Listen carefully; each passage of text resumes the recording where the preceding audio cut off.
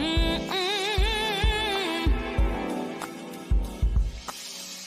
yeah. I've got rhythm in my soul. I've got rhythm in my soul.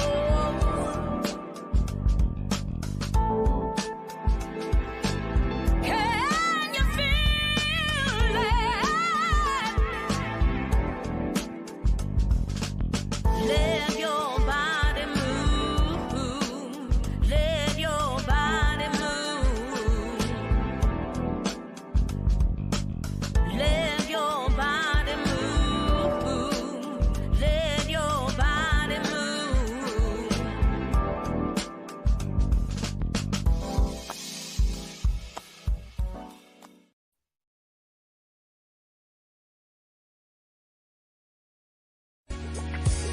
Welcome. You have just tuned in to the book of Genesis. Get ready to fasten your seatbelts because we are stepping all the way out the box and breaking all the rules.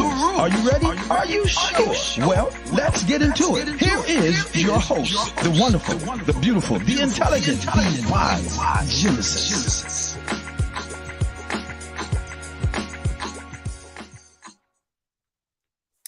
Hey, y'all. Happy Saturday. Welcome to the book of Genesis. And he just came in and busted the door down. I didn't even have a chance to put him in the back and give him a proper introduction, but that's what he does all over YouTube. So, y'all already see who it is. We got the wonderful, the awesome Mandrell with us here tonight, and we're gonna be having a conversation about life, love, and everything in between. Hey, Mandrell. Hey, Genesis. Thank you for having me here. How are you?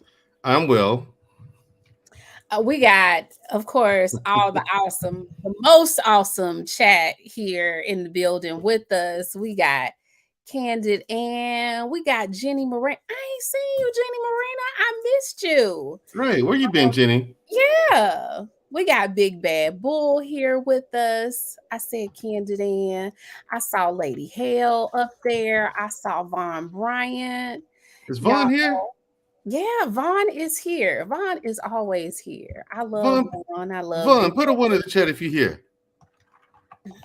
He was here earlier. We had a little delay. We had to debrief back in the back before we came out here. But yeah, so I don't even know where to start this conversation. Mandrell, the guy that is taking YouTube by storm, every show that you go on, everybody remembers you. Von Bryan put his one in the chat. I see. That's what I'm chuckling. Everybody remembers Mandrell. Every show. Do they really? Yes. You be cutting up. I don't think I'm making that kind of an impact, though. You be cutting up. Do I? Yes. No, I'm not the one. Hold on. I'm not the one cutting up. I met you. I was just like, my jaw was on the floor with about every other thing you said. I'm like, and I don't use filters, so I'm shocked at some of the stuff that comes out of my mouth. But then I met you, and I was like, okay, somebody worse than me. Like, I didn't know that was possible, but clearly it was because we got you here. Yep. So, hey, Miss Creative. Hey, Miss Creative. So, first off, how'd you get to YouTube? Let's start there. Well, I stopped working my job. I was working at the CDC in Atlanta for the Department of Defense and Centers for Disease Control. Yep. For the Department of Defense. Yep. So YouTube. Well, I stopped. Well, the thing is, I stopped working because I knew. So I was having an issue, right? Well, several of them. I didn't know what it was. I didn't know why, but I knew I was stressed out. So I chalked it up to just that, right? And so I said, okay, listen, I need to take a break. So I looked over my finances because I was worried about that. I'm like, okay, if I just stop working, I went to a initial appointment with a therapist, right? I Uh-huh. said, yeah, you have a lot of work to do. This, and they gave me this whole regimen. I said, look, I don't have time for this. You know what I mean? I have to go to work, and the job takes up a lot of time. Okay. And yeah, and Pause so for 1 second. mhm. Am I allowed to, with the government, I don't know what's public information, what questions we can ask about what you did there, but we'll get into that. You'll stop me, I guess, or plead the fifth or something if I ask. Yeah, something. Yeah. Yeah. Okay. So I'm sorry for the no interruption. problem. I looked over my finances and I was like, oh, okay. Oh, well, I'm fine. What am I worried about? So I typed up that letter of resignation right then and there, and I printed it out. I went to work the next day, handed it in, 4-week notice. And after that, I called my mom and said, hey, I'm coming home. So I packed up all my stuff, moved back here. Just to be closer to her and be closer to family, because I've been away a long time. How long were you away? Uh, Hey, Jedi Mike. Everybody's like, look, do I be out here looking that bad? Y'all telling me I'm looking good. Thank you for the compliments. But yeah, I let my hair down today. I had to that's dress up because Mandrell was coming. yeah. I ain't dressed up, but I combed my hair, I put some lipstick on. But okay, I'm sorry. Yeah, no problem. So I called up and said I'm moving home. I've been going about 10 years. 10 years. Mm-hmm. Now, during that time, I know that you told. Well, we'll get into that, but Yeah. have regular I, visits with your family during that time.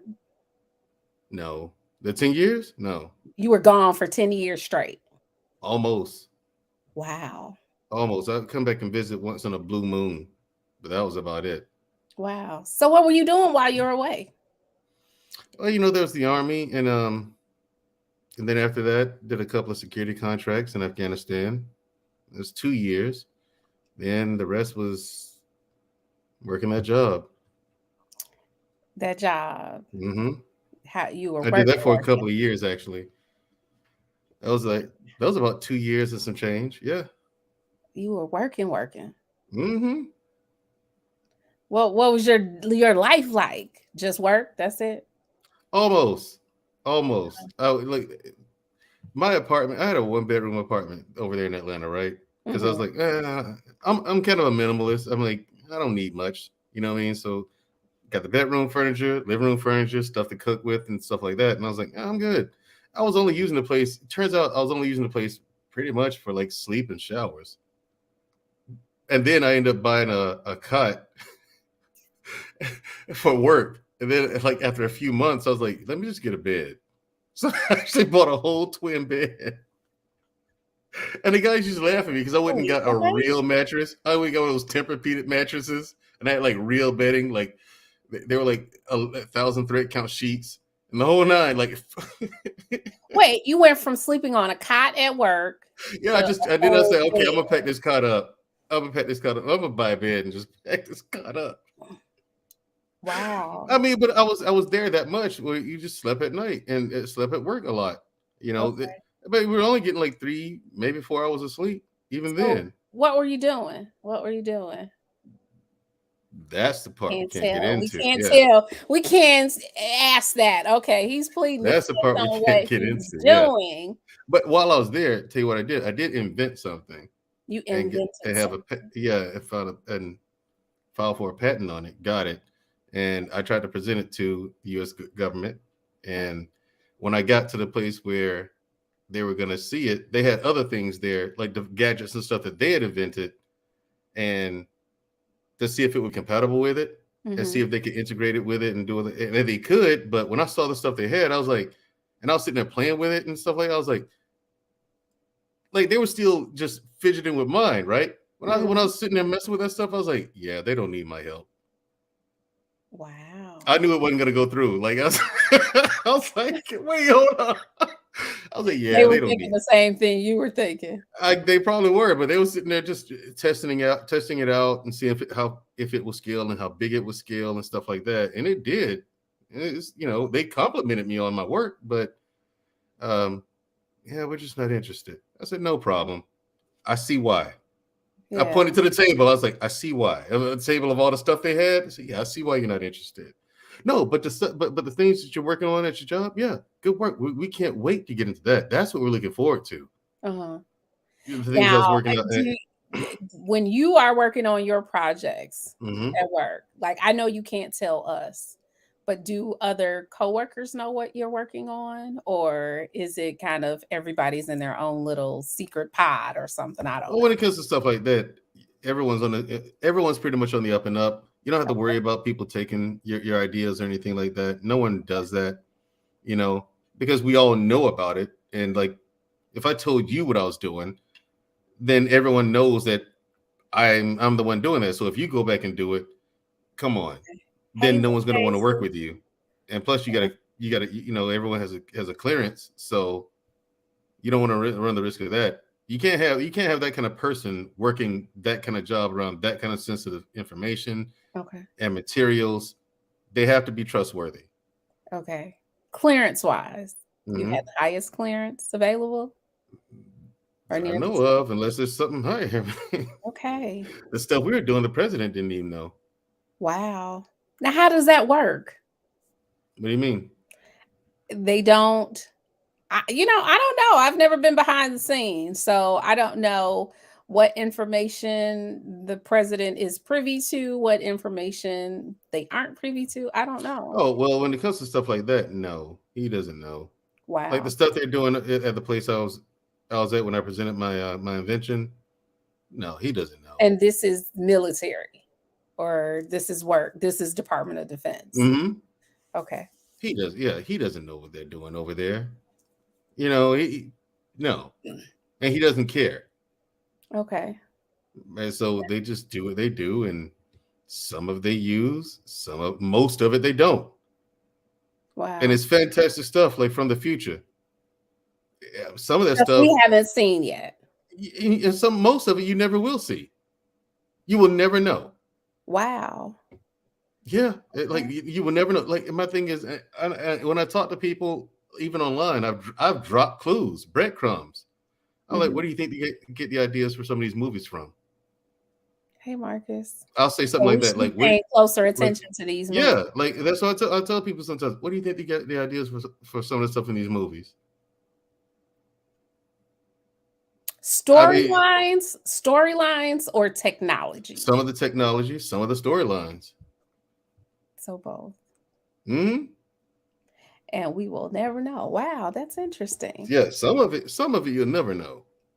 Some So, of it you'll never see. Like I mean, I'll tell you this. There's a button with a button like you're wearing a button-down shirt with a mhm, camera in it. And I held that camera up to the light. I took a flashlight, an LED flashlight, which is pretty much the brightest one you can find. I right. looked straight through it. Couldn't see anything. I was looking right through the thing. But then I have this little LED screen here Mhm. that I could also see through until the image popped up. And it was just as vibrant as one of these monitors I'm sitting on now. Wow. But if you turn it off, you can see right through it like glass. So I'm looking at that. I'm just like, but I'm looking at the button and there's a camera in there. And again, I held the light up to it again. You can't see it. Wow. And I'm like, okay. So when I saw that and a Amazing. couple other things, I was like, yeah, they don't need my help. Mhm. So now let's get back to this Tempur-Pedic. The bed at work. You had a Tempur-Pedic bed at work. So Mhm. you were spending lots of time. I mean, was this a typical work day, or is this you were just, the super employee going above and beyond? It was a typical work day. But when you're doing the stuff we were doing, you don't even want to go home. It was fun, the job for Okay. us. So there is no 9 to 5. Nope.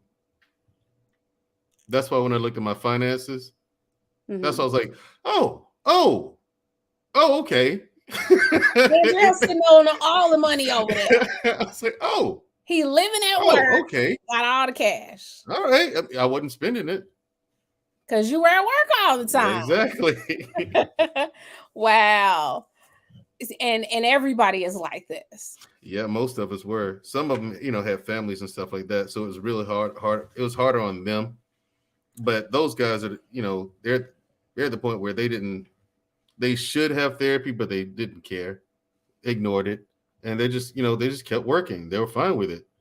And then they found out their old lady is sleeping with someone down the street. One guy, this is a true story. One guy found that out. He didn't care. Okay. Just didn't care. I mean, I was like, listen, it's fun and all. He's so engrossed in work. Yeah. His wife is having an affair with a neighbor. Yep. Didn't care. And he just continued to work. And continued to work. So is having a family, normal for people who were in similar roles for you, or is that not the norm? Hey, Robbie. Well, having a family typical, well, I don't know if you call it a family, but a lot of them had a wife and kids. Children that they were obligated to. They right. didn't see them that often.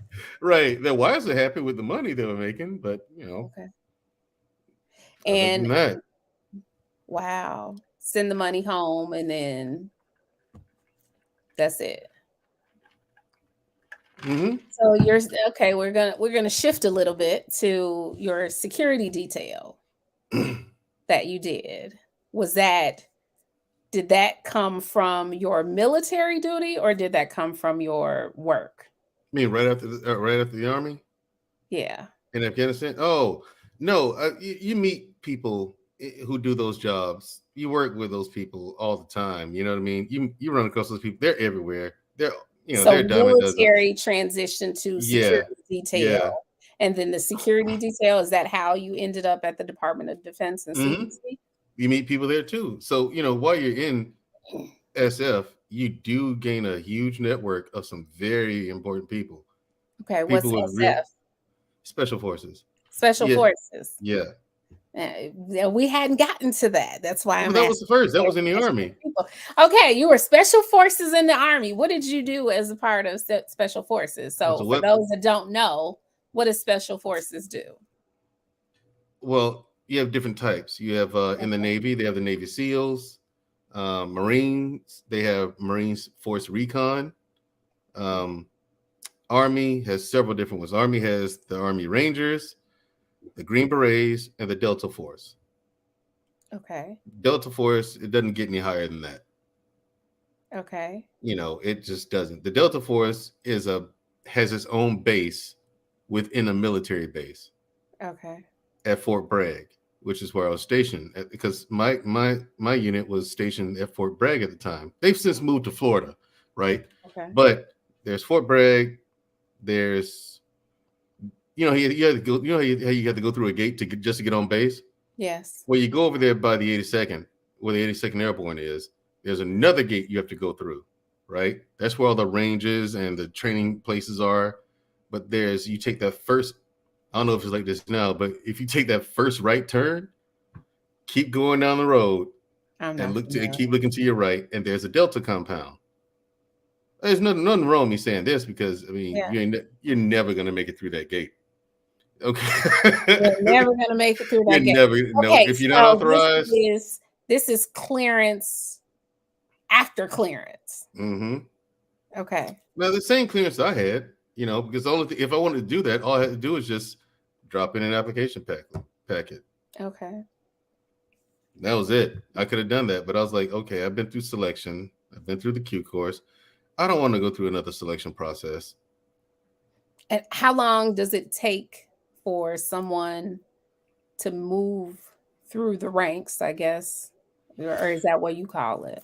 Yeah, well, get promoted and stuff like that? Yes. It's pretty fast, but in comparison to every other job in the Army, it's really fast. Like once you get selected, you go to the Q course, and once you get your beret, they automatically slap E6 on you. So you had a beret. Staff sergeant, yeah, staff sergeant. They automatically because everyone on the team is a leader. Okay. Everyone has to be trained to be a leader. You learn two different jobs. I was a Special Forces weapons sergeant, and I cross-trained as a medic. So, and we do that just in case. Say I get hit and I go down. Mm-hmm. There's another guy who's a weapons sergeant who can do my job and take my place. Okay. Say our medic goes down, our primary medic. Well, if he goes down, I can come over there, render him aid, and take his place. You know, it's a fail safe. Everyone had to cross train into another job, so everyone cross trains into another job. So at any given time, you have 3 people who can do that job. You have 2 weapon sergeants, 2 communications. You know what I'm saying? 2 engineers. And it's like that. Okay, so you join the military and you're away. First off, what made you go into the military? Oh, they said they pay up on student loans. I was done. You went for the free money. Well, that was it. Stay for that a was while. it. That's all it took. That was it. That's all it took. What you do what now? You got student loans? Yep, we'll pay them off. Well, where do I sign? You know what I mean? I said, you should have led with that. You had me. So I didn't sign up to do that. I signed up to do something else. I signed up to be a parachute rigger. And the physical requirements for that job was high anyway, Mm-hmm. So when I finished Airborne School, I went to basic training, and I went to this. After that, I went to 3 weeks of right after basic training. I went to 3 weeks of this specialized school called AOC, Airborne Orientation Course, right? And we learned all about parachutes, how to exit the aircraft, how to do everything safely, the whole 9. What kind of incidents can happen, how to prevent incidents, what to do in case of an incident, what to do in case of this incident and that incident. And I'm like, wait, hold up. All of this can go wrong on that plane? Yep. Oh, I didn't think it was going to be that bad. You know what I mean? But yeah, it happens all the time. And they were so nonchalant about it. So after that, I went to Airborne School. And when I graduated Airborne School, there's a guy from the Army Rangers and a guy from Special Forces Selection. And they just came around and just asked people, hey, who wants to go to RIP? RIP was Ranger Introduction Course, right? And they're like, oh, anybody interested in going to RIP? Anybody interested in joining the Rangers? And the other guy was over there with a green beret on, and he's the same uniform as us. Anybody interested in going to Special Forces Selection? We were like, so me and a few other guys are just talking about it. Like, hey, what happens if we go and we don't pass? Well, then you go back on track to do whatever you signed up to do. Mm-hmm. Really? So there's no risk if we drop out? No, not at all. All right, we'll go. So me and a few guys said, okay, let's do it. And we did it. And day 1, we started off with a class of just over 400 people. In the first 5 hours, we lost just under half of that class, of the people who showed up. In the first 5 hours? First 5 hours. More than half of the people quit. I mean, what's the training like? Hey, Sir Hale. You wake up in the morning. They wake up early in the morning, right? And it's okay. Mm-hmm. And then they look at they have this whiteboard outside, and they write down what they want you to do. Like, okay, you wear this uniform, have 2-quart canteen, and shine boots or whatever, right? Or no hat, and you just follow the directions on the whiteboard, and then you do that, and but then they'll do this. Say you come out there and read the whiteboard, you go in, you come back out in the uniform they designate, right? But it's changed now. PTs, white socks, shoes, 4-quart canteen. Mm-hmm. You know what I'm saying? And it's like, wait, anybody got a 4-quart canteen? What is that? I got I got 2 1-quart canteens, and I got one 2-quart. What's the 4-quart? No one issued that to us. So you had to figure stuff like that out. Okay. You know what I'm saying? So I just took all the water, the 2-quart canteen and the 2 1-quarts. You know what I mean? You had to figure. Right. He said 4-quart canteens. I was like, well, no one gives us a 4-quart. So, you come out and you got a 4-quart canteen. I have 4 quarts of water. That's the way I answered the question. Mm-hmm. I have 4 quarts of water. Let me see. I had the 2-quart canteen slung around me, and I had two 1-quarts in my hand. So, all right. So then the guy, by this time it was time to come out and be in formation, right? So then while he's talking to us, there's a guy on the whiteboard wiping it off, and he's writing down something else on it, right? And then he started talking, welcome to Special Forces Selection, this, that, and the other. This is a gentleman's course. No one's going to hold your hand. Follow our orders, follow directions, blah, blah, blah. Most of you won't be here by the end of the day, by the way. He flat out told us, most of you won't be here by the end of the day. And he was right. Over half had quit in the first 5 hours. So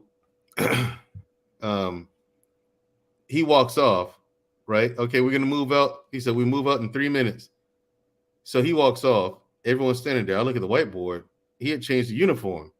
So I walk over back to the to the bay where we were supposed to be living, and I changed clothes.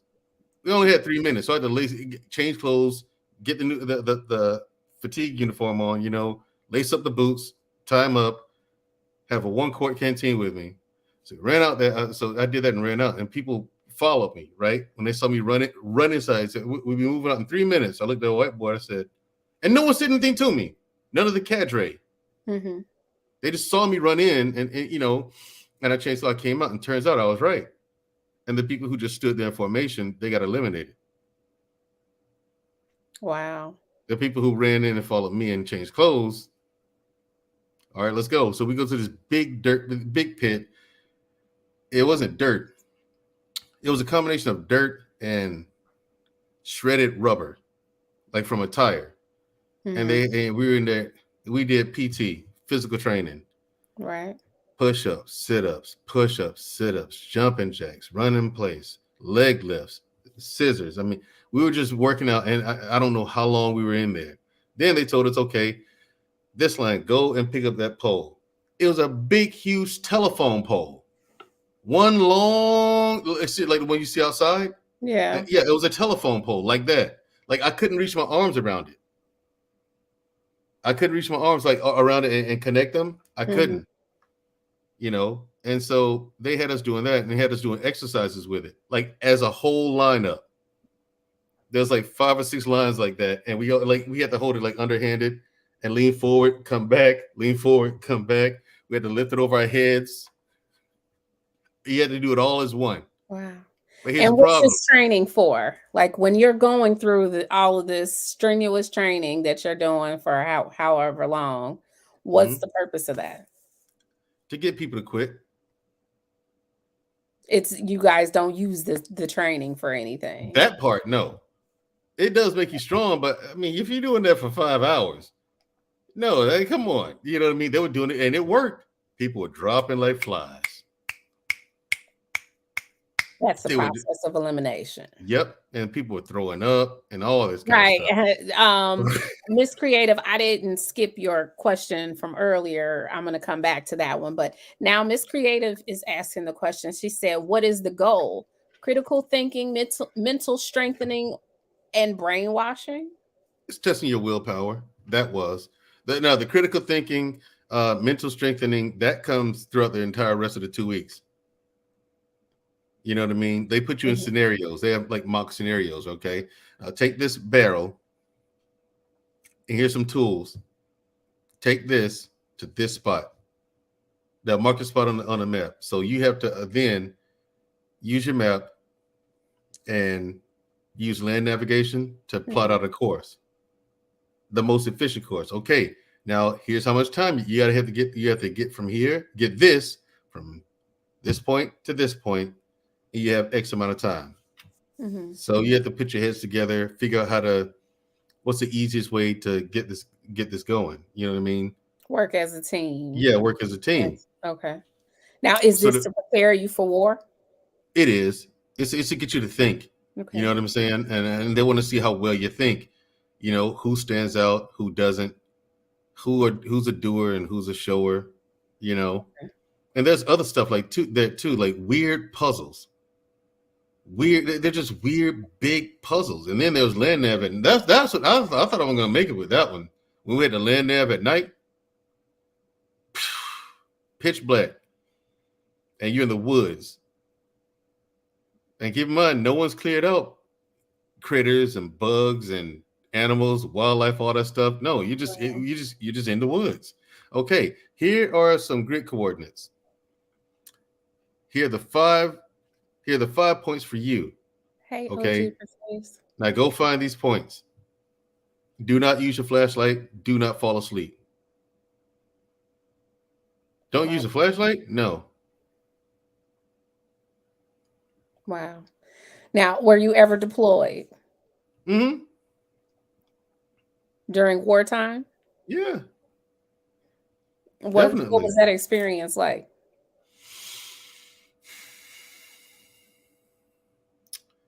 It was vast stretches of boredom punctuated by moments of sheer terror. Now, you know I'm going to ask about the terror because I don't want to hear about the boredom. So, sheer terror. Yeah. Give me some examples. Like when you first those of us that have never been in the military, never been to war or deployed during wartime, what happens? Okay, I'll answer that. But before I get to that, just to give people perspective on the different levels of training of the different special forces, because you hear about the Navy SEALs a lot, right? Mm-hmm. And they're touted as, oh, they're the best of the best, this, that, and the other. And we're like, really? That's the best of the no. But and here's why I say that. Which branch of the military you were in? I was in the Army. Hey, Lady Hale. Okay, so yeah, I was in the Army, and you were in the Army. Yeah, and so Navy SEALs Army obviously are the Navy. Yeah, yeah. Army has the U.S. Army Rangers. That's the Special Forces unit. Green Berets. That's very, very special. You know what I'm saying? Like you don't hear about them special. You don't know what we do special. Okay. Delta Force. Most people don't even know that exists. Okay, so it takes about it takes about 10 months to train a Navy SEAL from start to finish. About 10 months, right? It takes 2 years to train a Green Beret. So the Army's equivalent for Navy SEALs is the Green Beret, or is that Delta? No, that's the Rangers. That's the Rangers. So Navy SEAL equivalent is the Rangers. Yeah. Green Beret is a step above that. Way above that. Way above that. Way above that. And you our rivals were the British SAS. Okay, for us that don't know, what is the British SAS? SAS stands for the Special Air Service. Okay. You don't know about them because you're not supposed to. Okay. Yeah, right. But they're that kind. We're not supposed to know about. Yeah, a lot. There's a lot you don't know. There's a lot, though. There's a lot you don't know. Okay, so much. And so, our rivals are a whole nother country. You know what I'm saying? And in their country, the SAS, that's all they don't have a Delta Force. You know what I'm saying? But they are the cream of the crop. You know what I'm saying? So, and like I said, again, it takes 2 years to train a Green Beret. Right. And I tell people, who do you think is more highly trained? 2 year training, obviously. Yeah, who do you think is more highly trained? A guy who trained for 10 months or 24? 2 years, yeah. Yeah. Okay, back to the desert. First time I got deployed,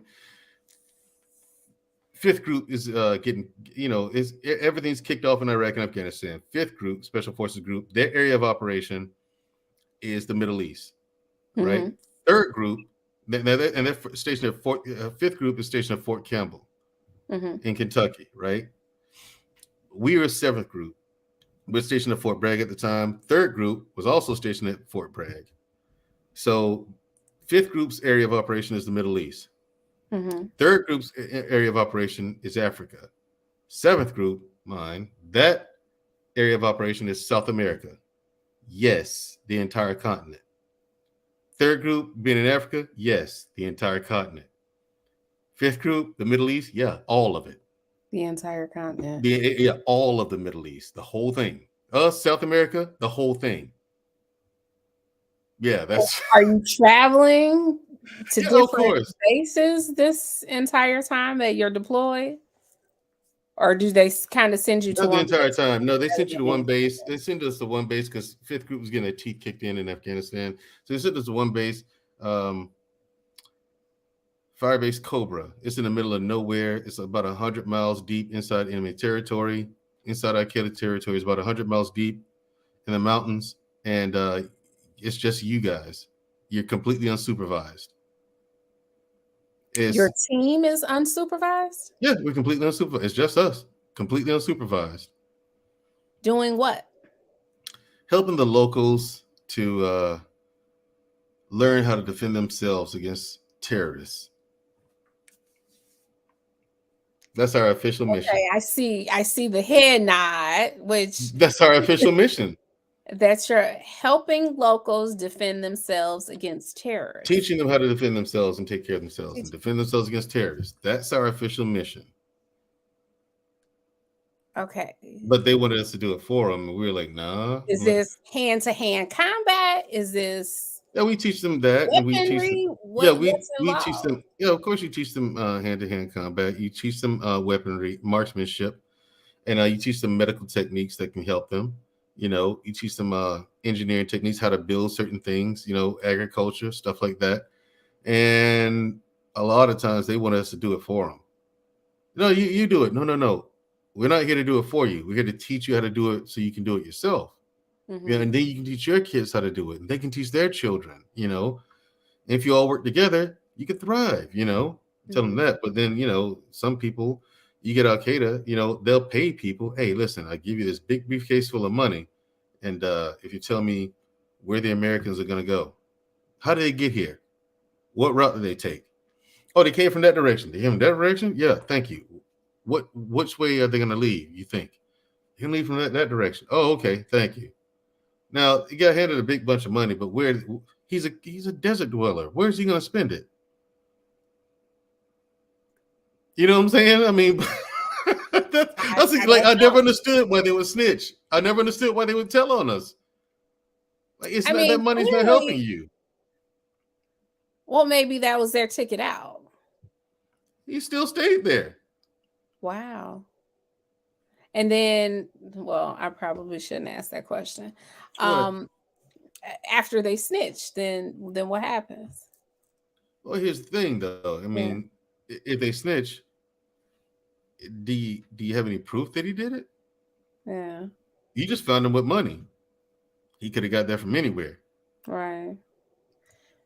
And are the locals glad that you are, like, how are you received after you start teaching them how to? By and large, people were happy that we were there. By and large, but like there was one guy who we were training, and he was like, we told them to select a leader. They selected him to be a leader.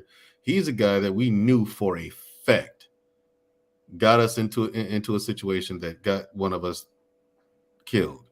We knew he did it. Knew for a fact. The leader of the people. Yeah, we knew for a fact he was working with Al-Qaeda. We knew it. But without proof, what are you going to do? We can't just offer him right there and just tell people, no, he was a member of Al-Qaeda. Prove it. You have no proof. Why would you do that? You're evil. You're no better than them. You get that. And the last thing you need is to create more enemies when you're already in enemy territory.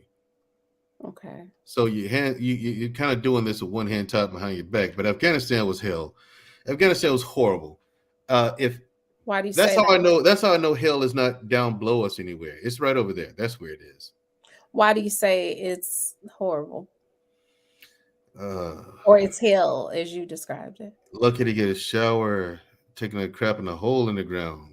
When you get in a gunfight, and there's times the acoustics of the mountains are so bad, it's like, is this incoming fire or outgoing fire?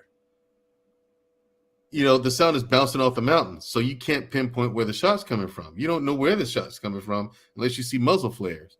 And it's like, is this incoming fire? Go out for it. What else happening? And we're so nonchalant about it at this point. We've accepted death to the point where we're just like, yeah, if I get hit, I get hit. Because you don't know where the shots are coming from, or you can't tell because of the sound? Can't tell because of the sound. So you just say, if you're going to get hit, you're going to. If I get hit, I get hit. Just make it quick. So, eating rice and flies for meals sometimes, and Wait, pause. Eating what? rice and insects. If you got that, I mean, if you're out there in the Rice wilderness, and insect meals? like I mean, like if you see, You're catching flies to no, it's eat not like them, no, or you're they're not just catching. getting into your rice and you just say, You okay, just I'm don't care, whatever. If something flies in it, I don't care. We eat the protein anyway. I haven't eaten in 3 days.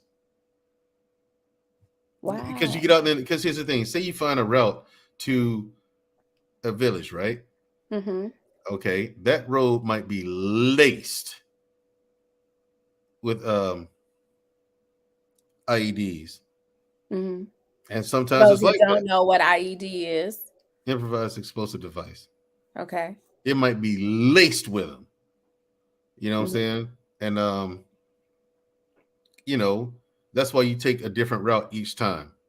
If we had to go, even if it's to the same village for a week, we take a different route every day, and we take a different route leaving back. We didn't take the same route coming back that we did going there. Is that for the IEDs, or is that so that they can't track your movements or know which way you're going to enter? Both. They won't know which way we're going or coming from, and that way, if they say we took a road there, right?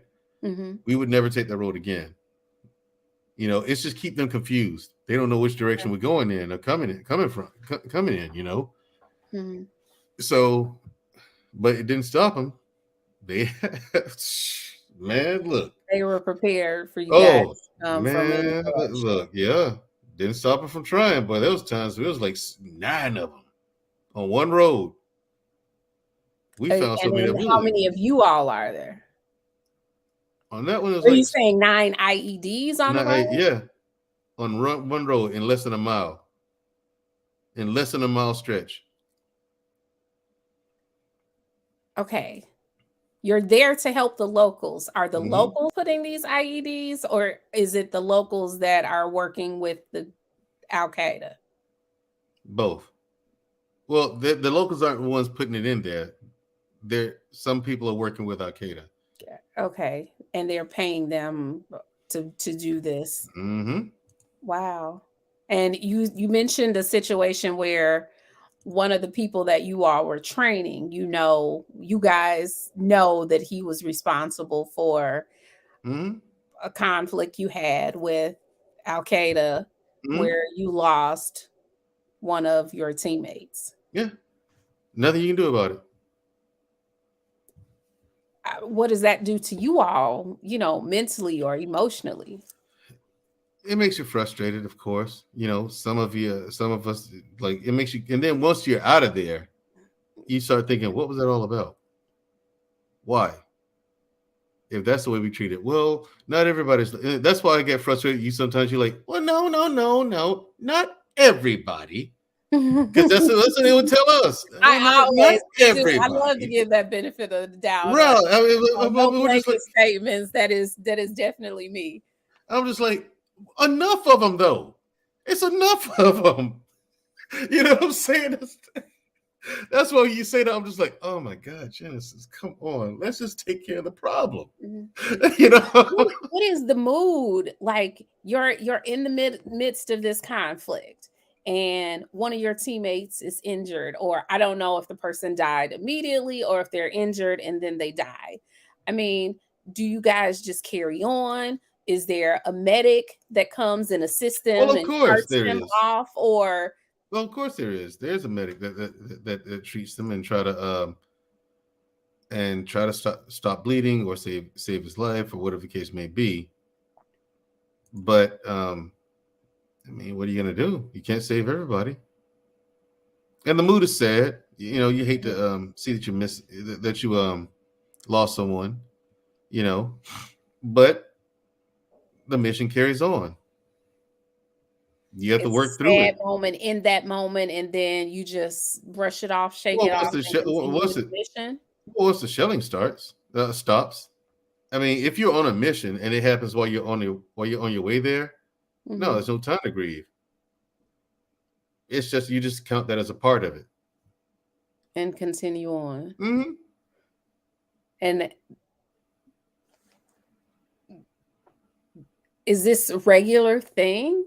Yeah. And over time, it doesn't weigh on you over time. Like, if it's I don't want to say one-off situation, no pun intended. If it's a one-time deal, but if it's repeatedly and you have to continue on like over time, Mm-hmm. I would think that, that will weigh heavily on your psyche. No. No. Mm-mm. Is there a point where you guys become desensitized to it? I guess you can call it that. All right, so we'll look at it like, all right, at least this problem's over.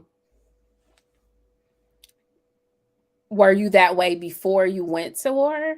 No. Or is that a thought process or thinking that you developed once you're in the military? It's the thinking you develop while you're in there. It's looking at, well, at least this problem's over. Wow. And is that a coping mechanism? I think so. Or it's a way of it's a way of accepting it. Acknowledging what happens, but not allowing it to slow you down. Yeah. Yes, look at where you are. You have to get your creative said or in denial about it. No, because I acknowledge it happened. Acknowledge that it happens, carry on with the mission. Yep. And then, do you guys have a debriefing session or something after the conflict has settled? Or is it just, okay, we lost, Johnny Jones and you come and have him. Yeah, you come and have the body airlifted out. You know what I'm saying? And pass him off and back to business as usual. Yeah. You're sad about it, of course, and when you have downtime, you have downtime. So if you want to grieve about it, go ahead. No one looks down on you for it. Wow. And at no time, and I know, I'm asking you personally, at no time do you have a moment where you're I know that if something happens or something tragic happens, I may replay that later on. Do you ever have moments where you're replaying wartime scenarios? Mm-hmm. And how do you feel about that? I mean, now that you're not active in the military, mm-hmm. do you have thoughts where you're thinking back to wartime scenarios and you have that moment of sadness, or are you desensitized to the point where now it's just a thought and it's, oh, well, like you said, at least his problems are over? It's just a thought now. I don't feel good about it. You know what I mean? You're going to have emotions. You're going to feel sad about it, but I'm not there anymore. I'm not dealing with it now. Leave a part of you, like you said, you became that person in the military. Mm-hmm. So you weren't that person there. Mm-hmm. You were there, I know, while you were on active duty. When you come back, are you the same person before war? Are you the same person after war that you were before? Or do you think that you leave a little bit of you there? You're going to leave a piece of you there. Come back a different person. Might be a little, might be a lot, but you're going to leave something. Hey, Adrian. You're going to leave something. Okay. Mm-hmm. And is there counseling available, at all while you're there? Counseling. You're laughing. Say no. Hey, Danny G. Counseling. There's no counseling, no therapy, none of that. No. No. Okay. Von Bryan asked the question, how was the process returning home? What struggles did you have with adapting? And is it easier for you now, or are you still adjusting? How was the process returning home? Which time? Because we left Afghanistan finally. Mm-hmm. I was holding my breath until I got on that plane and we touched down here stateside. I thought they might turn it around or something. Listen, They may turn the planer. yeah. I didn't rest easy at all. I was like, I don't know, man. They might turn this thing around or something. I mean, I'm not gonna rest easy until I'm off of it. Off of it.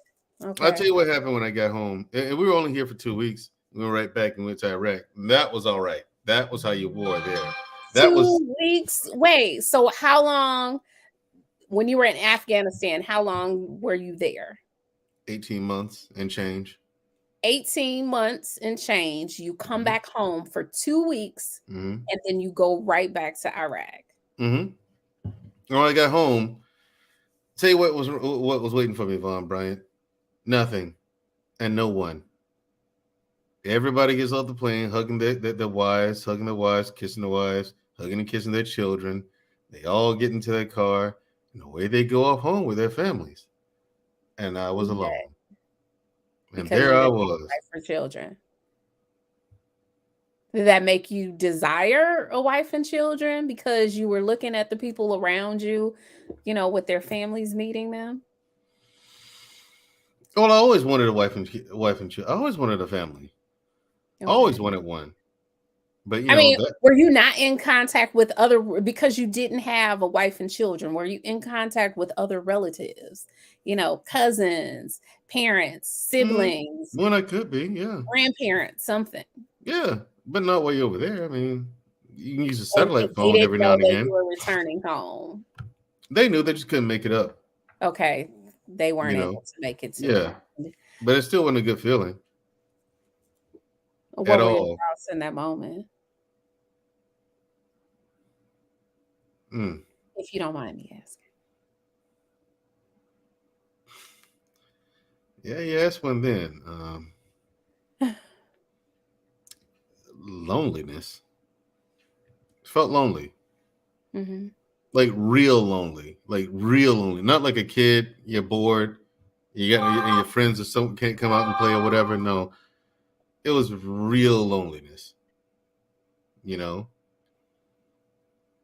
everybody had left. And, when everyone left, I was still there. I didn't have a ride home. So, I got the first sergeant, oh, Harris, you still here? You didn't go with your family? I said, what family? Oh, I thought you were married. No. You're not married? Don't have any kids? I said, nuh-uh.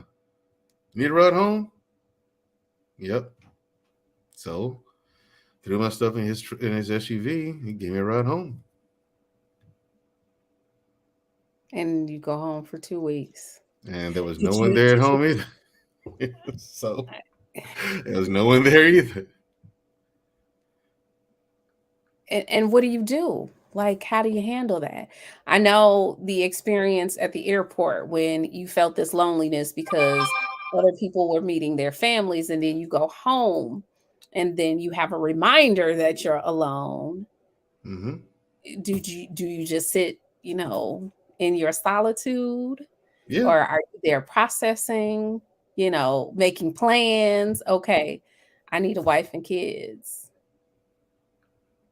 I didn't make any plans for that because most of the guys there had been divorced. So anywhere from 3 to 6 times. You know what I'm saying? You didn't make any plans. I'm saying plans for the future. Like, okay, next time, if there is a next time, I don't want to come back home to no one. I want somebody waiting there for me when I return. No. Or even if you have thoughts that, hey, I don't want to go back. No. I was there. I was in now. No. I got a few years left on this contract yet. You know what I mean? So, that's the thing.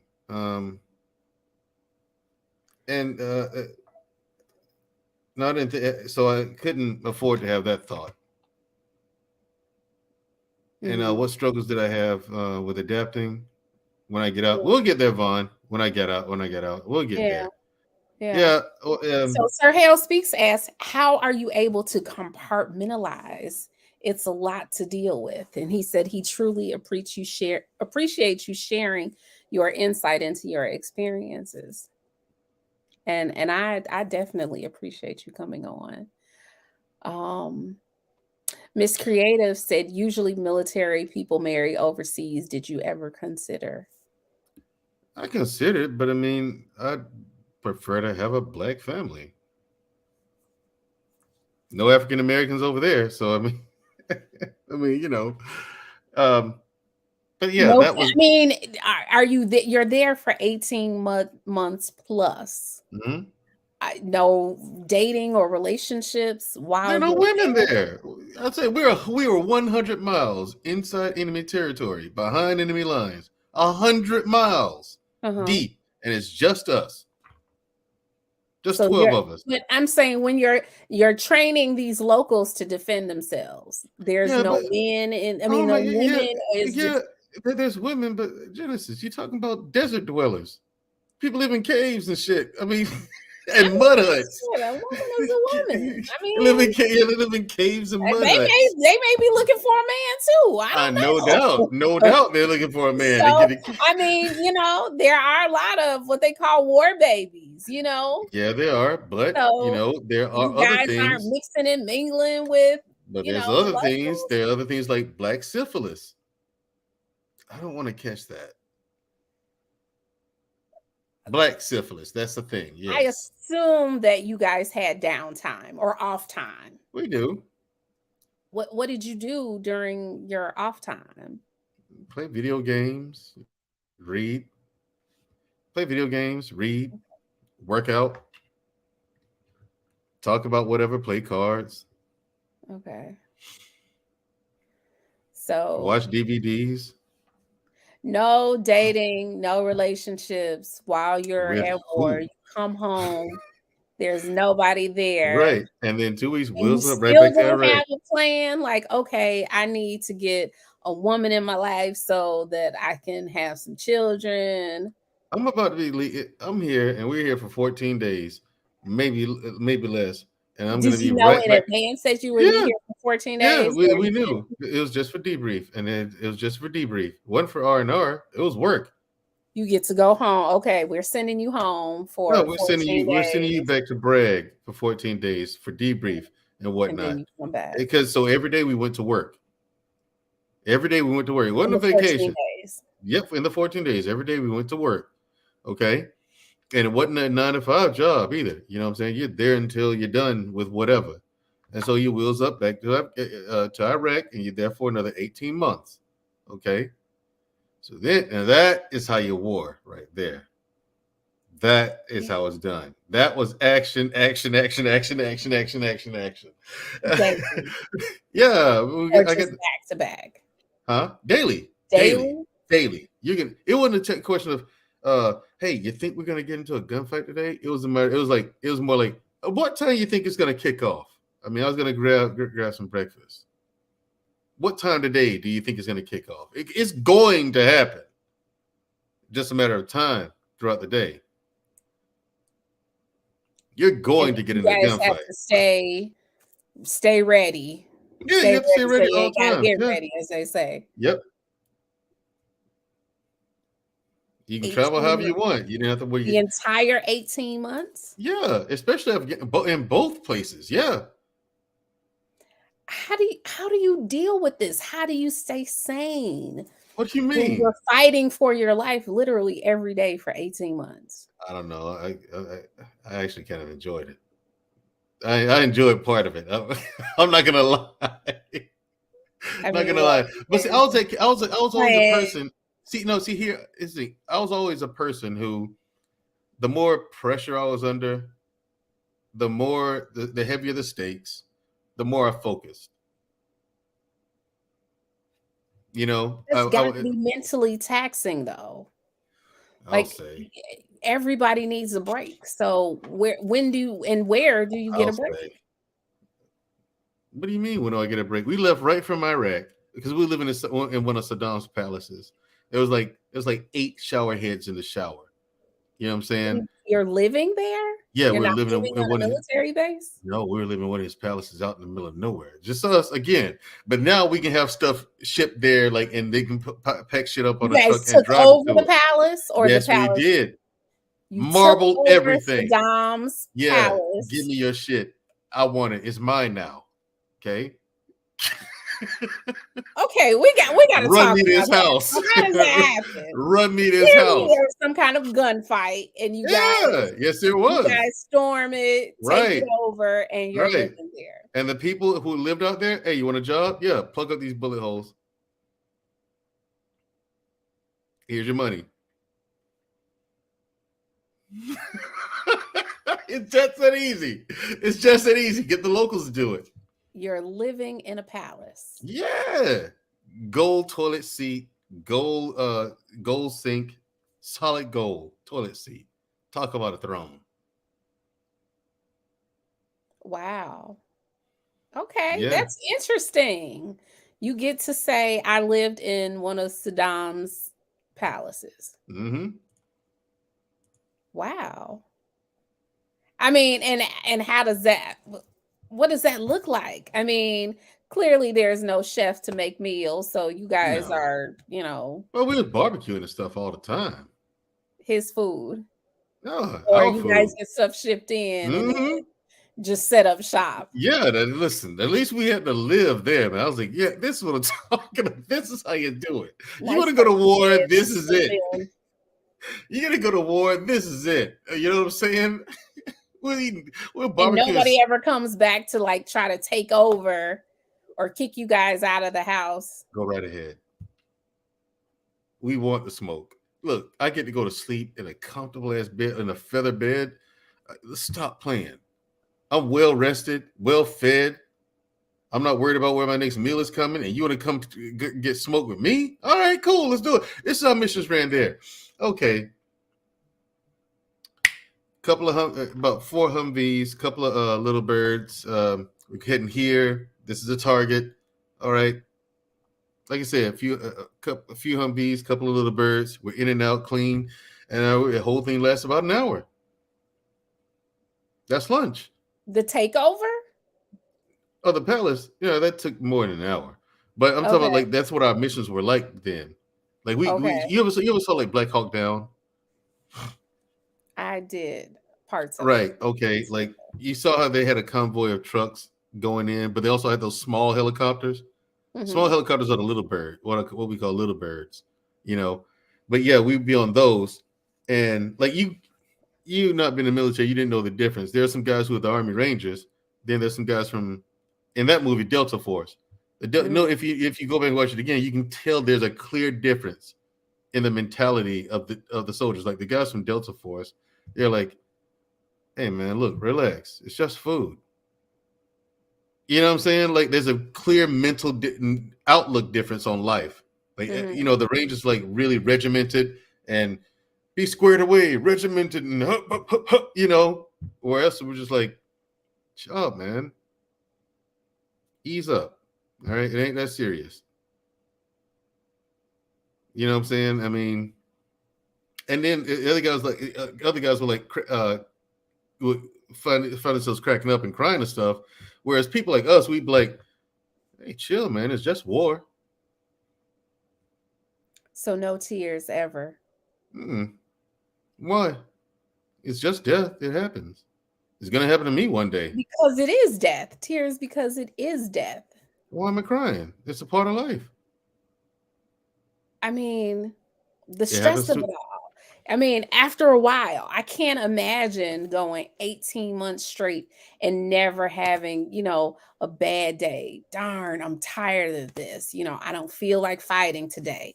I'm homesick. Homesick. No, after not really. a while, after it piles on. The homesickness for me came early. I was homesick in basic training. You know what I'm saying? And after that, it kind of went away. I was real homesick in basic training. I was. I mean, 18 months. There's never a day where you feel like, hey, I don't feel like doing this today. Yeah, there's gonna be days like that. I don't feel like doing this today. But then you know you got to do it, so you get yourself psyched up. You know what I'm saying? You might walk around barking just to get you psyched up about, whatever. You know what I mean? Just psych yourself out. And next thing you know, yeah, you're ready to go. And once the shelling starts, you're really pumped up then because that adrenaline hits your brain. Yeah. Yeah. You're sharp. You're focused. And like I said, I've even as a kid, the more pressure that was on me, the more I focused and the better I was. As they say, pressure bursts pipes. So yeah, it just never burst me. Over time, you've not. Well, okay. You're in 18-month stint in war, 2 weeks to debrief, but you're still going to work every day. And 18 and go months. Back for another 18 months. Yeah, and we leave there and go to Africa. We leave from Iraq, land in Africa. And we're there for after the 18 months. Yeah, we flew out of 2 weeks to debrief. No. Okay, so straight from there to Africa. Yes. So we get there to guard this embassy, right? Then the shit started. And what's the shit that started? Africans are fucking crazy. And they can have it. I will stay here in these continental United States. I will stay right here. They can have Africa. Go back to Africa. No. It's that wild. You colonize the white people. You go have Africa. I want no parts of that. It was like a zombie horde. It was insane. Like, okay, they called us to help protect this embassy. And then instead of listening to us and our expertise, we saw what was happening. These people are mobbing up. And we saw them out there. We saw how they handle thieves. And it's not pretty. They chop their hands off right in front of the cops. No one does anything. In front of the cops? In front of the cops. No one does anything. No one does anything. In those shanty towns, see, there's no safety net over there. There's no social security. There's no child support. There's no, welfare. You're fucked. You know what I'm saying? If you don't have a job. And so, it's like, and then there's this stuff where, here's the thing, what they do is they take, to make child soldiers, they do things like abuse them and stuff like that. And plus they take cocaine. What does that mean specifically? Well, the warlord would, rape them. Grape, respectfully. And warlord they take rapes little boys. Or little boys. They grape the little boys. We're saying grape. The listeners, we're saying grape for the purposes of YouTube. We don't want to get the channel taken down because I like being here with y'all on Saturdays. So we have to use alternative words. And it's not just the and I'm not talking about all of them, all of Africa, but this particular militia. They rape the little boys. Yeah, just to emasculate them and assert their dominance. The adult soldiers would do this to the child soldiers that they're recruiting, and then they take cocaine and they mix it with gunpowder. It's a substance called brown, and they have the adults, they snort that stuff up, and then they have the kids snort that stuff up. And wait. They're cocaine and gunpowder. They mix it together. Adults are snorting. Yep, and making the kids do it. And so you do that as young as what? As young as 9, 10. Yeah, nothing. And the purpose of that is what? Oh, you do that, you're invincible. Listen, because they would come after. Look, we mowed these people down, and they're going down. They see us doing it. And they kept coming after us.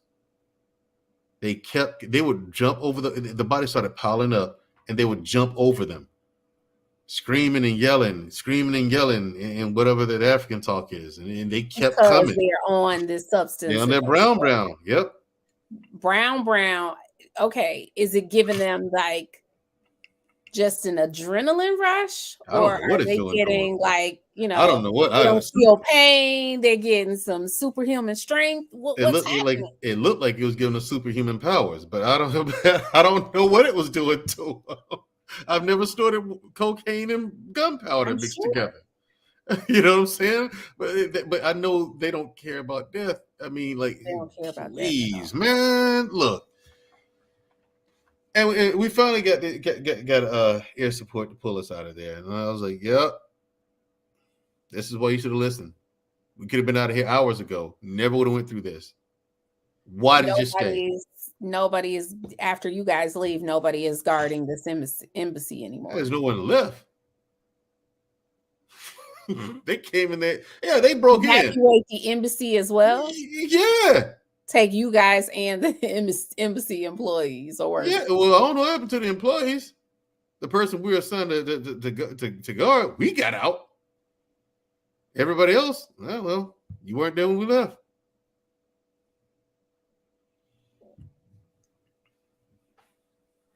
And they're so the stint in Africa lasts for a short period of time. Very short. He was a dick. I didn't like him, and I kind of wanted to leave. Not kind of. I ain't gonna lie. I wanted to leave him. I actually did think about like getting to the roof. The person that you guys were there to. Yeah, I actually gave serious thought as to kicking this fucker downstairs, closing the door, and barring it so he can't get out, and getting on the chopper and leaving. I gave it honest thought. He was a dick. He was a dick. I mean, fuck you, dude. And we left straight out of Africa, and we airdropped into South America. With the parachutes and all. Cochabamba, Bolivia.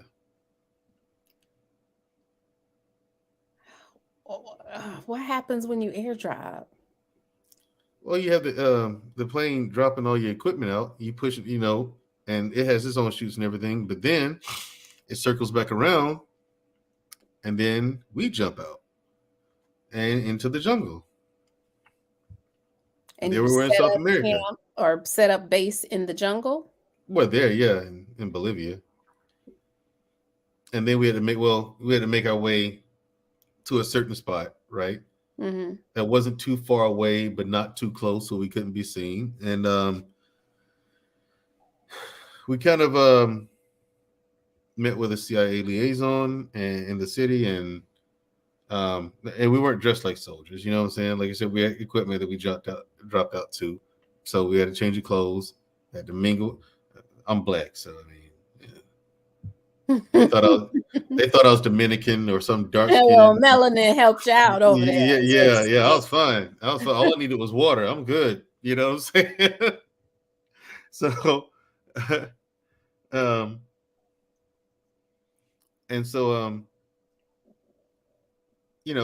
we were doing things down there, like raiding drug cartels and stuff like that. And I'll tell you about South America. We went to 3 different countries. Here's what I can say about South America. Mm-hmm. Bolivia, Colombia, Paraguay, Venezuela. 4 countries, mm-hmm. right? About 10 or 11 months. And you ever see that movie Predator, the first one? Yes. When Arnold and them were in the jungle and all that? Yes. You ever see Game of Thrones? No. Shame on you. Seriously, shame on you. That's newer. I haven't watched. Game of Thrones is absolutely fantastic. Here's what South America was. You mix Predator, the jungle part, mm-hmm. with Game of Thrones. It was a mixture of those. There's a bunch of political intrigue and political backstabbing. Who can you trust? Who's doing what? And this, that, and the other, and blah, blah, blah, and that, and this. You know what I'm saying? Like, it was a bunch of political scheming. It was a mental war game. That was mental, along with the physical of being in the jungle and stuff like that. But then you get into the city, you meet with who you're supposed to meet with. You meet with the presidents of these countries, and then you know what I'm saying, you meet with their captains of industry and all that. And it's just like it golly, it's a political chess game. But at the same time, they put we were fine. We ran circles around them. That's why we're in charge of that shit, because they play politics like they're in junior high or high school. It's like it's like drama and whatnot. You wait, you want to go to war with them for what? Mm-hmm. That's it. Like, I'm thinking in my mind, that's it. Oh, I'll tell you what, man, we'll go take care of that. And if we go take care of that, we need a favor from you. Anything. He's agreeing before he even knows what the favor is. Yes. Got it. I'm leaving the room now, so he cannot change his mind. Works. You know what I'm saying? And when you come back, they're agreeable to whatever it was. Yeah, because I got to deal with it. And then just for a little extra, here's the guy you had beef with. Have fun with that, and I'll leave.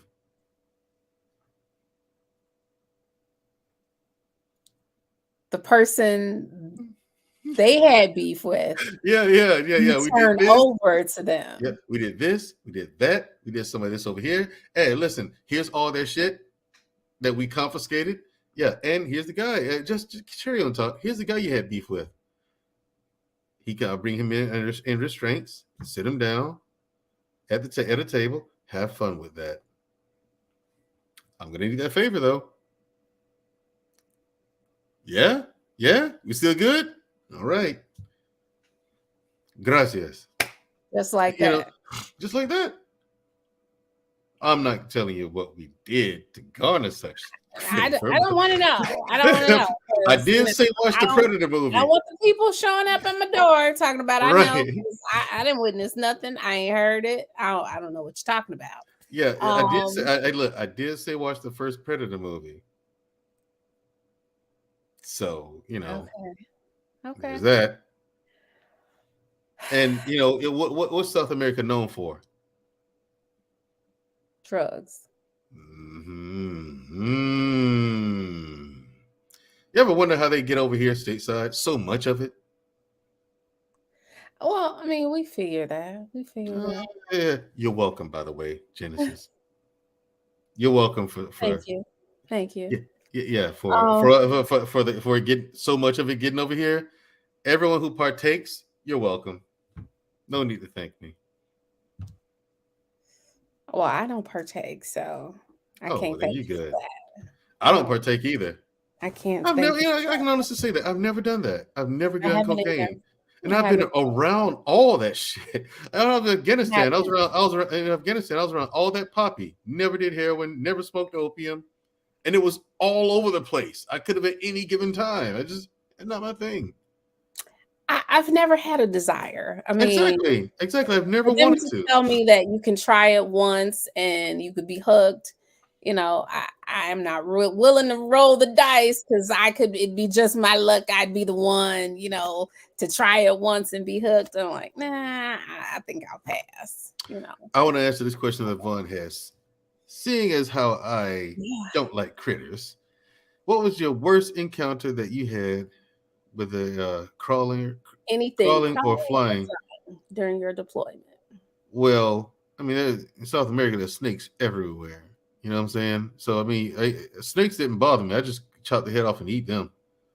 So, those were eating snakes? Yeah, delicious. I didn't have to use what do they call the military meals, like the freeze MREs?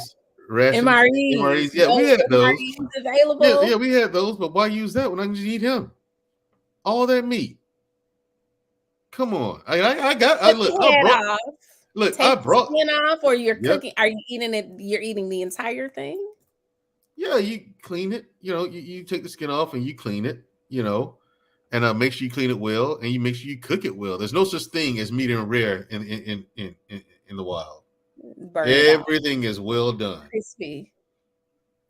Everything is well done. We color folks. We like a little seasoning on our food. So I brought seasoning. Y'all got Lawry's in your bag or what? I did. They used to laugh at me. And I'm saying that as a joke, but look, no, I had Larry's seasoned salt. I had a bunch of it, and I had Larry's garlic salt, and I had some accent. Are you Genesis, serious I'm dead right serious. now? I'm dead serious. I'm so serious. I'm so Okay, Von serious. I'm Bryan said serious. he was talking bugs or animals. Well, they were eating rice with flies, so Yeah, you just didn't care what I crawled know in that at there. least one bug they were eating. And Yeah, are these regular like house flies like we got here, or y'all nah, eat not like something that. else, whatever they version is, This is whatever whatever it was. whatever flying Yeah. thing it is. That's what Yeah, y'all. Afghanistan. I mean, sometimes you be outside the wire, meaning outside of your post. You might be out there for days, and then those little cities that we used to take over. Sometimes you be out there for weeks. You know what I'm saying? And it's just now that's when shit got thick. When there's just dropping bombs and stuff like that. You know, you calling it airstrikes. It's like a video game. Everything's moving a super fast forward. That's when the real crazy stuff. You know, the real gory things that you might do in war. When I was in Afghanistan, that's when that kind of stuff happened. The You know what I real mean? gory things that you Yeah. might do in war. What you would call traumatizing. Me, I would call For Tuesday. you or for them? You would call it traumatizing. You I would would call it traumatizing. no, you, man. I would call it You would call it traumatizing. I would call it Tuesday. Wow. Yeah. So yeah, and it's some of the stuff there in Afghanistan I do regret. I didn't want to. And there's things I was praying to be stopped, you know, from doing. No answer. I mean, so I was in a situation where I had to. Great. Well, I didn't do it. I didn't. Yeah, I told you about that part about Things the you were child sex slavery. But there's other stuff too where this guy. I mean, he was an informant. I wasn't. None of us were. I wasn't sure that he was an informant or something like that. But the evidence pointed to him. But it was weak and it wasn't enough. So I executed him anyway. Why take chances? Wait. Rewind. Uh-huh. Child sex slavery happening there. In Afghanistan. We're back to Afghanistan, yeah. Back to Afghanistan. Okay. We're gonna get to your question, Miss Creative. We gotta dig into this really quick. So there was child sex slavery going on in Afghanistan. Yes. How did you guys become aware of that? I think because they wasn't hiding it. It's just common knowledge. Yeah, it's just common. Yeah, it's common. They wasn't hiding it. It wasn't a secret. It's what they do. It's why. How did the kids get into this child sex slavery? Oh, their parents sell them. Parents selling the children. Mm-hmm. And these children are what ages? 8, sometimes younger, depending on what they want. Yeah. Parents selling their children into child sex slavery for whatever amount of money. Yep. The children never to return home.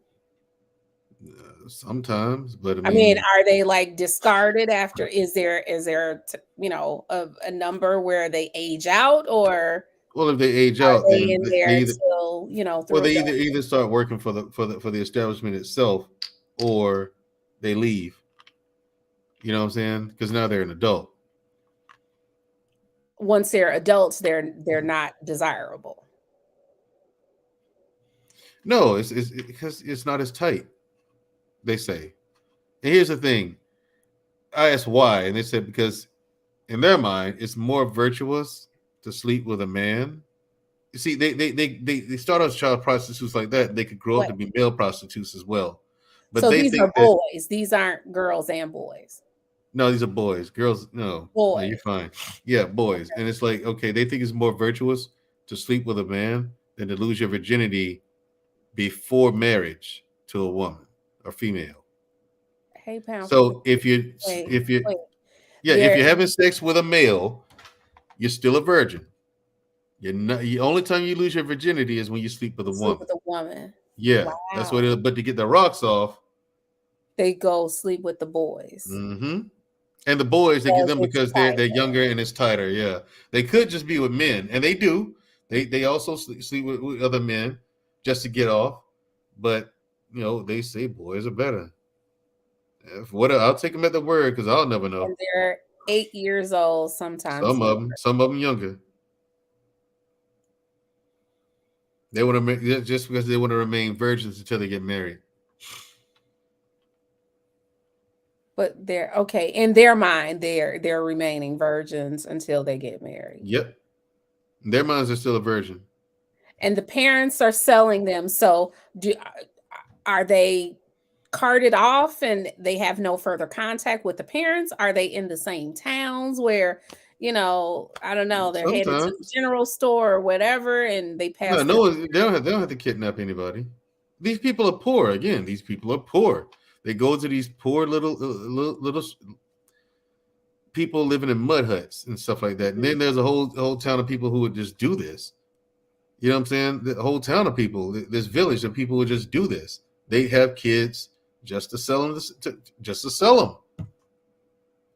You know, they birth children for the purpose of selling them later. Mm-hmm.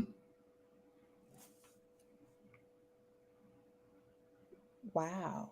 And these children, they stay from whatever age they enter until they become adults, and then they're free to walk away once they're adults. Once they're adults, yeah, but they oftentimes don't. This is what they know. This is what they do, and this is what they know now. You've been doing it that long. What else is out there waiting for you?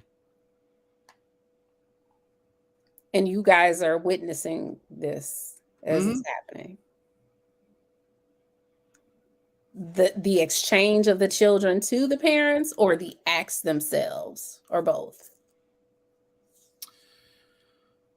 The exchange, and you might walk in on the act unwittingly.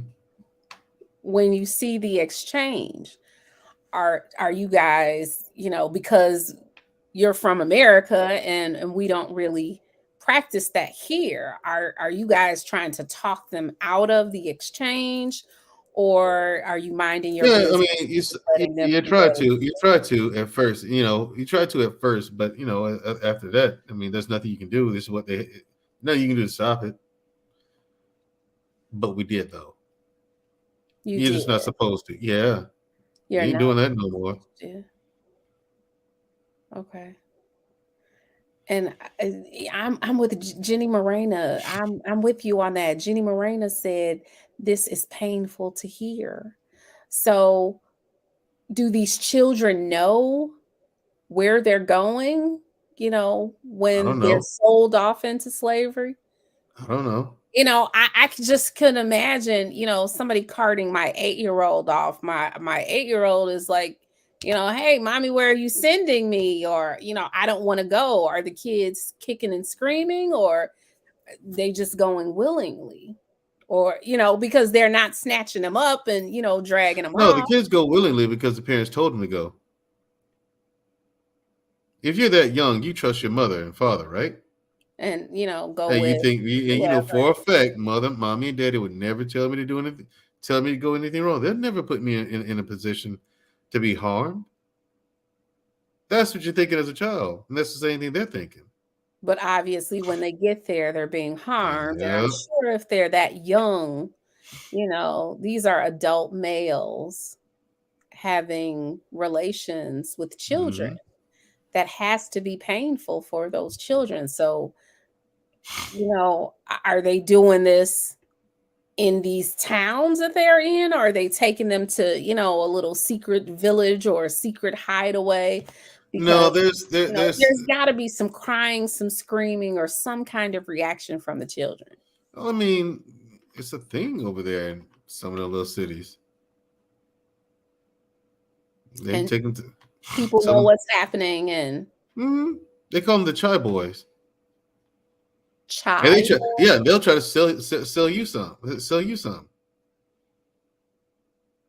sell them to us. Sell them some to us. Hey, they tried to barter with it. Hey, 1 hour.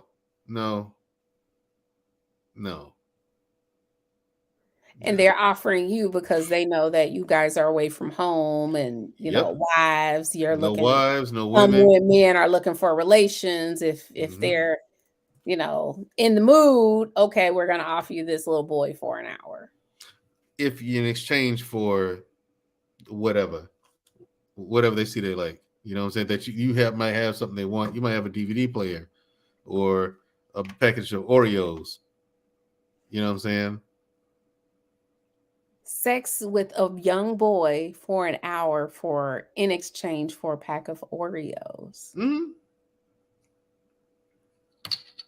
That's all they're worth. Wow. Or a pack of M&M's. Not even the supersized kind.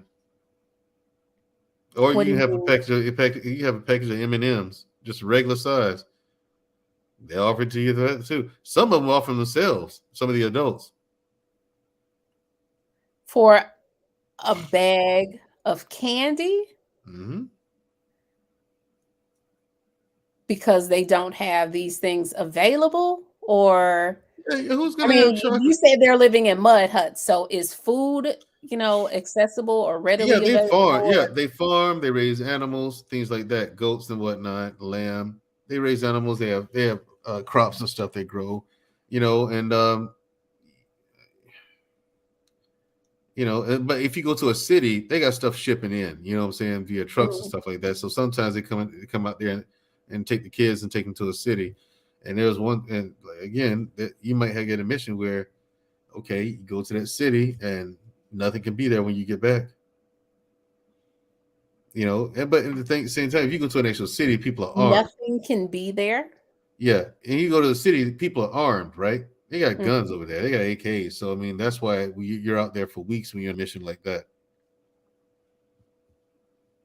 You'd be out there, and they have to airdrop food. Which is for us, food there is MREs, big ass cases of water, and ammo. And so when they're doing an airdrop, the crazy part is, you got to get to the pallet of stuff. Everyone sees it being airdropped. Everybody sees it. You, the locals, them too. Yeah. Everybody sees it. So you got to get to it and get what you can get and get out of there before they make it to it. And the thing is, we weren't rearming. Aren't you giving them ammo? No, they're firing AK-47s. I'm using the M4A3. My weapon fires 5.56 rounds. Theirs fires 7.62. The rounds don't fit. So what are they going to do with it? The food and water, that was super. Are there ever times that you guys don't make it to the airdrops? Yeah, is there a guarantee that you guys will make it before they do? No, not a guarantee. No. Yeah, the Air Force isn't coming. So what happens if they beat you to the airdrop? You either fight them out, or drive them away from it, or charge it to the gang. Well, we lost that one. And now it's in the hands of the people who shouldn't have it. Yep. And that's when you start thinking outside the box. You got the improvise. And yeah. Wow. My mind is blown hearing this. And I'm still not understanding how it is you guys are able to I'm with pound for pound. I'm going to read his comment in a few moments. I still don't understand how this hasn't affected you guys mentally and emotionally, like how you're, like Sir Hale said, how you're able to compartmentalize. How do you just turn it off and continue with the mission for these extended periods of time? I don't know. I really don't. I mean, like I said, some of this stuff was fun. Like, it was fun. You actually get to ride in the battle on a horseback. I was sitting thinking stuff like that. I'm like, that's some crazy shit. We had we made a deal for him. We actually bought some horses over there. And learn how to ride them and all. See, stuff like that we do when we had downtime. You know what I mean? You just make up. We'd be like kids. Like if you saw us, you're like, they're just big children. You know what I'm saying? They're just boys doing stuff. You know what I'm saying? We look like little boys just playing and doing stuff in our downtime. It was very aggressive, You know what I'm saying? And we do In crazy the shit. times where you're serious, like you're telling us, like, I mean, I know that, you know, I'm a woman and we're emotional creatures, but child sex slavery, Mm-hmm.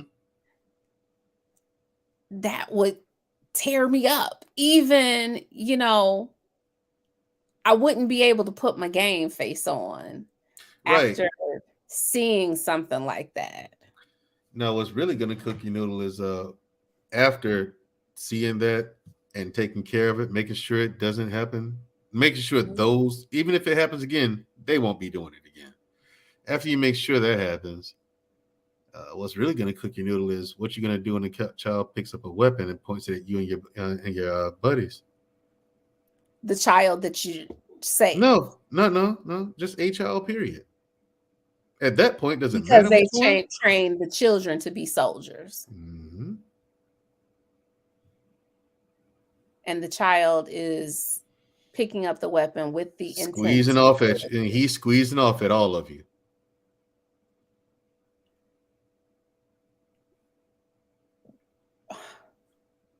What do you do? How young? I mean, are you saying children as in, you know, 14, 15-year-old children? Are you 11, saying? 12.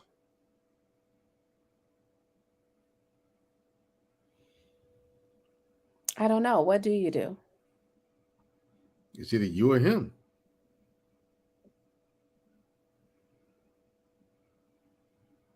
And What do these you aren't do? the children. These aren't the children that have been violated, or you They may don't have know. been. They may But have the been. thing is, you see Because children. this is all in the same area, same place where the parents are selling the children.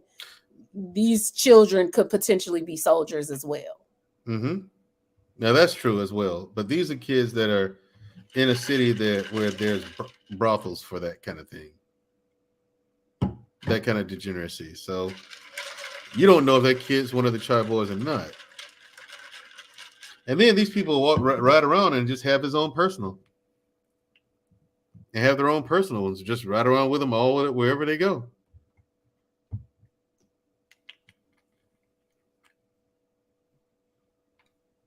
I couldn't fathom. So a child is So when they advancing say to you, advancing on you with a weapon he ain't and advancing, it's a weapon. firing off No, shots. he's not advancing anything. He's just over there somewhere.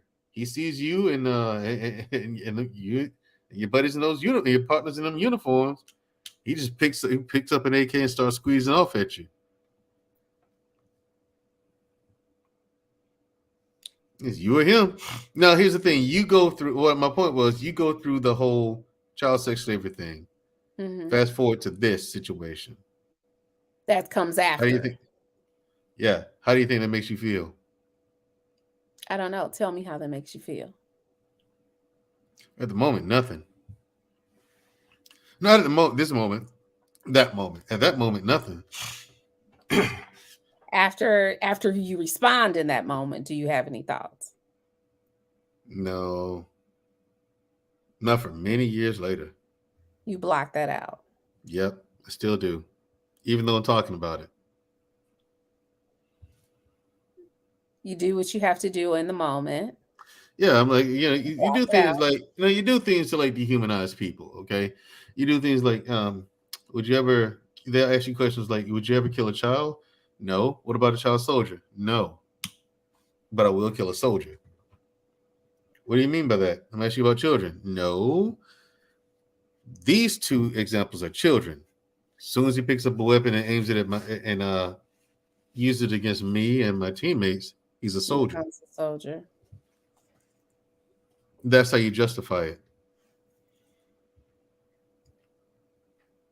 But it doesn't mean you have. But it doesn't mean you have to like it. And once you come back to the U.S. and you're not in wartime anymore, do you think about that? Or, I mean, is counseling available? I mean, I know that VA hospitals offer it, but when you guys are coming back after deployment, nope, no debriefing, nothing. Back to work. Nothing. All right, guys. See you in the morning for work.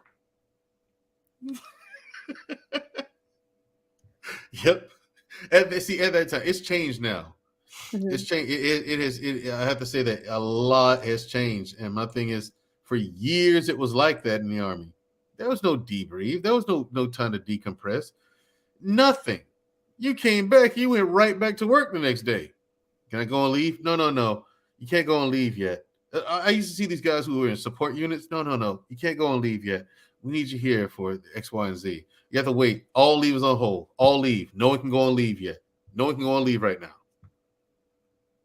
Like these guys just Right got after back. war. Yeah, my guys just got back.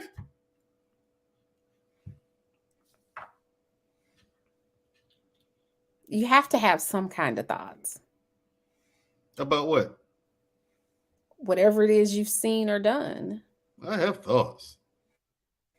And there's nobody to talk to about that. Who wants to hear it? I mean, I would assume that the military should have some supportive services for you all. We got the VA, and here's the thing I'll say about the VA. The doctors do want to help. They really do. But they're tied up with a bunch of bureaucratic red tape. They can't treat the veteran the way they want to be treated. And they can't treat veterans the way they need to be treated. The doctor's hands are tied. Plus, the VA treats the doctors like crap. That's why the retention rate is so high. Doctors quit the VA all the time. And if you guys know this, then are you guys free to seek help outside of the VA? Yeah, you're done. Just like everybody else. It's your mental health, though. So it's your mental health. So but I'd rather say I mean, it's an investment in yourself if you know. I'll be all right. Never tormented by the thoughts or replaying of events. I mean, that's a lot. I mean, just one wartime experience, you recounted back to back to back. War, 2 weeks debriefing, but still working. Another war into another. Yeah, it was debriefing. Yeah, it was, and the debriefing years long. Yeah, and the debriefing was just we coming in. We were in security briefings all day. They're bringing us up to speed on Africa and South America. So we were in classrooms all day. Hey, Tommy B. Yes, we were in classrooms all day, and then we were training. Then we were training. You know what I'm saying? So that was that. Oh, some people asked me what was the big. I think Ms. Creator said what was the biggest animal I encountered in the wild. I think it was a big ass grizzly bear. Big ass grizzly. No, thank you. I'd rather not deal with that. People, it's true what they say. If you're in the woods and a grizzly come up, just play dead. Those things are unstoppable nightmares. A grizzly bear is an unstoppable nightmare. There's nothing you can do. You're not going to outrun it. You can't outrun it. He's going to catch you. You can't climb a tree faster than him. He's going to catch you. So he can swim. A grizzly bear. Did you play dead with a grizzly bear? No, we lit his ass up, but he fucked us up too, man. I mean, he kind of mauled a few of us. He got to the point those bullets just wasn't doing shit. Multiple people are firing. We were lighting his ass up. Them bullets weren't doing shit. It just pissed him off. Tommy B said his Warriors beat some Grizzlies. Oh, he talking about basketball. I know. By the way, somebody in the chat, please tell Tommy B to get something better than that. Golden State and the Memphis Grizzlies. I know a little something. Y'all think exactly don't know nothing. I know a little something about sports too. And listen, Tommy B was on Twitch today, right? And I swear, whatever he's using, it looks like PlayStation 2 graphics. You know what I'm saying? And see he didn't. I'm not sure if he knew it was me or not because my name on Twitch is completely different from Mandrell. Mm-hmm. You know what I'm saying? So I was trolling him. I was trying to troll him while he was streaming on Twitch. He was playing his basketball game. He said he knew on Twitch, man. Yeah, and look, he's sitting on Twitch. The comments going. He picks it. He has to pause the game. Picks up his phone. I'm like, won't you just like prop that up against something and just read the chat? He doesn't know. Like, he's new to Twitch, and it's funny to see him trip over himself that whole time. I said, these PlayStation 2 graphics killing me. You suck, by the way. You're terrible at this. I'm in his chat just trolling him. Causing trouble as you do all the time. So now we laughed a little bit. You know, it's been the heavy stuff. Now we gonna get to some. Yeah, you didn't even talk about South America, man. How we should listen. Do I want to talk about South America? Because I'm still processing Afghanistan, Iraq, and Africa. That's what the real shit happened down there, man. Look. I need therapy after this conversation. I need therapy after this conversation. I don't understand how you happened down there. I don't understand how you are not on somebody's couch daily. How do you get by day to day? You just said it. Day by day. Okay, I made it through the day. Are you talking? I mean, what does that process look like? Are you talking yourself through each day? No. No, I mean, there's nothing to talk about. That's part of your history, though. Like, I can say, hey, I remember, 10 years ago when XYZ happened. What happens when you have those thoughts back to, those experiences? Focus on something else. Like, I work out a lot, and working out helps. But when I stopped working out to gain the weight, Mm-hmm. That's when it got bad. Like, depression was, I'll admit, the depression was ridiculous. I was a mess. Depression. Yeah, I was a mess. I didn't turn to alcohol because alcohol just really ain't my thing. I'm a social drinker. You know what I mean? Alcohol's How not did really you my know thing. that you were depressed? I felt bad. All the time. Most people that are depressed don't know that they're depressed. No, I know. I didn't care. I didn't care about anything. Didn't want to. I would say I didn't care. I care. I just didn't have the motivation to do anything. I didn't want to do anything. I didn't want to go to work anymore. That's how I knew something was wrong. So this is when you're giving your resignation, or before you gave your resignation. Well, before I gave a resignation, that's when I knew something was wrong. So okay, I need to get this. I need to get this looked at. This ain't right. So when I got a screening, and they told me I had PTSD and you're severely depressed. I'm going to prescribe you with this, that, and the other, and blah, blah, blah. Okay, cool. What about the sleep? What about the sleep? You're not sleeping? No. What do you do when you're awake? Watch TV. Why weren't you sleeping? I don't know. Just didn't go to sleep. Something went wrong. Try again in a few seconds. Hey, Google, stop. Google's trying to get in on our conversation. Mine. Let's see. Was in the background. So. And like Tommy B said, overworking myself to not think about it. Overwork myself. Yeah. But it was those were all distractions and deflections, and I knew that that's only going to go so far. It has to be addressed, plain and simple. Mm-hmm. Either you address the problem or that problem is going to address you. I'm strong, but I'm not invincible. You know what I'm saying? Like when I was in Iraq, I've been through like several of the injuries I took. Come on, who walks away from that shit? Now, remember those IEDs I told you about? Mm-hmm. I've been in a couple of those IED explosions. Boom! Look, it was like literally in it, or it's happening around you. No, I'm in a Humvee, right? Mm-hmm. And boom! I wake up.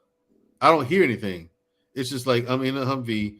Next thing you know, I wake up upside down. You know what I'm saying? Dizzy, can't hear. The Humvee is upside down. Yeah. You know what I'm saying? Like we didn't even get into that, the injuries and stuff. I've been in several of those. Well, let's get into that now. I get into several AED explosions. You know what I'm saying? Several. Yeah. So and you're still here to tell the story. Yeah, and I get screened for CTE all the time. I go to VA twice a year to get screened for CTE. If I'm gonna have that, I want to see it coming. I don't want to have it. You know what I'm saying? And I don't think I have brain damage, but you never know. Look at you. Look at you know it's day of the week we talking to you, Mandrell. I don't know. Something going on there now, Mandrell. Yeah, you know, I'm telling you, some of these comments, I'll be like, I know he didn't just say that. Now, even with that, I know I'm not what I used to. My ears are deceiving me. He didn't say that.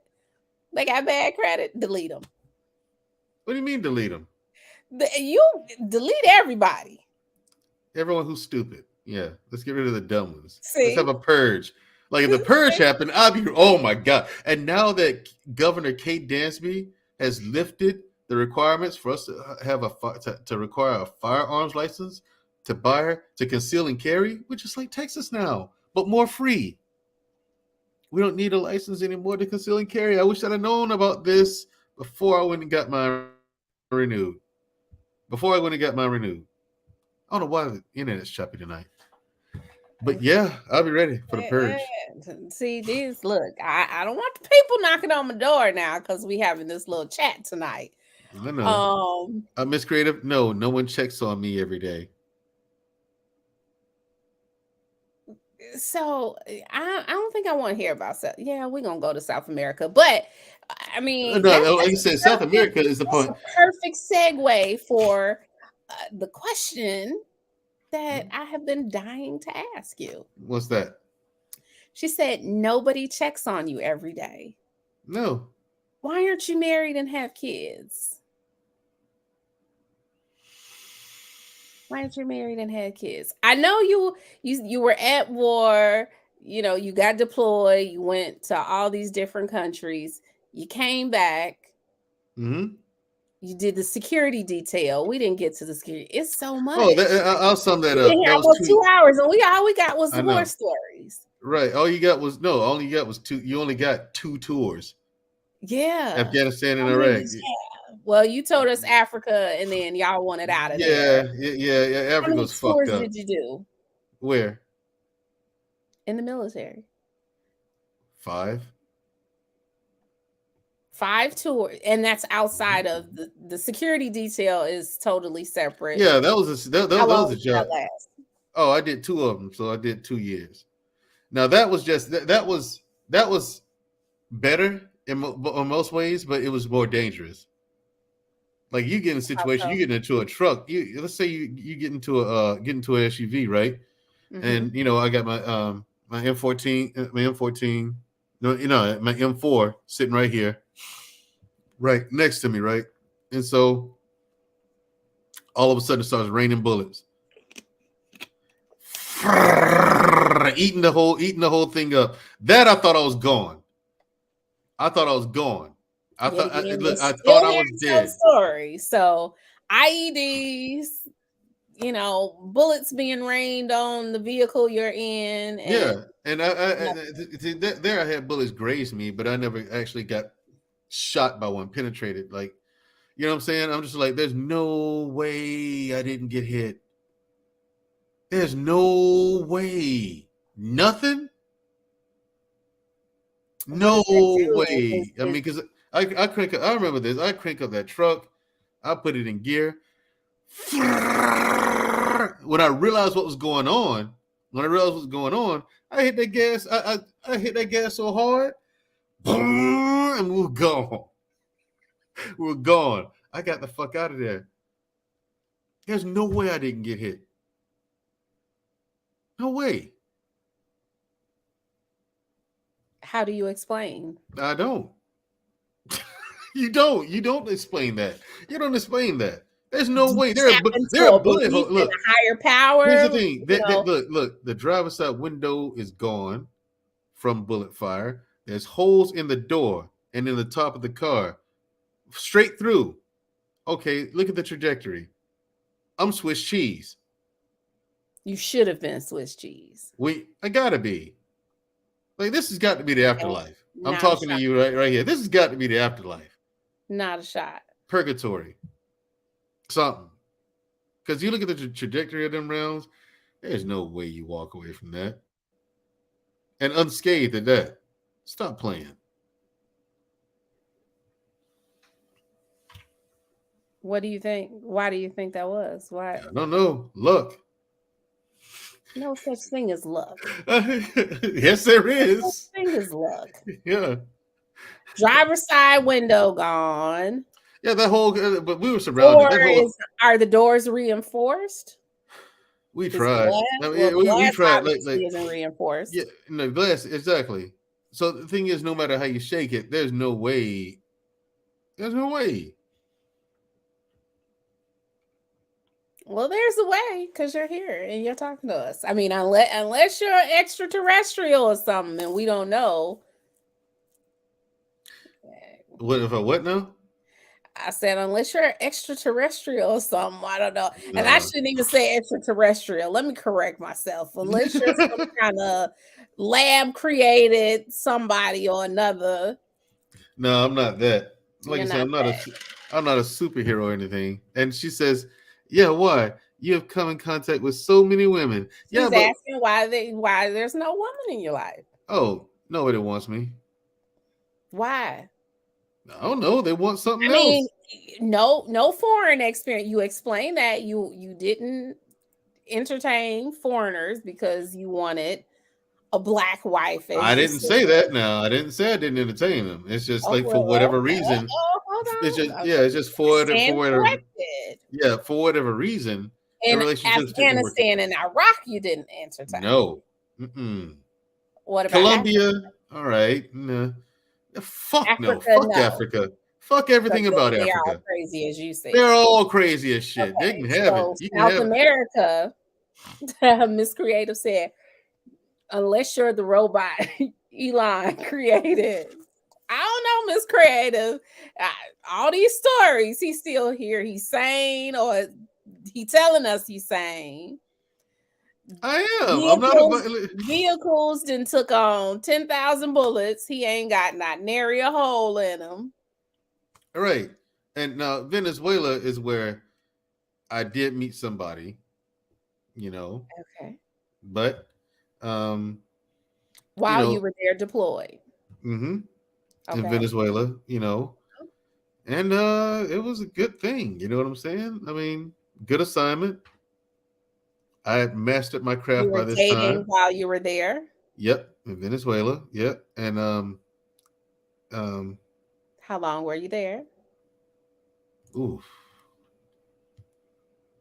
10 months. Okay. Nearly a year. Yeah. And I met her really soon after I got there. Okay. Romance, nearly a year. Yeah. But her father wouldn't let her leave. So, and she has to do what daddy says. That was the end of it. Yeah, that was the end of it. Because he couldn't come. He didn't have a passport. Her mother did.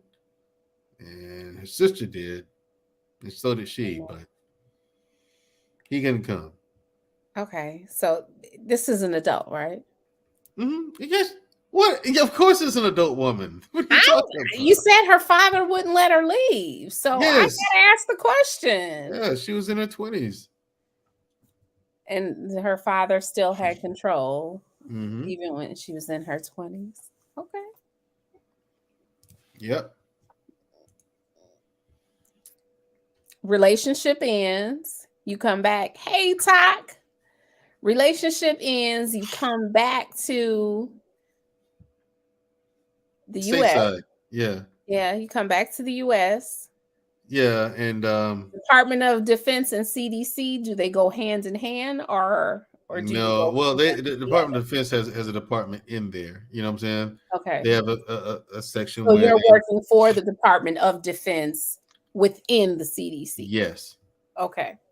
because we're working with sensitive materials and information and the whole nine. So, and some of the stuff we were working on had to be worked on and developed in a very controlled environment. Okay. So very controlled and isolated environment. So CDC it is. yeah. So no co-worker relationship, workplace relationship there? No, that chick had been passed. I'll be nice. No. Oh, the only one woman there? On our team, yeah, we didn't really associate with other people. Oh, okay. You're just interacting with your one team. And that, I Mhm. mean, okay. Outside of work. Like, why did it never happen? In Atlanta, Are you dating I was actively? I was actively dating. I was going out. I would go out with people, right? And Mhm. like I said, most of them last the first date because they'll tell me what they're looking for. They have this long list of stuff, and then I'll tell them I'm at work. You know what I mean? They call, I'm at work, or they'll call and I won't answer. And then why didn't you answer? Because I'm at work. I was at work. You're not still at work? Yes, I am. You out with some other chick, blah blah blah. No, see, this is why I don't fuck with niggas. And this and that. I get cursed out because she thinks I'm sleeping with someone else. I'm just, and it was Because you're always, putting in these long hours. yeah. So I mean, it's just Are for you one. explaining that? That I I'm am. putting these long But hours. I am, but they don't They believe me. just don't believe it. Right? Nobody works that much. What kind of job you got? Okay. Good night. You know what I'm saying? How many Nothing but Transformers first did you date. date in Atlanta? None, Miss Creative. Hey. I did not date any Transformers. No, Okay. I'm not a fan of the Decepticons. No problem with them as a person. Not that there's anything wrong with Okay. being one. So what Just about online dating? my flavor. Okay, if you're in Yeah. Atlanta, you don't know if they're a transformer or not. Okay, Online dating is an option. All right, online dating back while I'm back here. I see a few of them didn't show up for the date. Decepticons. Yeah. Few of them didn't show up for the date. Some of them just wanted sex. And You're a guy. What's wrong with that? nothing but it's temporary. Nothing but it's temporary. Ladies, y'all hear that? He did not want to take advantage of the ladies and just use them for sex. He wanted a relationship. Mm. Wow. Okay. And it's creative Online. laughs. Online dating, yeah, online dating sucks. You know what I'm saying? I mean, because it's a bunch of confused chicks who are just confused about everything. They do it just to. I just wanted to see what it was like. Wait, that's a loaded answer. What you want to see what was like? Online dating. Oh, okay. Whew. Did you ever get any dates actually? Did you go out on any actual dates in person Yeah. with people that you met? Yeah, a few. And that's what it was. And they were either already jaded from previous relationships or wanted too much from me in the beginning. Just from the beginning. They just wanted too much. I'm like, why would you require all that now? I just met you today. Miss Creative said, if I was a man and not a Christian, I would be in the streets with the K, in the streets. Why weren't you in the streets, Mandrell? I didn't have time when I had that time. Okay, so after you realized you were depressed and you quit your job, you went in the streets after that. I packed my grip, moved home, which is right here. I found an apartment, a really nice apartment. This place is brand new when I first moved into it. You know, down home women with the Southern hospitality and that's the thing of the past. These chicks so ratchet out here. Stop. The good girls go to work and go home. They go to church and go home. They don't do anything. They don't go work out. Okay, so you go to the church and you meet them. I mean, you already ain't for the streets, so the church girl would be perfect, right? Yeah. But the second because the second they find out that your point of view on religion may be different from theirs, they run.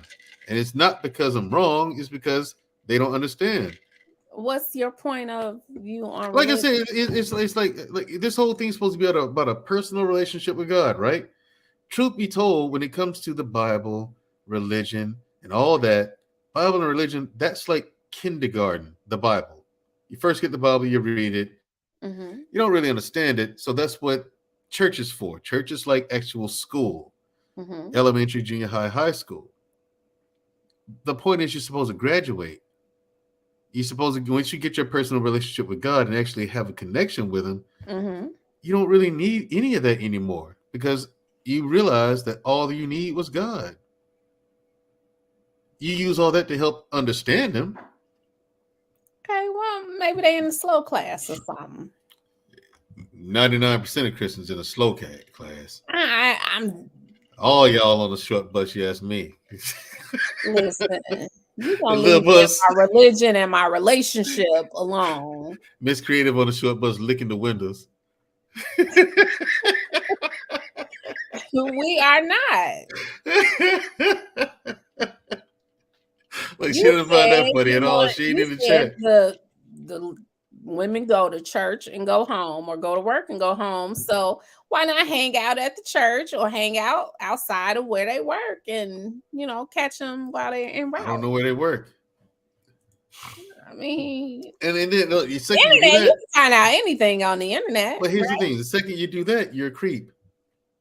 You're crazy. Yeah, you probably You're a creep. You're crazy. Show up at the top. I mean, you got to show up with their permission. Meet her, and then show up at work and do like chivalrous things and. Right, I did meet a woman, and she was like,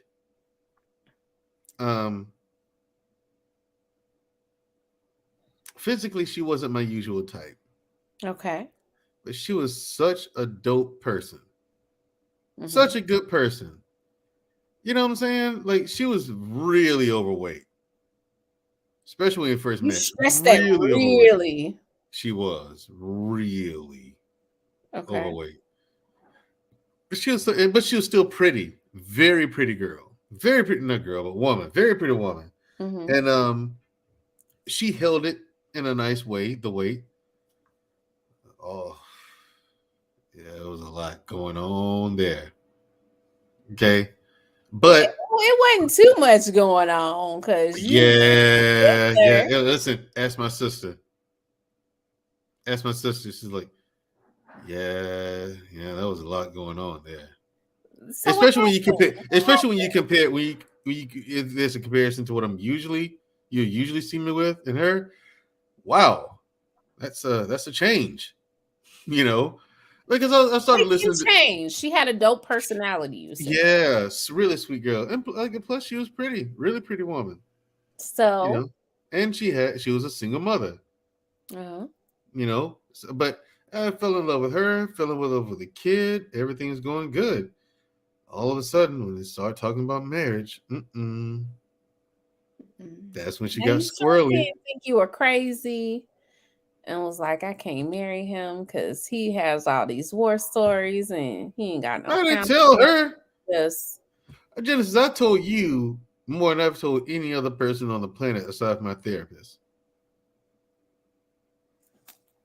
I reveal way more than I ever have. I feel honored, I think. I feel honored. Thank you for sharing. No problem. Thank you for sharing. Why didn't you tell? How can you be in a relationship with this woman and in love with her? Oh, she didn't. I asked her, did she want to know? I offered to tell her. She didn't want to. She didn't want to know. At no point. No. Do you think she couldn't handle it?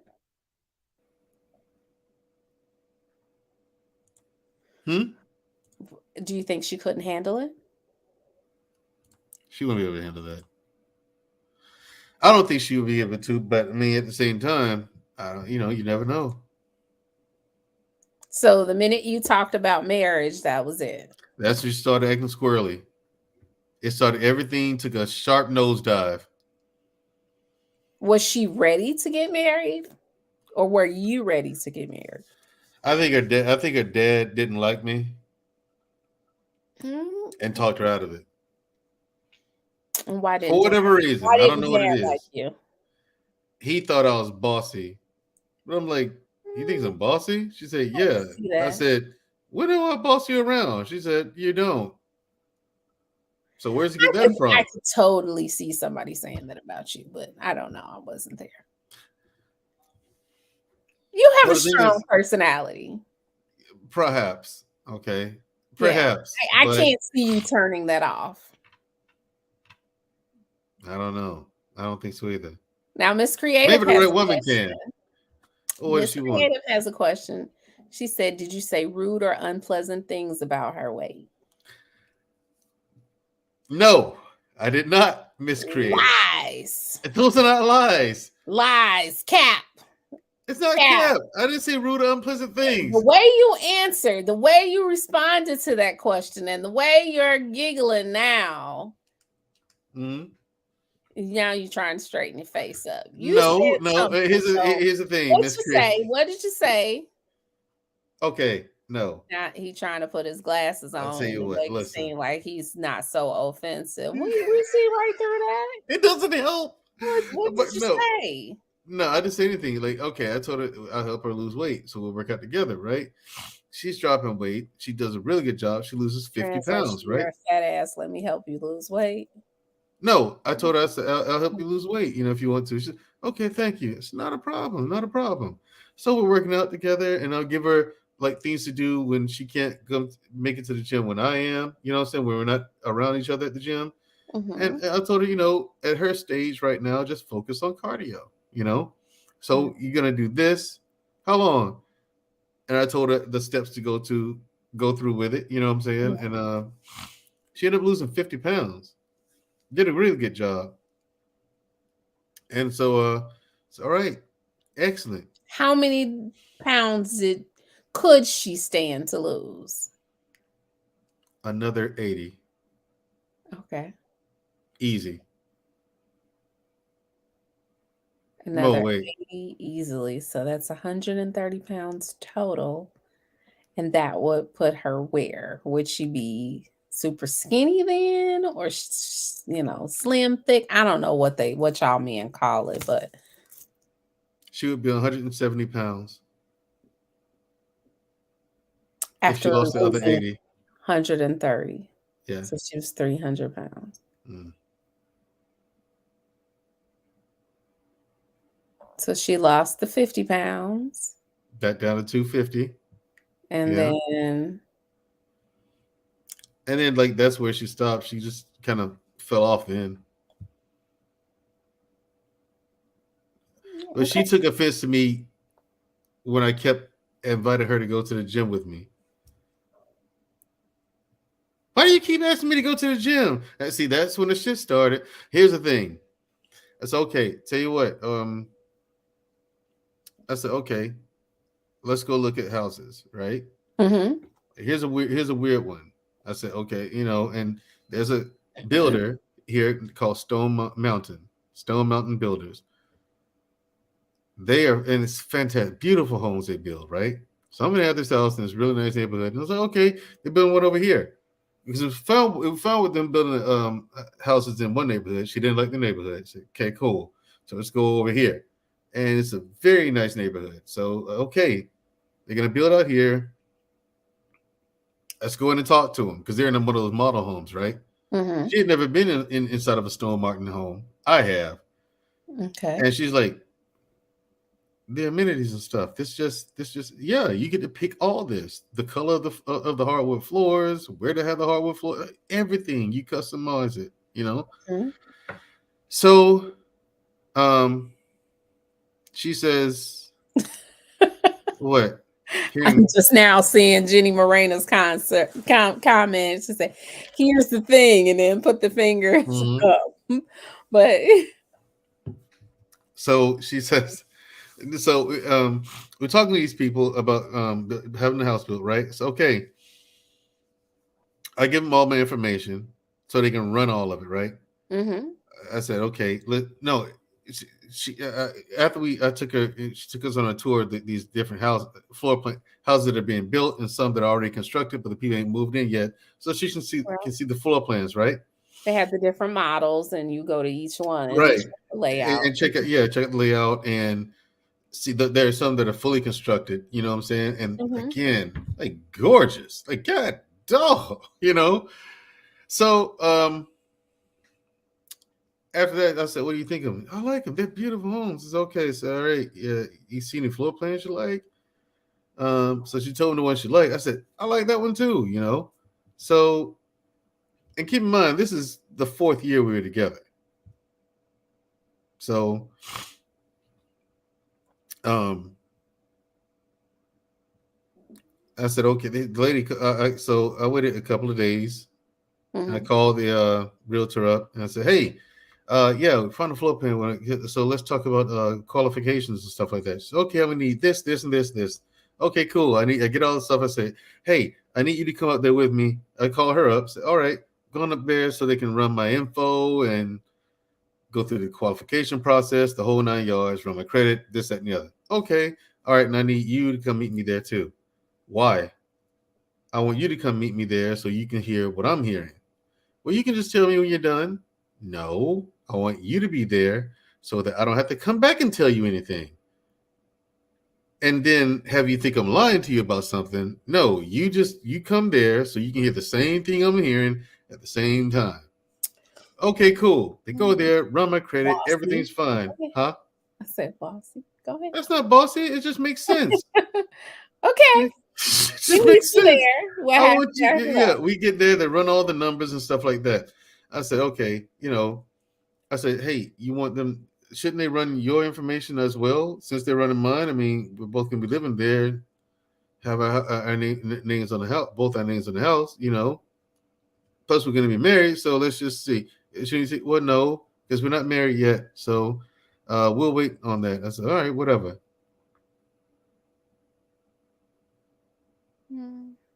Okay, so that's how I thought about that. Red flag, right? So afterwards, I said, okay, now how you want to handle this? You know, so all right, they're not running your information, but I'm gonna have to put your name on the house too. You know, I'm gonna have to put your name on the house too. Why do you have to put my name on the house? I said, because we're married. We'll be married. What are you talking about? So she's like, about that. What do you mean? Well, you're going to have the house built, right? Yeah. So why don't you live in there for a little bit, like a few months, and then we'll get married, and then we'll move. Then I'll move in, and then you can add my name to it. What's the point of adding your name after the fact? We can go ahead and take care of it now. Did she have bad credit? I don't know. Okay, maybe. She was a nurse. That doesn't mean she didn't have bad credit. I don't think she did, though. But I don't know. If she wanted you, she didn't want her name on the house. She wanted you to get in the house, move there, stay there for a couple months, and then she come, and then you add her name. So she would be getting added after the fact. So then she wouldn't have to be on the mortgage. I mean, unless she just didn't want the responsibility of the mortgage. She wanted you to have that. But Candid Ann said, no, she didn't want to marry Mandrell. She was playing games. Candid Ann, I love her. She just go straight to. Now I was gonna try to go down the street and around the block and come back to that Candid Ann, but I think that was pretty obvious. Okay, but then Miss Creative asked the question, why would you want to marry someone you're not attracted to? You said that she was a lot overweight. I was attracted to her. I told you she was very pretty. Trying to get her to the gym to lose weight. It's for health. She was unhealthy. Now, come on, keep it 100. Yes. Just for health. You were concerned about the health. I was concerned about her health. Yeah, I cared about her. You ain't want her to have a little snatched waist or nothing. Mm-mm. I'm gonna have to. I think I'm calling cap here. You can. Here's the thing: we all have our preferences, right? We all have things that we prefer, but the things we need, sometimes they're not what we prefer. Jenny Marina said she wasn't ready for that commitment. She was trying to run from any type of joint venture. Yes, that's exactly what it was. Anything joining us together? No, she wasn't really with it. Jedi Mike said he got a little pushback. That's BS. Jedi Mike And Miss Creative. Miss Creative, here's the thing. They both saying that's BS. I'll tell you about, hold on. I'll tell you about Miss Creative, right? What? She's a person who's very skeptical about things, right? And of all and also listen. How do you know that? The stuff she leaves in the comments section. Are you sure? Yeah, the stuff she now leaves in the comments section. You are known as the YouTube flirt. Mm-hmm. But if I'm talking to somebody, I will stop flirting, and I can do it cold turkey. I do it now because I'm single and it's fun. You know what I'm saying? You shot you with whoever. Who am I shooting? I haven't shot my shot with anybody. Someone shot their shot at me. I have seen at least Jedi might say I can't accept his answer. I've seen you shooting your shot. With whom? Miss Creative is one. Right. And I'm not with her, am I? I got turned down. She might have found out you were crazy or something. I don't know. And I'm not crazy. No counseling. And I'm not crazy. All these war stories. I don't know. Right. But here's the thing. I mean, when it came to that house was 40. That floor plan was 4,200 square feet. 5 bedrooms. Mm-hmm. And it was 1, 2, 3, and I think it was like 3.5 bath, something like that. So why aren't the ladies running? I think honestly think that, and it's a shame because I think women today, particularly Black women, I don't think they're built for it. I think they like the companionship of being in a relationship, but anything more than that, something about the commitment that they just if they're with a man who's wants to marry them, a lot of them run away. Everything's fine until you start talking about marriage. You know what I'm saying? Mm-hmm. That's when they're out. They're out. They're just not built for it. I've heard you on different panels say you're looking for somebody loyal. You just told us in your stories that you weren't trying to be the man whore. You left your job because you looked at your bank account and for mental health. Got all the money, so you got. I ain't got all the money. I'm working on getting all the money.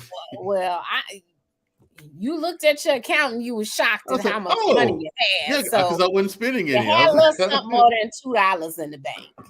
More than $2. You're right. Had more than $2 in the bank. More than $2. Enough for you to type up a resignation letter immediately. That night, yeah, immediately. And send it in. And get ready to and on a house that's 4,200 square feet. And that's brand new. And I'm going for a 15-year mortgage. Not a 30. So, with all that being said, mm-hmm. It's ladies looking for guys with, those kinds of things to offer. Evidently not. And you got a lady running. So why is she running? Well, Miss Creative, why are you running? Why are you running from happiness, Miss Creative? Miss Creative, why are you running? He said. No, you can. Here's the thing. You can ask my sister, and my sister will tell you. Genesis. She's a big girl, Genesis. Okay, and the thing is, 300 pounds. And here's the thing. I don't know her height, and I don't know how she carries 5'7". She was 5'7". She was I had her about only about an inch. You know what I'm saying? 5'7", 300. Okay, she's a little short for 300 pounds, but how does she carry the And 300 she pounds? was, right there. You go. There was that. Beautiful face, really, like I said, really beautiful, pretty woman, Mm-hmm. and it was all in her hips, thighs, and the trunk. Okay. So, it was only his thighs and the Okay. trunk. I mean, she, like I said, she carried it well. You can look at it, sound like, yeah, that's a big woman, but yo, look at where it's at though. You know, he's like, yo, look at where it's at. It ain't all in the gut. Look at all, But so yeah, I mean, I'm willing to make concessions for happiness. You don't have to look like a track. You don't have to look like a track star. You don't have to look like a model. And by the way, models are way too skinny for me, to be honest. I Okay, prefer, he got a little meat on his yeah. bone. I do. That's my preference. My preference Okay. is a woman with an athletic figure. Athletic, you know what I'm saying? A little meat on their bones, I But mean, also, skinny women are fine too.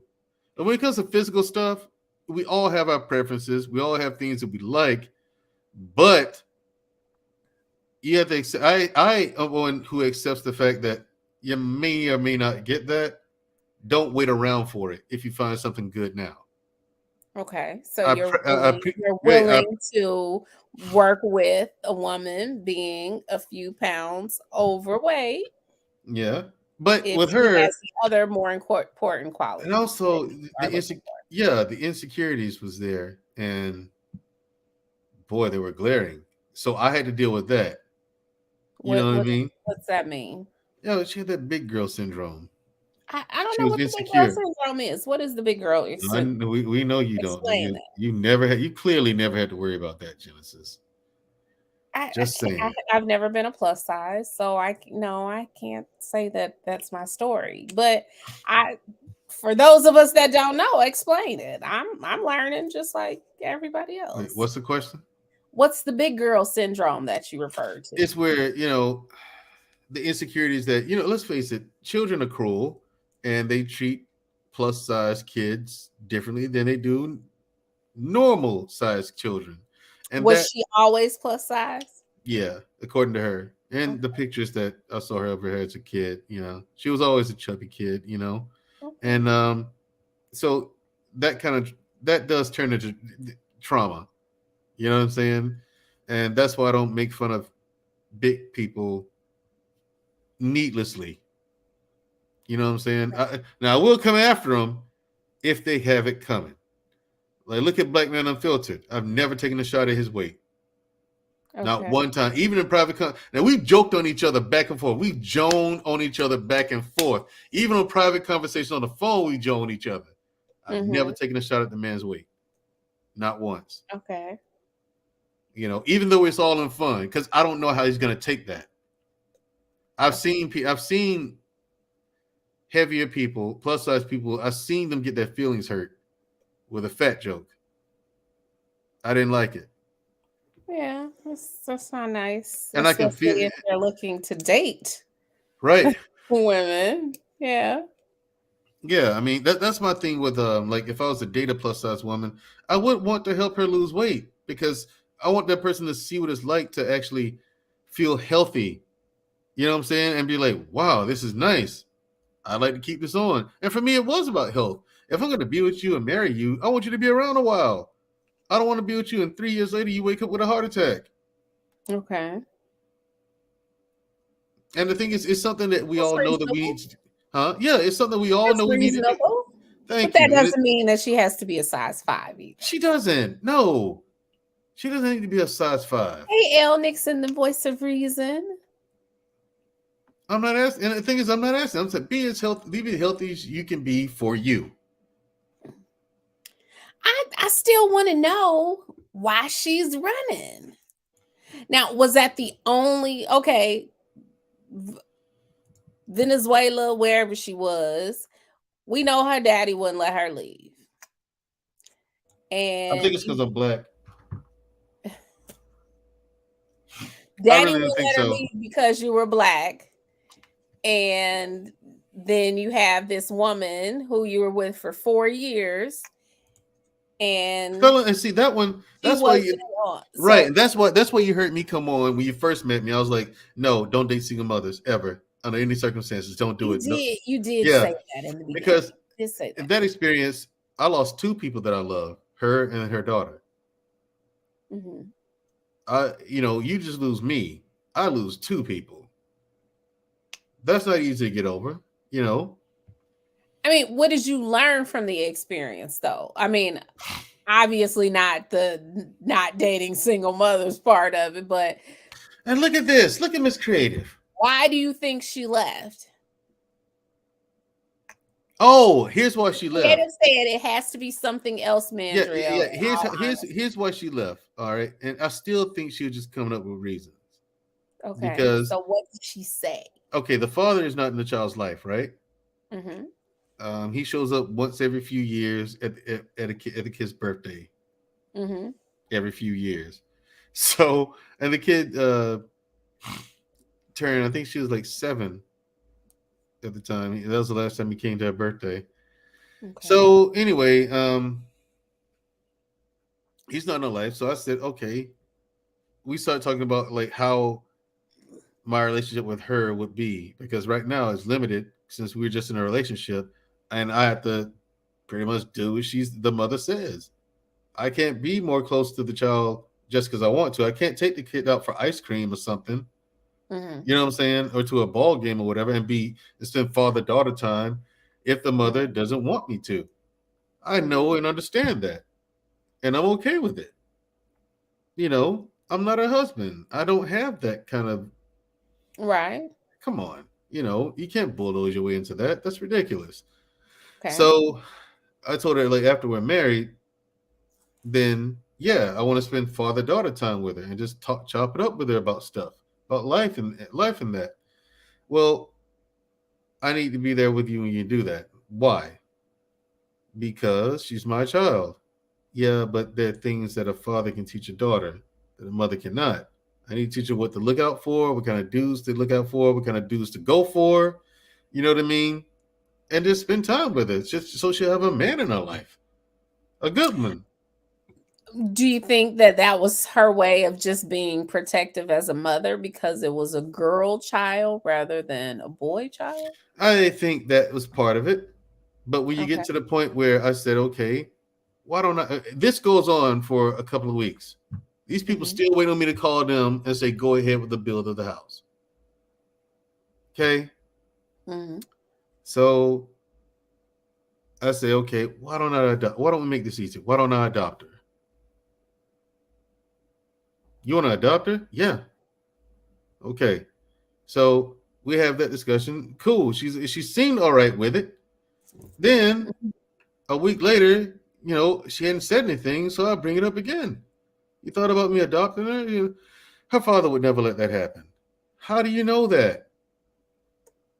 Have you talked to him? No. Then how do you know? He just wouldn't. I said, he doesn't see her. Ever. What would be the difference? See, and so we got into the point, we got into the conversation. Just didn't want to be there, is what it sounds like. But I don't get why. Here's the thing. So we got to talking about discipline, right? And what the discipline looks like. I told her that, hey, when it comes to discipline, she didn't believe in spanking. I said, I'm not talking about beating the child. You give her 3 or 4 licks and send the kid about her way.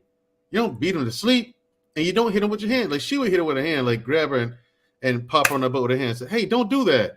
What do you mean? Don't ever hit her with your hand. Don't hit your child with your hand. Don't do that. So what's she supposed to hit her with? Grab a belt and just give her 2 or 3 licks on the hand. The kid was like 6. Open her hand. Wait, you're saying use a belt over your hand? Yeah, use a belt and give her like 2 or 3 licks and send the kid about her business. Yeah, I run into. They'd have had to catch him. You'd have had to catch me. Catch me in the wind. Right, but here's the thing: we got into it about that, and so we got into the point about me being That's able to. huge. Right, And so we got into the situation, but the topic of me being able to discipline the child. Right? And Jedi might go come in here with the cane. Right. My thing is this. So I was like, so she didn't want me to be able to do that. So, okay, cool, but not cool. Why? Because you're not a father. If I adopt her, I will be, but you're not going to adopt her. Why not? Because I don't want you to. I said, thank you. The truth finally. Now, Ooh, okay. The truth finally. Now, you're saying I can't spank her, right? Uh-huh. Okay. You do, and I can't take her out to a ball game, just me and her, or to a movie, just me and her, or to a restaurant, just me and her. No, because I gave her a scenario. I said, what if I'm at home and I'm cooking and I was like, oops, I need an ingredient. Hey, run to the store right quick and pick up this ingredient and bring it back. Okay. And what if you're at the store and she misbehaves? What am I supposed to do? Tell her to wait, stop it, or I'm going to tell your mama? No. I'm not doing that at all. Don't beat her kid. I said, that's a non-starter. No, I'm going to take care of that ass right there. Right then and there, right? She said, oh, you don't have to worry about that. Why not? Because there'll never be a time where you're alone with her. She's trying to make sure the shopping cart ain't on her baby head. There'll never be a time where I'm alone with her. What are you talking about? No, you don't leave your kid alone with someone else that's not you. I said, if you let me adopt her, I'll be a father. No. And like for weeks on still, she still said no, right? I said, you do know, because I hit her with this. I said, you do know that once we have a child, these rules you have, they're not going to apply. And I'm going to raise my child and discipline my child the way I see fit. And there's nothing you can do about it. Now, what this going to cause is a rift between me and Lydia, and possibly between the two children as well, as siblings. How is it going to How is it going to cause a rift between them? Why would it cause conflict between them? Is it because you have now put me in a position where I am forced to treat the two children in a completely different fashion? I have to be friends with one, but a father to another. And I refuse to be a friend to a child. So, now what? So she sat there and thought about it. And we're in couples counseling that I recommended that we do. In couples counseling, she says, man, I told her that. And in couples counseling, she says, oh, then we just won't have a kid. Well, you can't take that choice away from me. All because you don't want the situation scenario that you're going to create. So as opposed to acquiescing and allowing me to be a father to your child, even though she doesn't have one, I'm offering you a father to your child. I'm offering a husband to you. I'm offering you a brand fucking new house that you don't have to pay anything in. Not a cable bill or nothing? I don't need you to pay. If you want to pay the cable bill just to feel special, have the cable bill. Ladies, do y'all hear that? It's $94. I tell you what, buy groceries. Do that. Ladies, do y'all hear that? Miss Creative, are you listening right now? I'm just saying. It ain't like, here's the thing. This is a relationship where we didn't even really argue. We had our disagreements, but we never screamed at each other. Okay. Yeah, we had, so even with this conversation. Something else going on. Okay. Maybe behind my back. I don't know. She's afraid she's gonna beat her kid. I'm not gonna kill the kid. You don't beat children. I got beat. I didn't like it. So I said I'm never gonna treat my children this way. Okay. End of story. I don't get the problem. I don't get it either. There has to be Genesis. There's three versions of the story. His side, her side, and the truth. Yeah. Now here's the thing. This is why Genesis. This is why I came into YouTube like a natural disaster. I can't just wrecking stuff. Like, you know what I'm saying? I'm just like, listen, there are women out there, Genesis, that don't want to be married. They'll tell you all the live long day they want to be married, they want a family, all that. They don't want it. They They just want don't to jump your want bones and go home. That's it. And it's not. That's easy to get that. And they'll keep coming back all the time. The second I start saying, "Hey, so hey, at the Museum of Fine Arts, they're having this art gallery. I mean, you want to go? Like spend time together? Yeah, I think that's a little too serious." What the fuck? Well, maybe they want a fun outing. They don't want to go to the museum. All right, cool. The No Museum problem. of Fine Art. But Like, that's not the answer you that gave. sounds fun for a first Oh, wait, date. that ain't the answer you gave me. That's like you told me it was too serious. So that lets me you want to keep doing maybe this. she meant serious as in, not fun. We're going to the museum. No, that's not what she meant. No. So we opened up the chat and we have You got me messed Jedi up. Mike and L Nixon, the voice of reason. joining Y'all got me us. messed up. Now, I already know part of what L. Nixon is about to say because he gave us a little snippet. He said he's in that scenario, he's in that position right now, and you're right. Right. But and I told you, that I might before we get to him, Miss Creative is not interested in me, and we have proof. We have proof. And Miss Creative is not interested in me. She thinks I'm ugly. Look at the chat. Where did she say that? Mandrell will be fine. He'll find his beautiful wife sooner or later. She did not say you were ugly. She just said you'll be fine. You'll find your beautiful wife sooner than later. Exactly what she said. She might be your beautiful wife sooner than later. Yeah, but she doesn't. She doesn't want to be her. Well, my thing is, I don't understand why. Why, Miss Creative? Please help me understand why. You done gave off a little crazy here and there. Hey, but you all need a little crazy. We really don't. You do. We don't. To fend off these hounds that y'all got walking around here hunting y'all all day, you need us. You need a little crazy. Just a splash. Just like we need just a splash of hood. We don't mind a splash. Here's the thing. Hold on. Let's go back a little bit because your crazy ain't supposed to come in like immediately. Like at least, get through a couple dates before your crazy come in. Because if you're crazy coming in now, by the time you get in a relationship, it's going a little more crazy come out.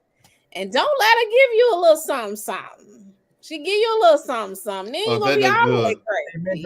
Look, Virgin and money don't move me. It's the person. But after you feel like you've gotten the person, and once y'all start getting intimate with a woman, y'all get crazy. Only for you. If you're crazy out the gate, they don't know what they're gonna get, Mandrell. Yeah, you do. I'm gonna tell you what you're gonna get. I will tell you exactly what you're gonna get. Crazy about to tell you what kind of crazy you're gonna get. And I'm gonna stick to that. You're gonna get you're gonna get exactly what I tell you I'm gonna get. Look, I'm very generous. I pay for all the dates. I could be a man. Kids, Mandrell. She said I could be a man, crazy, and 600 pounds. Yeah, that's true, Miss Creative. You could be. See, why would a person say that? That's crazy too. She's just given the possibility. Yeah, and she's trying to throw me off and say one of these days Miss Creative is gonna cam up and we're gonna actually get to see her and talk to her and hear her voice and all of that stuff, right? I mean, one day maybe she'll accept my offer. She's gonna come up. Miss Creative, Miss Creative, I'm officially asking you out on a date. I would love to take you out on a date one day. We can meet for dinner or coffee, whichever you prefer. Would you like to go out with me, Miss Creative? There is a lunch or dinner or coffee proposal on the table, Miss Creative.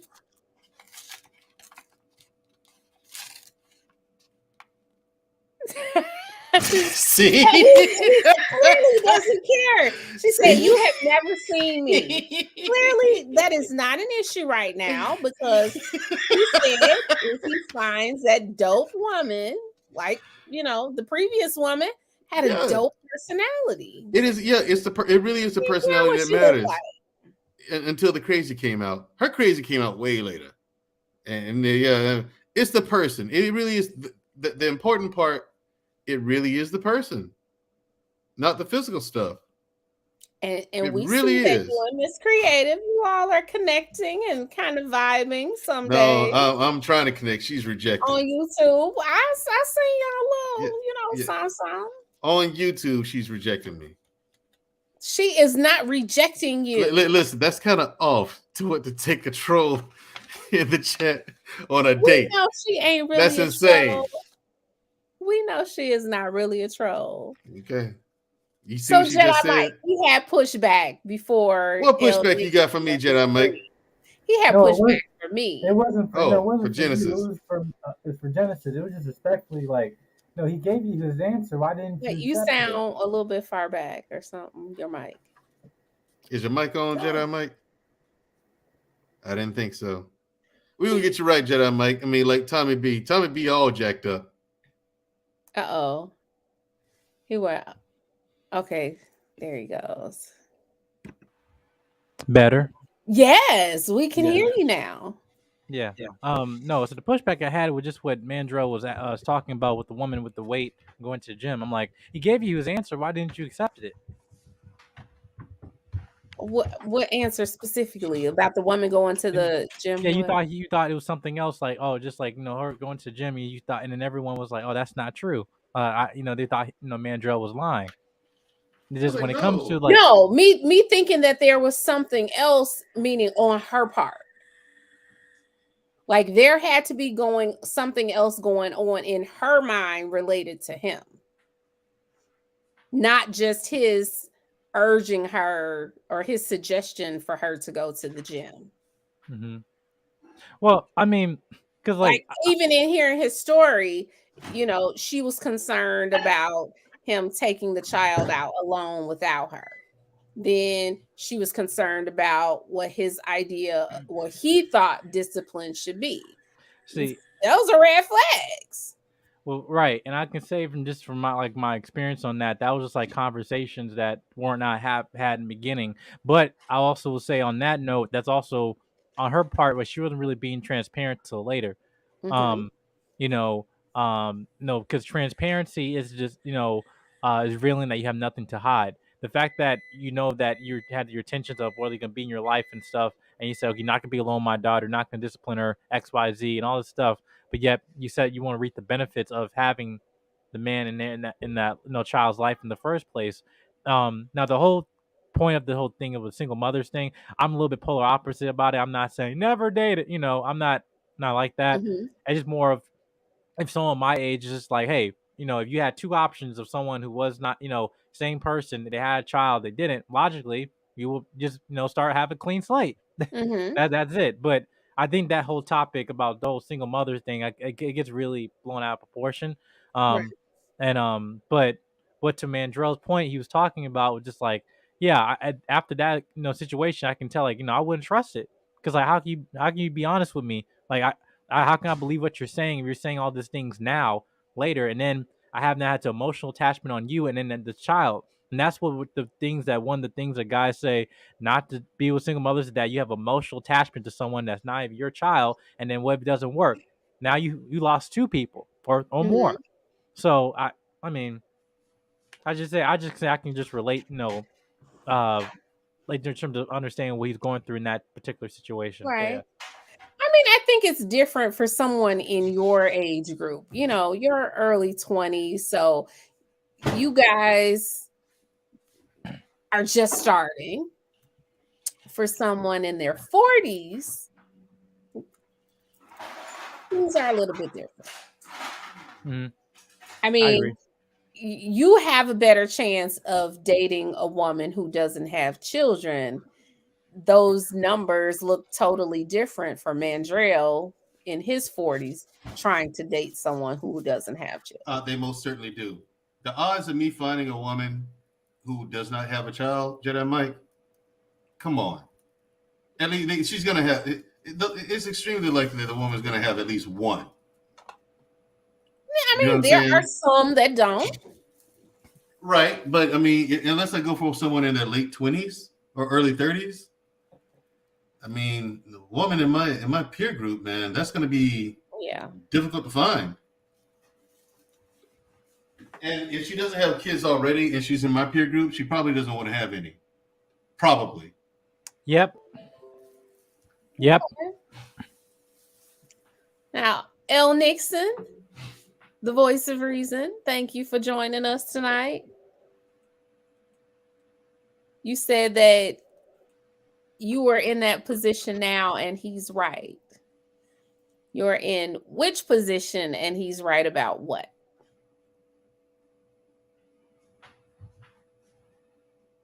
Is he there? You're muted, sir.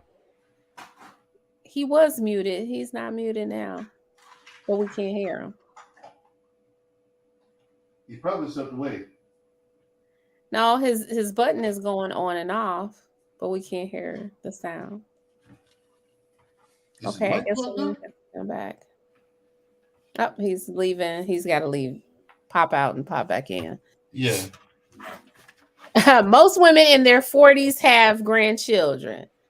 I don't yet, Miss Creative. I'm 49 and I don't have any grandchildren. I mean, yeah. Unless my daughter gets pregnant in the next couple of weeks. Or unless she already is. She just got married. How old is she? She's You hear me? 29. Yeah, we 29? Oh, okay, yeah. 29 and she just got married. 2 years. 2 years. Well, then I'd be 51. So I don't know. So El Nixon, can we hear you now? Let's see. Yeah, I think I'm good. Okay, you're good. We can hear you clearly. Yeah. I'm well, I'm kind of in that situation. And I've of course I've dated women with children. Well, plenty of women with children, and at the end it does kind of always end the same. And that, to be honest with you, and I'm saying not all. And I look, I've been a stepchild and I've been a single father who had somebody come in the house, and I never made them feel like a guest. That's one thing I never did. It's one thing my dad never did with my stepmom. You know, if they're gonna get that far, you don't never make them feel like a guest in their own home. Like, if that's the case, why even bring them in? Like, you can't expect people to come in and they got to sacrifice all of their, you know, the way they do the holidays, the way they do everything. They have to fit their life inside of yours. Like, you can't ask somebody to do everything. But when it comes to your role in the house, especially when you have daughters, right? Situation I'm in now, like, you know, the oldest, her dad, he's not around at all. So as far as like being a male figure, you know, I got involved in YouTube and in the music and everything they do, just so I can know what's going on. Meanwhile, and how old is the child? 17. That's the oldest, and one is 14. Okay, and you've been in their life for how many years? I've been in their life for 5 years. Okay, so since one was 12, the other 9. Yep. Okay. And the thing about it is, like, you know, their mom didn't, you know, follow all that type of stuff. So I could look at all the social media page and just tell them what was going on. Like, you know, trying to tell her, you know, she don't do YouTube, that's fine. But I can tell you right now what's going on with your kids. I can look at the IG and know what's going on. So there's certain information she found out about them. And I'm like, I already knew that. You know what I'm saying? Because I haven't talked to them about their music. Like, what are they saying? I'll break it down to them. You know, I'm following up on the latest trends, like when it comes to, you know, the pedo language and what the certain emojis are and all that, because these people depend on parents not knowing what's going on. So I'm trying to get involved. I'm having conversations about the stuff that we're having now, adults, you know, because I know these teenagers are listening to some of this stuff. So we're having these conversations, and I got to hear later on about my conversation. And I'm like, yo, what the hell? You monitoring my conversations? Like, that's between me and we're having a basic conversation that you shouldn't even be asking me about like if it was a problem for us to have this conversation. Like, are you telling them asking about your conversation? Yeah, are you telling them to report everything? Like, you got to be out your mind. Like, this is something simple. Like, I've been here this whole time, and it's not even a conversation that's not no big issue or nothing you got to worry about. But like, damn, they got to run back to you and tell you everything. Like, you could actually been on a conversation. It's not no big deal, but I feel some type of way now. So it's kind of like, so I am I still a guest in my own home? Like, really? I feel like you stepping on my toes, and you have a daughter whose father's not around, and she needs some type of male guidance, and you stepping on my toes. So you don't feel trusted. She's no. You don't right. feel trusted. You don't feel like you're one of them. Exactly. And then when you go through issues in the home, trust me, and I've seen it in other situations, they won't actually say it, but it's how they act. Like, if they're not even doing stuff with the kids or whatever, they're not spending time with attention. You go through issues between you and her, they'll physically make it look like it's me and them against you. Like, they'll get nice with them all of a sudden. They'll go take them to the movies, and they'll separate themselves from you. Like, I don't deal with that type of stuff. So toward the end of it, I saw certain things, toward the house, and it made it seem more and more like I was a guest. So when it came to the end of the relationship, and we're pretty much on the outs now, we're separated, going through divorce and all that, right? She gave me a list of stuff like, well, you never do this for the house, and you don't put the house first, and all this type of stuff. And I simply told her, if I'm not a priority in this house, F this house. It ain't my house. I'm out. And I'm out.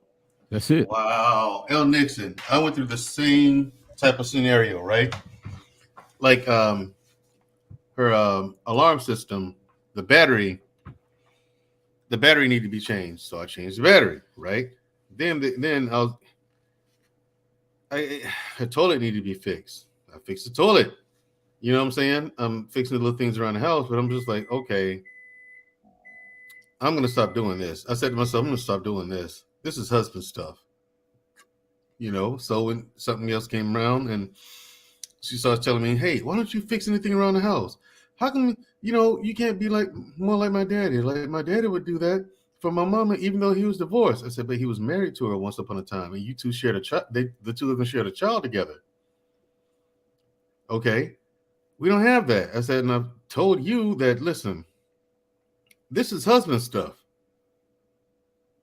You want this kind of stuff? You want me to fix stuff around your house, as you put it? Your house, when I'm trying to build you ours. And you don't even want your name on it. You don't even want that to be our house. You want to... No, this is husband stuff. I can't give you husband treatment on boyfriend prices. Can't do it. Oh, say that again. Say that again. Wow. Because I used to hear that. I used to hear on divorce court, Judge Lynn Total used to tell the women all that. You can't get wifely duties on girlfriend prices. And I'm like, yeah, I've not heard a guy say that. I think that's a first for me. I told her, that's what I told her. Exactly. I told her exactly that, though. I can't give you husband services on boyfriend prices. And I say keep the same. I always say keep the same energy. Like, I'm not even gonna lie. Like, when it comes to this, I don't play around. It's supposed to be reciprocity. You know what I'm saying? I have a hashtag called no free lunches because that's what it is. So if men have to show up already with already showing you husbandly duties, because men's supposed to be a provider and all that. They never say husband. They say men are supposed to be a provider. So we moving together. I'm supposed to pretty much already doing the same thing a husband would have already been doing. But you're telling me I have to have faith that, one day I'll actually get to have access to wifely duties. And I don't even know if you're going to be able to do them. So I'm supposed to do all this stuff.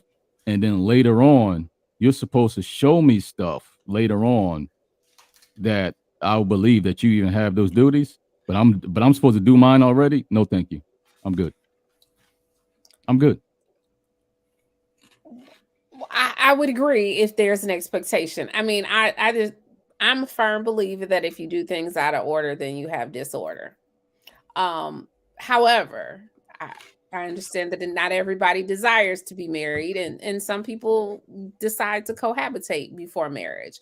So if you are playing the role, then both parties should be playing the role. Right. We playing house already. Yeah, it So shouldn't be one-sided. So yeah. I agree with you there. And look, I've been all sides of the, and even right now, Mhm. we're going through a separation, and I have my son more than she does on his waking hours. Matter of fact, there's only 2 days out of the month I don't see my son, but during his waking hours, he's with me, and I would say 97% of the time, he's being washed up for the night by me. He's being fed by me. Okay. So I see it from all different sides, but yeah, blended families are hard. But when you bring in people in the house, if you trust him enough to be with him, and you trust him enough to be in the same house, but they're going to feel like a guest on certain things. My thing is, first of all, a man should never make it that far. If he's going to have those issues, he shouldn't have never even made it that far to be in that situation. And then when they leave, they have the attachment with the child. That's a lot. That's a lot. So I get what men talk about when date single moms, but I never get online to talk about that because I know all single moms, all single dads not the same. So I'm very careful about putting that stuff out there. I What's mean, going on, Sir Hale? if it's a real experience, for you or for Mandrell or somebody else, then that's a conversation that needs to be had. Yeah, but I'll make sure that I'm not one-sided about it because okay. Yeah, because you can't really put that on like all single moms because now you're talking about individuals and all individuals are different. So I don't know what that person's been through because you hear a lot of people say they're strong and independent, but a lot of times they're mostly hyper independent.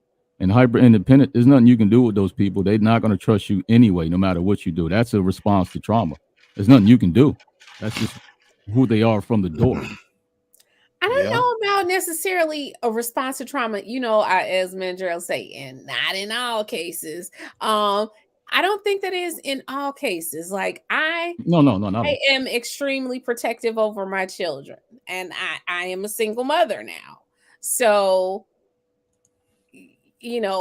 being that protective mother, then there's certain things that would probably be, I don't want to say natural for me, but natural for me. And it's not as a result of trauma.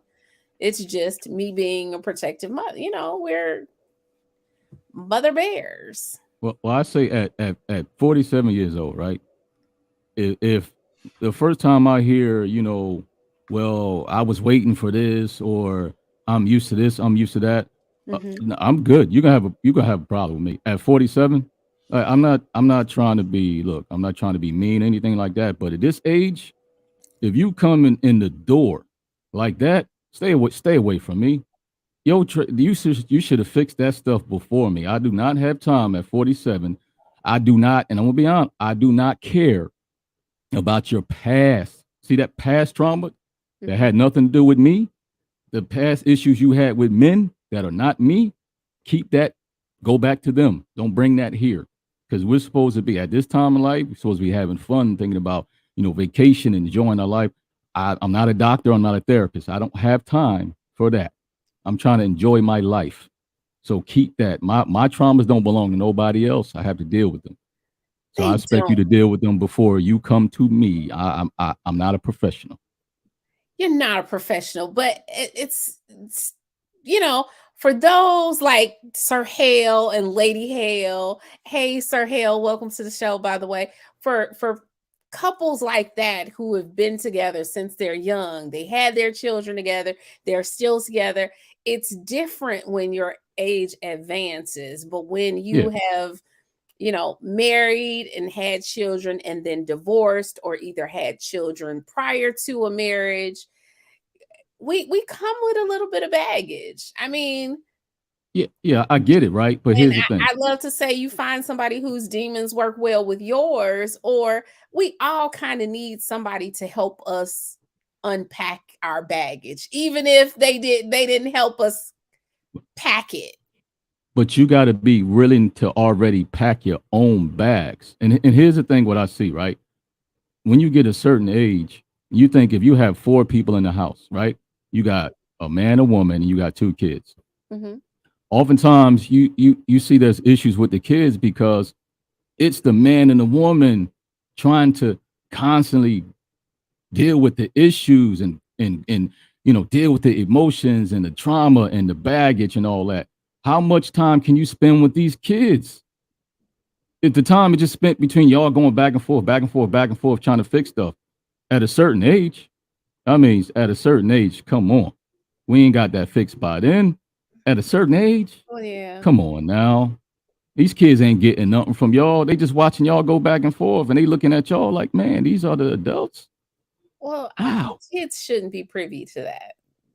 Those but kids are, but they're conversations smart. that should be had outside the presence of the children. I don't care what you say. What these kids are smart. This is my child. They say that to the father, the biological father. This is my child.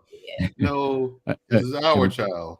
So we got our resident, parenting, life, everything expert that has joined us, graced us with his presence. Sir Hale speaks. I can't say it the way he says it. Hey, Sir Hale, how you doing? I'm listening from the clouds, y'all. I gotta go. I'm listening to clouds. First Google want to get me. Now Siri want to get me. Stop, Siri. No. Well, I gotta go, but hey, that's a smooth brother, man. That's a smooth brother right there. I'll be seeing y'all soon. Definitely. Appreciate you, bro. Good to see you, man. Thank you, Thanks for sharing with us. Hey, listen. I'll be back around y'all area. I'm trying to make an escape from my algorithm, so I will be seeing y'all. Thank you. I need help, y'all. Yeah, it's a bit more. Every Saturday at 8:30. It's a bit more in our circle of YouTube. It's a bit more mature. I see. There's another level of maturity in this circle. I see that. So y'all will be seeing me. Yeah, but crazy. Yeah, Black Men Unfiltered Network. We're over there, and Sir Hale. We were crazy. Sir Hale. Sundays, just forget that one. It's another level of maturity over here. It is. It really is. Hey, matter of fact, let me put my email in the chat because I have started to make content, and I'm like, yeah, at this point over there, I don't know how much I want to drop the link in my chat. So I'm telling you. Wow. so I'm gonna go ahead and drop down. But it's nice to see you. I'll be listening to cloud. Thank you, and come back.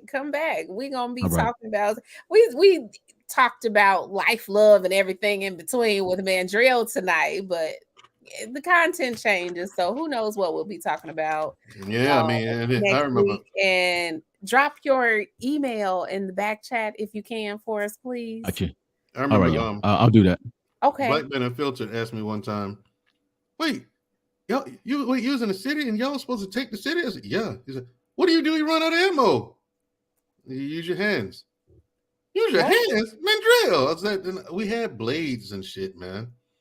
You know what I'm saying? We did have knives to take a city. You don't have ammo. Hey, the job got to get done. The rest don't. How it doesn't matter. Wow. Sir Hale, I know you were listening. What you think? First of all, ladies and gentlemen, what's going on, Book of Genesis? Good to see you tonight. Hey. Mandrell, what's up, man? And to the awesome Candid Ann, how are you? Good evening. Hi, Candid Ann. Hey, Mandrell. So I thought it was a good show today. And Genesis, I love the way you host and the way you interview and really dug into some of the questions. So got to give you a shout out. Mandrell, I like seeing the side of you, man. We talk offline, so I know you in a different light, but to hear your experiences and you sharing them so openly, man, I want to say that I truly appreciate you for that. So that's the first thing. But I came in because we talked about single mothers. And had a conversation with somebody everybody know, Tommy B. We talked a little bit today, and my heart is changing toward the concept of single mothers. And I think that I think everybody, we could do good with the overhaul, because I think for like the last couple of years we've been hearing rhetoric in one way, and I think it could become toxic because you start hearing enough and everybody gets painted under a blanket. Leave them where they at. Yeah. So I thought the same, to be honest with you. I thought the same. But if this is the case, if we got to leave them where they are, then all the conversations we're having is for no reason. So we got to pick on which is it. So if we got to leave them and it's not going to change, then there's no purpose for these conversations. But if we're going to have these conversations, we got to believe that we're going to have some effect as well. And I'm starting to see that there are people who do want to change. Some just didn't know better. So I wanted to come in and say that point. My heart is starting to slowly shift now at a slow pace.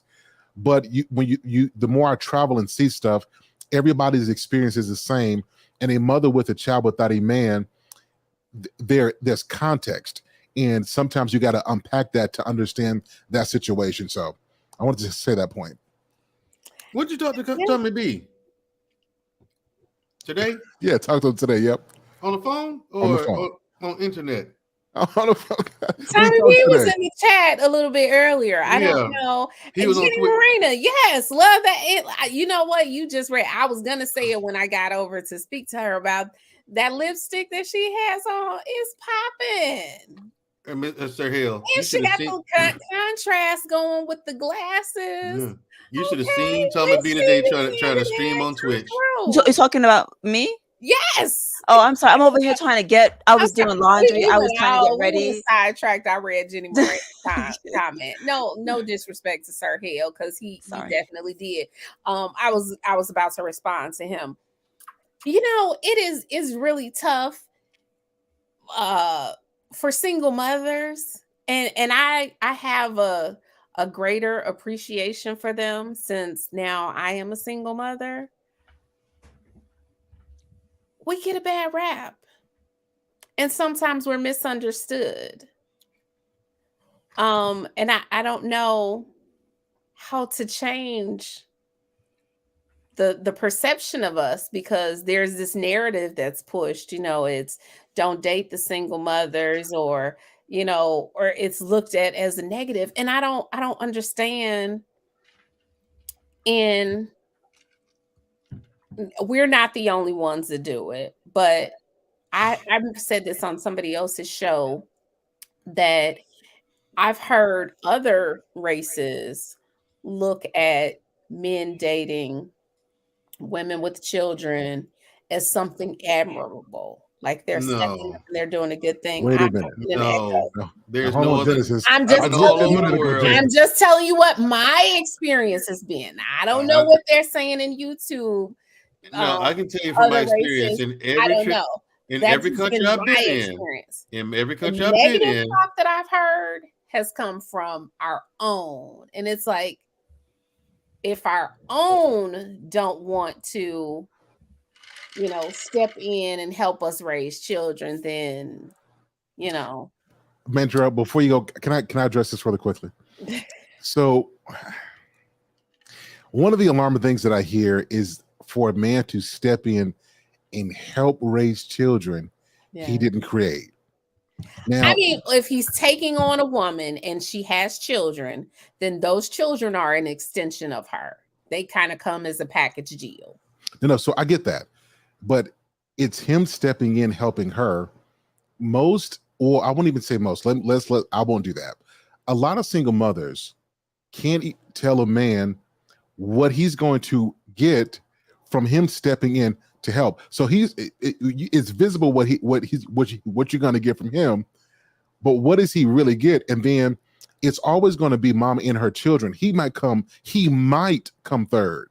Like he might come third, right? But generally is mama, her kids, her career, and he gets fit into what's already going on. And so for a lot of stepfathers stepping in, like what does he really get unless the children are grown or almost grown and almost out the house?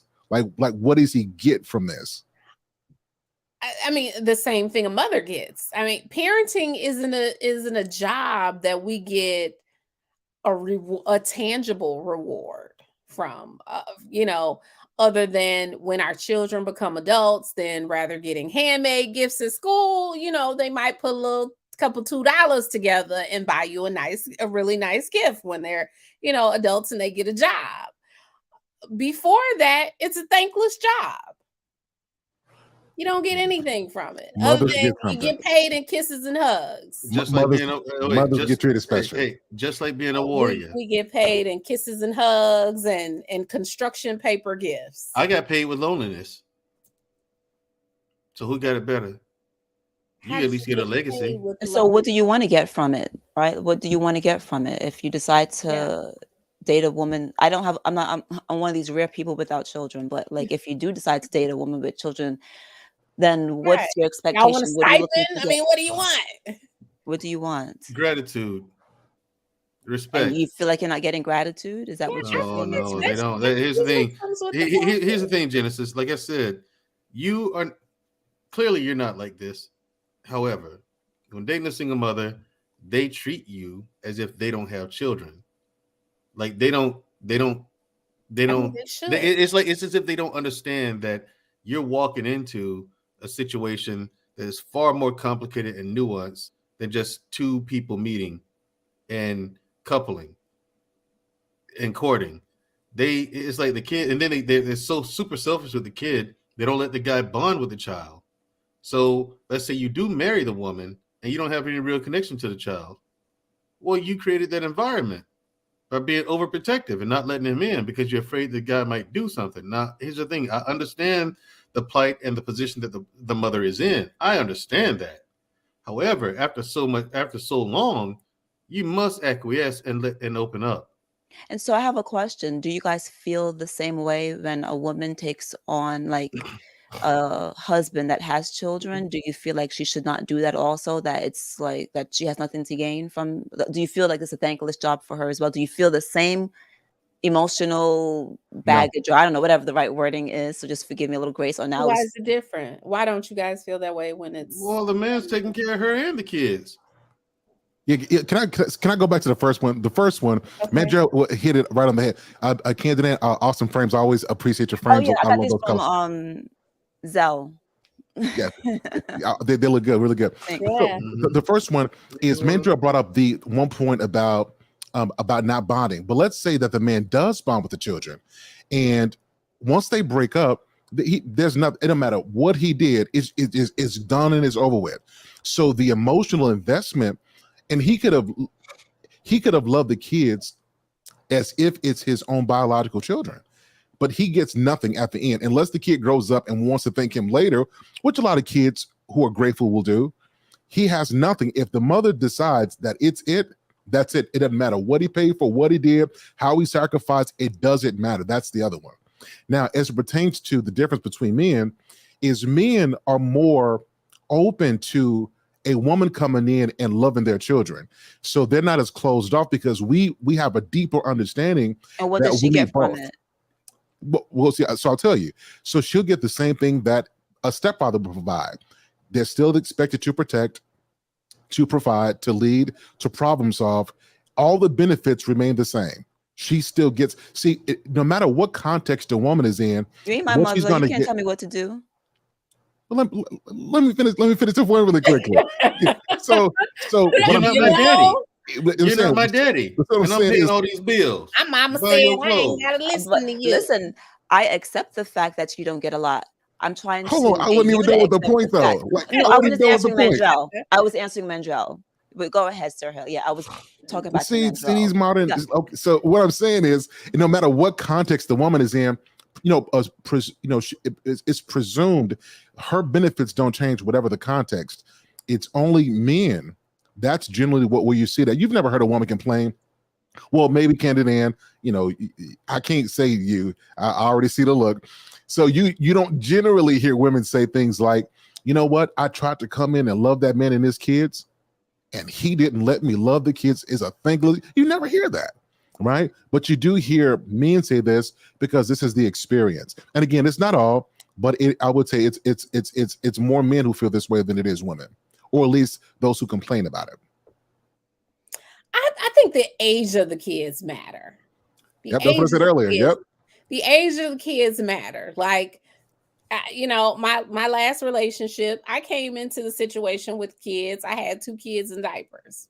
So it was, and I can say that it was a whole different scenario than, you know, say I get in a relationship with somebody now because my kids are a little bit older, but because they were smaller, you know, he came in and he stepped right up to the plate where somebody else stepped back.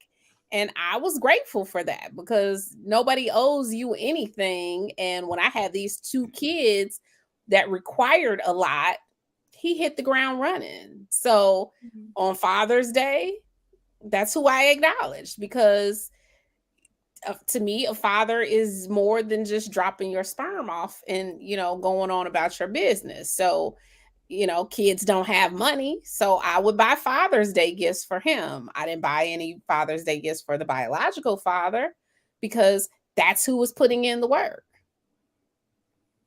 You acknowledge that person for what they're doing to, you know, provide or help support the family. Now, how that will work out now, I don't know, because my kids are a little bit older. And because he came in when they were younger, I didn't have an issue with discipline because I was just starting out too.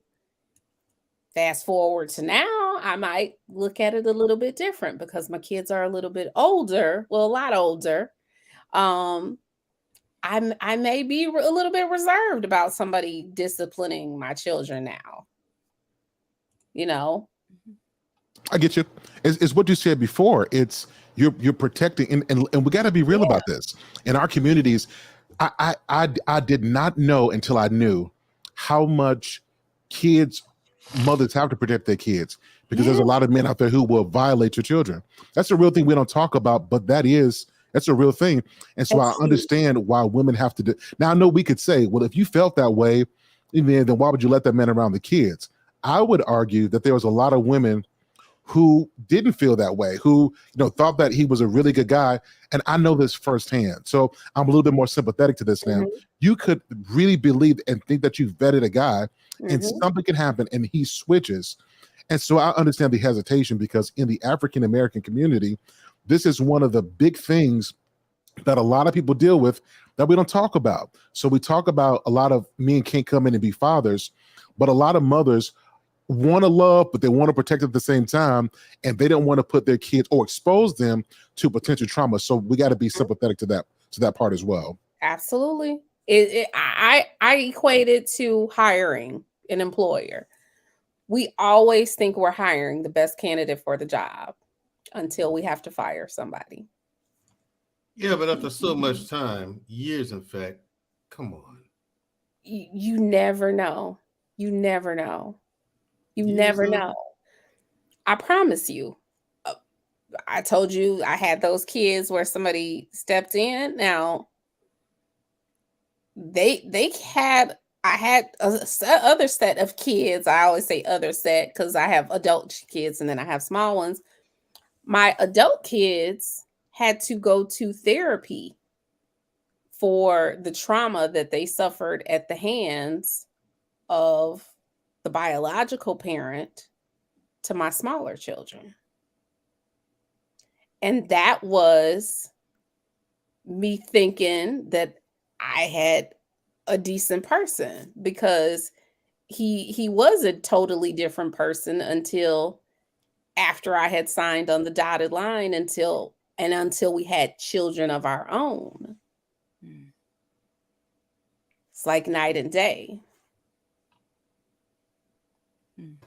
Now, so I'm sympathetic to that, Genesis. I am a male advocate, but I'm also a realist. And I think again, my heart is changing slightly because like in the spaces we could talk with such passion that we leave no room for the nuances of life. And just like, you know, how me and Mandrell will be like, hey, what's up, black man? You know how me and Mandrell will talk about the experiences of men, but women have experiences of their own as well. And I think that it's important when you have children. I would rather a mother be overprotective than she let any dude come in and she has nothing. I'm telling you, I've seen that before, where there are women who allow men in and out of their lives, and the woman gets what she wants. But guess who really grows up and suffers? It is those kids. They got trust issues, like their self-esteem is messed up. A lot of them feel unprotected and unloved, and they don't even want to be in relationships. I've even seen people seeing mama or dad go through so many people that they turn a whole different way. I'll say it that way, because it's not just that that's what they like. They just don't want to mirror the negative, the toxicity that they've seen. And or they don't, or they don't have a concept of what a healthy relationship is supposed to look like. If they see mom and dad rotating people in and out every 6 months or every year, then that becomes the norm to them. And then they think that this is how relationships go.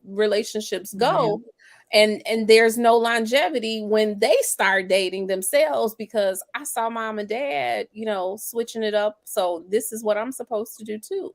That's a fact. And that's not how it's supposed to be. But or the extreme opposite.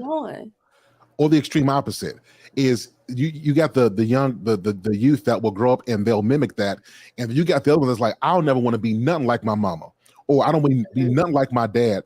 And now they got to grow up and they can't even see the good stuff that they should have picked up, because there was so much obvious bad that they don't want to have nothing to do with that. And that's still equally as impactful as the first.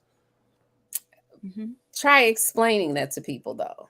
Because like you said, people don't think about all of the nuances, when it comes to trying to create a blended family. You don't know. And add to it, baggage, us as mothers, where you have these experiences that don't turn out right. So, okay, I had this bad situation. This one was good. Now I don't know what the next thing is going to be that I get. So, okay, now I got to tread lightly because I don't know which way this thing is going to go.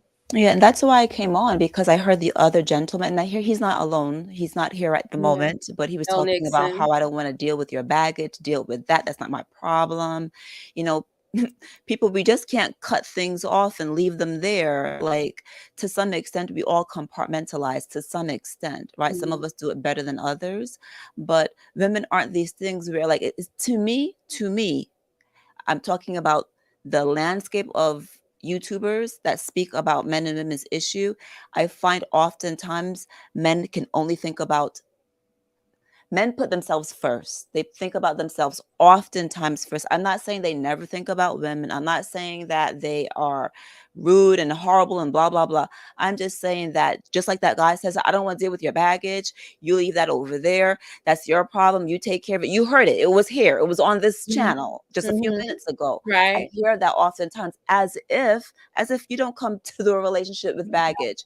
You think you don't come to a relationship with baggage? All of us do. We all do. Hey, all of us do. Hey, black man. All of us do. And so the reason why I came up here is just to advocate for the fact that women, like, when I'm hearing this, when Sir Hale, we disagree oftentimes when you say that, like, the men, they don't have much to gain. I accept that. I accept that. I get it. But let's also be fair and say that when a woman enters a relationship in which, like right now, God forbid something happened to my husband, I'm not marrying nobody with children. I probably won't ever get married. Do you know how much, like, the responsibility of a woman to cook, clean after your kids, braid their hair, get school clothes, all these different things that you no longer deal with because there's a woman in the house? There's a lot of responsibility. And at the end of the day, I'm not even their mom. They're going to call someone else mother, unless that woman is, no longer around on earth or whatever.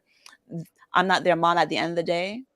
They're living in the house. I'm cooking, cleaning after them, cleaning up their mess, doing the school homework with them, all that stuff.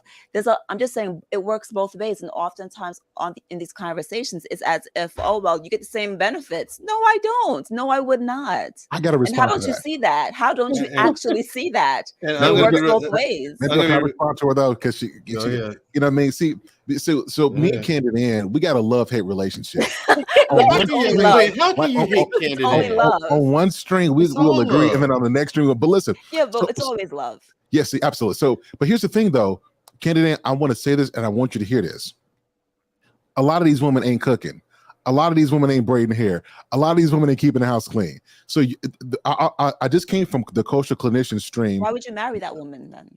See, here we go. I'm talking about a marriage. I'm talking about a marriage. I'm not talking about like just some. It's hard to keep up. Talking about the marriage.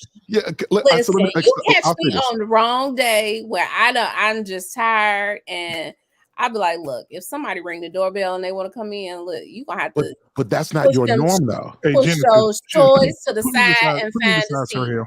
If it's a problem, you clean it up because I don't feel like it today. Well, hold on, but Book of Genesis, that's not your norm, though. So here's what I'm saying. Candid Ann. So you are like, I'll say this: if you chose to have children, you will be a damn good mother, and I'll tell you why. Because not only are you rational, now you're tough, but you have a wonderful heart. And your heart is not just about Candid Ann. You think about the bigger picture. When I heard you speak about the health of men, about you wanted people to live longer, about your husband, you're careful about your words, that you don't even want him to come into an atmosphere. You're going to have your days, right? There are going to be some days where you disagree, but your heart, you have a heart of a nurturer, which goes into being a wife and a mother. What I'm saying is women like you, the reason why, if I'm stubborn, if you guys haven't noticed, I'm stubborn and I think what I think. There are a few, Genesis, I got you. We're gonna talk later. So, but there's a few women who I will stop and I will listen to. You're one of those people who I listen to, because if you're saying something that I disagree with, knowing that you fit the criteria of what 100% of men will want in terms of having a heart, a nurturer, a wife, then I'll have to listen to you on that. What I'm saying though is you are not the majority in the community, right? And so men, when we talk about we go and know what we have to do, a lot of men aren't getting healthy meals cooked at home. Like I know this because my wife is a stay-at-home mom. Now she has a business, she has a master's degree, she's smart, but she doesn't work and take care of bills. I do that.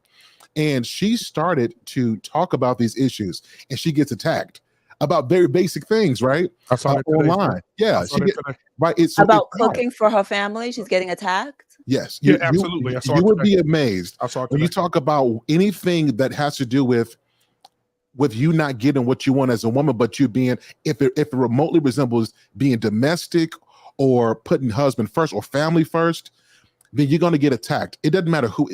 Candid Ann, you do this. You do a show and talk about how to love a black man, and watch the hate you get. I did it on Uncle Stu's channel. Okay, it's there. It's on Uncle Stu's channel. When I spoke about, I spoke about my situation a little bit to some extent. I did.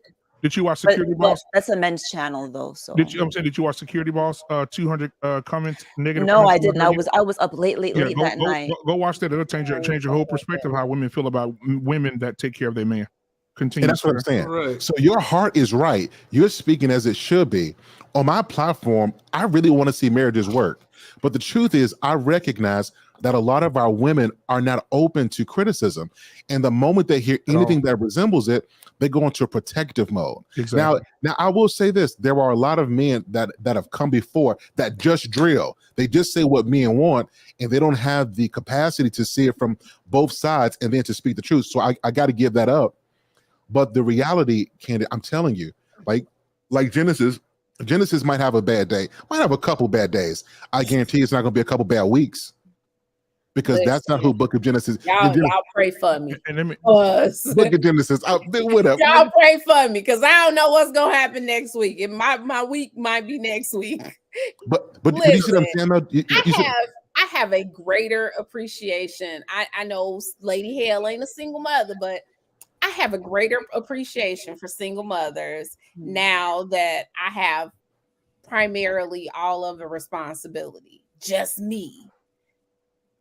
I get their frustration because like Candid Ann was explaining, there's a lot. I gotta do laundry, I gotta make lunches, I gotta get clothes together. Yep. You know, I still gotta cook, I gotta clean, I still gotta work. So why don't you want a man in your life? And I need to sleep. So why don't you want a man in your life to help you take that off?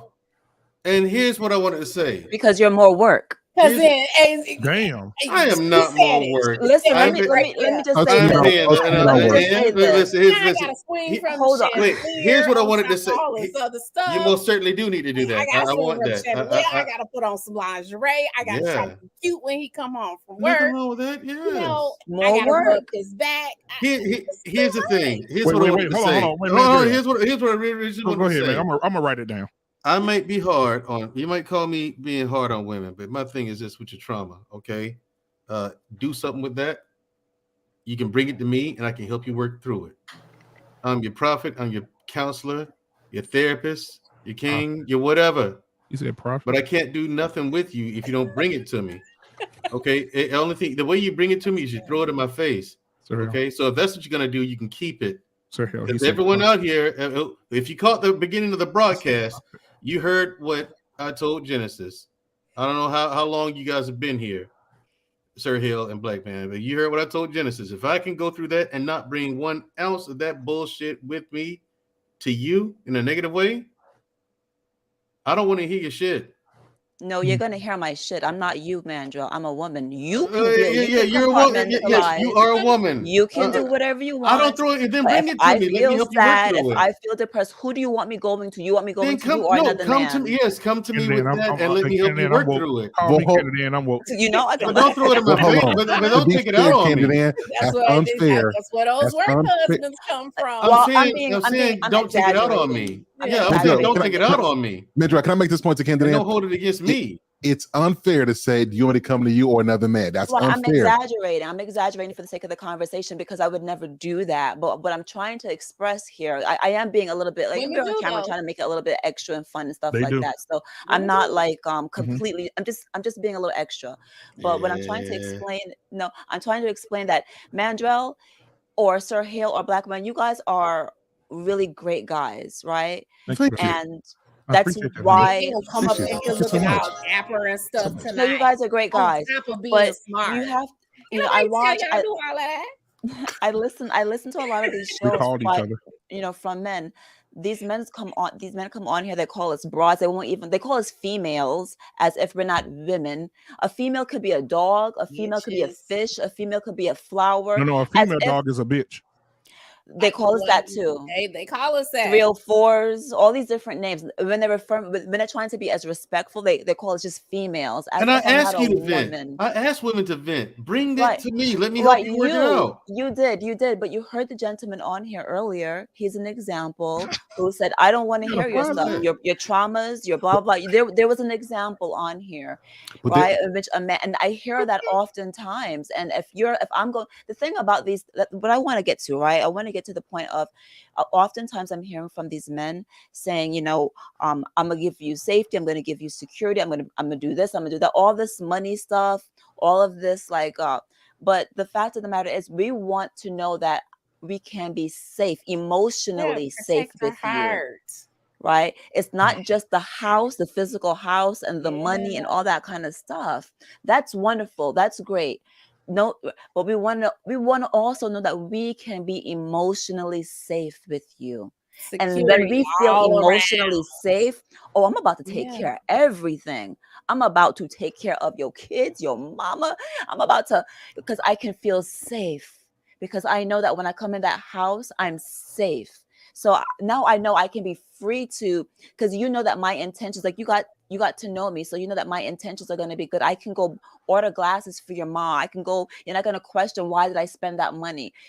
I know I can be safe, so that's what I want you guys to know. Not just you, but I want men. When men hear this, I want men to know this. She's speaking game, y'all. Y'all hear the beauty. That's what I'm saying. I used to want to be mad at what Candid Ann says, but she be right and she be sweet. That's right. Who's talking about going to buy your mama some glasses? Who can argue with that? These are things that women that love you. A woman that loves you, she's not just falling in love with you. She's falling in love with your family, with your mom, your sister. She's falling in love with the whole thing, right? That's why when I say this whole nonsense about sex on the first date, we don't even want to talk about that. I'm trying to get to know you. I'm trying to get to know you. Why did you choose your career? What's your purpose? Everyone talks about their purpose. Let me hear about it. What's your purpose? Because I want to know, can I get on that purpose or not? Is it for me? So I want to get to know you. That's what's important. So if you're looking for a wife-minded woman, that's a hard word to say.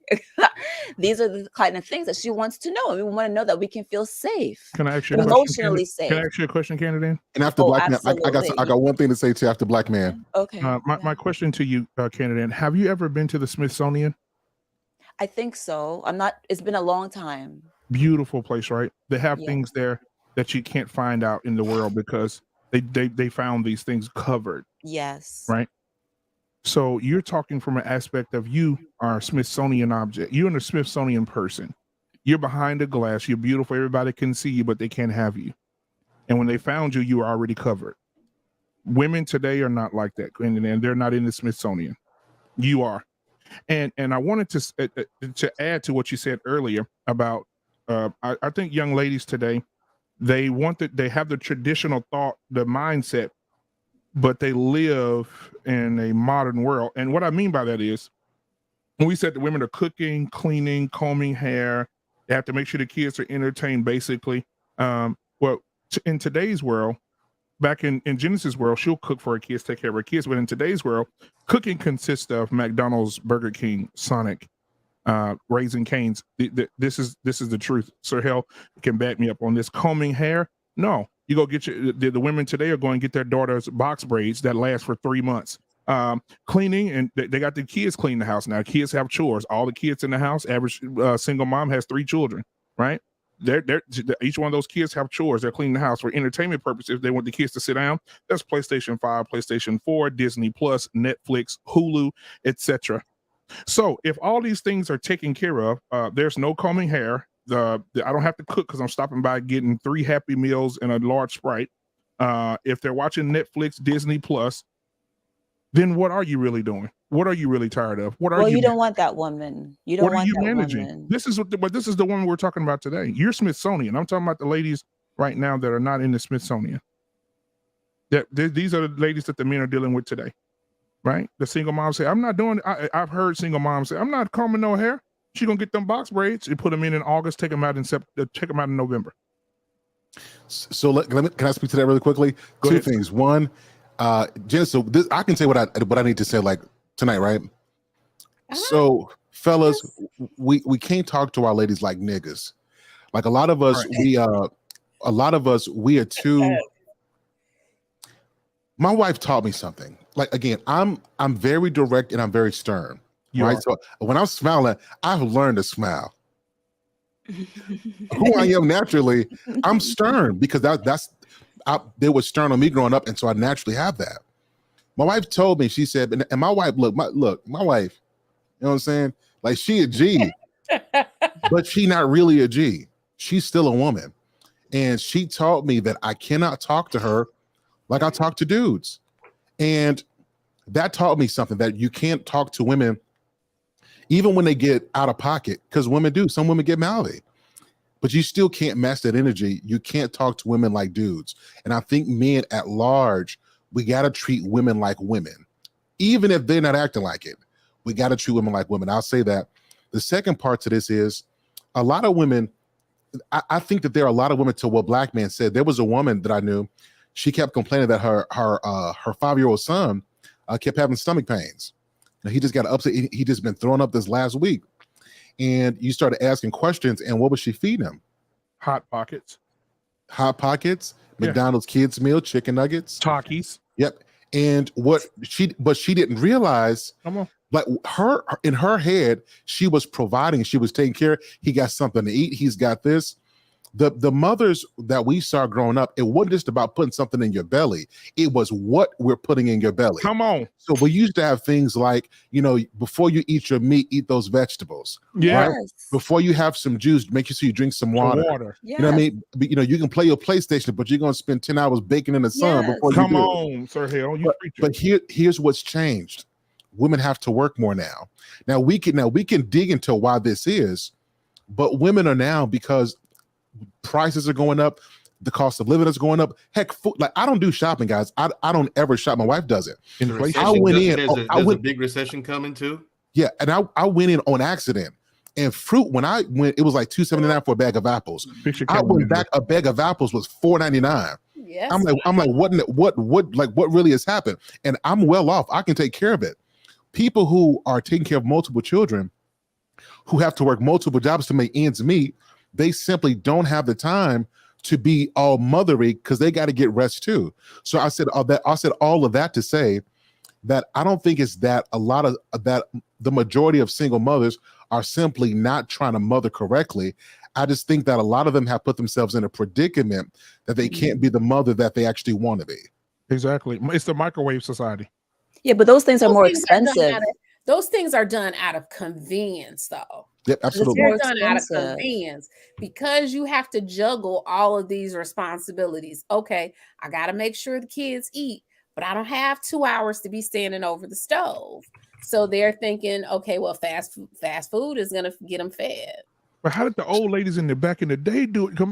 Listen, you got to do it for the reason it's so hard. Make a big meal for 2 days. The reason it's so absolutely hard. It's right. It's the reason it's so hard for me is because I watched my grandmother cook a dinner on Monday for Monday and Tuesday, and you would go in and reheat the food, and you would have dinner for 2 days. She would cook lasagna is the best on the second day. You be all know this. I mean, I don't spaghetti. understand. Come on, yeah, don't sleep on spaghetti, y'all. Listen. Man, listen, I didn't get hungry. But let me put the healthy thing down. Just spaghetti. I try to be that mother Good for some you, days. Like, okay, I ain't cooking nothing, but I'm gonna provide a meal. What drive-through y'all want to go through? Ain't nothing wrong with it every now and again. But I can't get too comfortable because right. Exactly. My son, whatever woman he ends up with, and my friends laugh all the time, like she gonna have some trouble on her hands because he is like clockwork. Like, no, we ate in a restaurant 2 days. I think you need to cook something. Absolutely. Like, if you don't get and that speaks to your consistency. Right. You know what? Here's the thing. Also, here's the thing, though.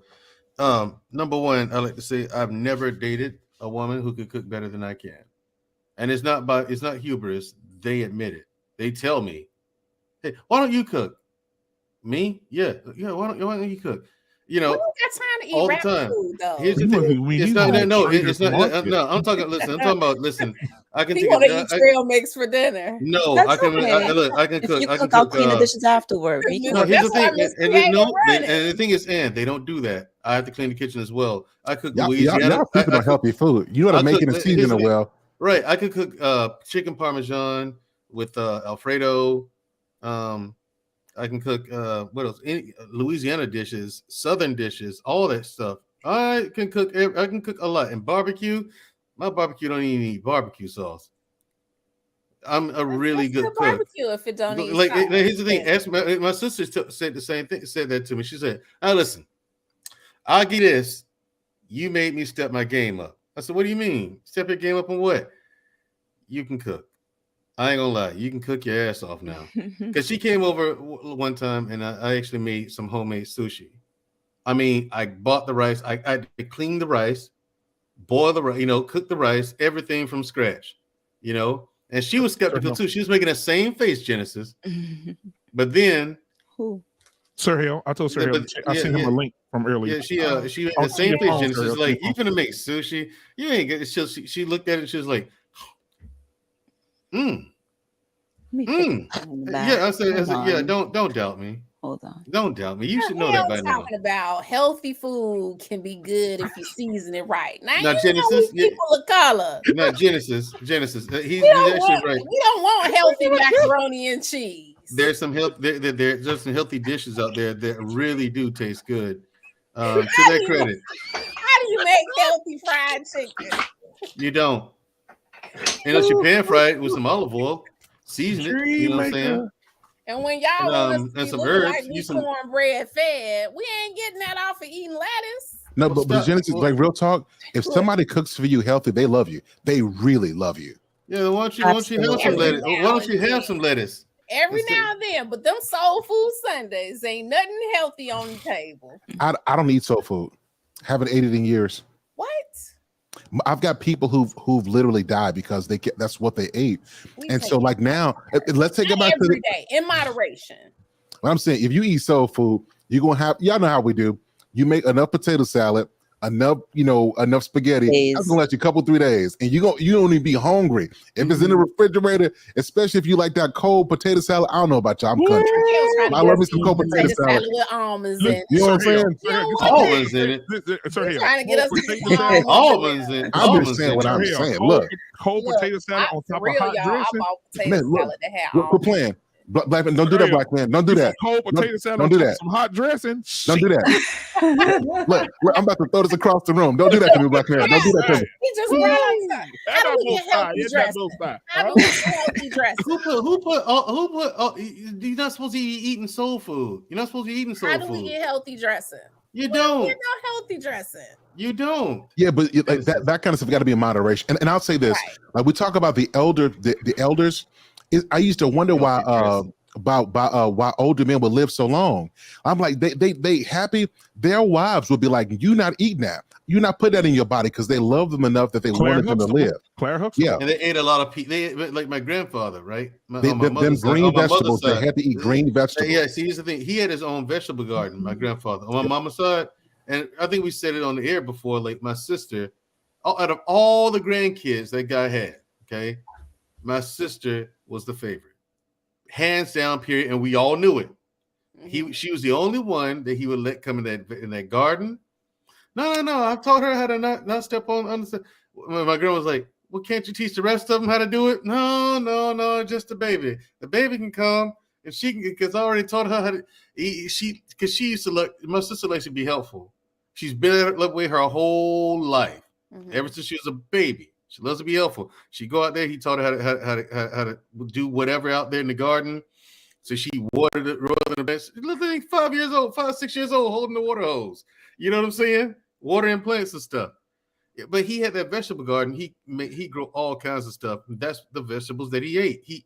Old men back in that day ate a bunch of peas, sweet potatoes. I used to shell the peas with my grandfather. Right. Peas, beans, sweet potatoes, stuff like that. You know what I'm saying? And you got today, people eat a lot of fast food and a lot of trash food too. That's like that's why for me, like, yeah, buying fresh vegetables, chopping them up and mixing them together, then roasting them is better for you. But if you press for time, like I showed Canada that bag of vegetables, frozen. Yeah, frozen. Yeah, if you press for time, use the frozen stuff. You know, and I said in that health and fitness episode that I did, I said, people, please season your food. Don't walk around here eating bland food, talking about, I'm going to be healthy. You're torturing yourself. And I would like to encourage people to try that gardening. I've been gardening, and you don't have to have a lot of space.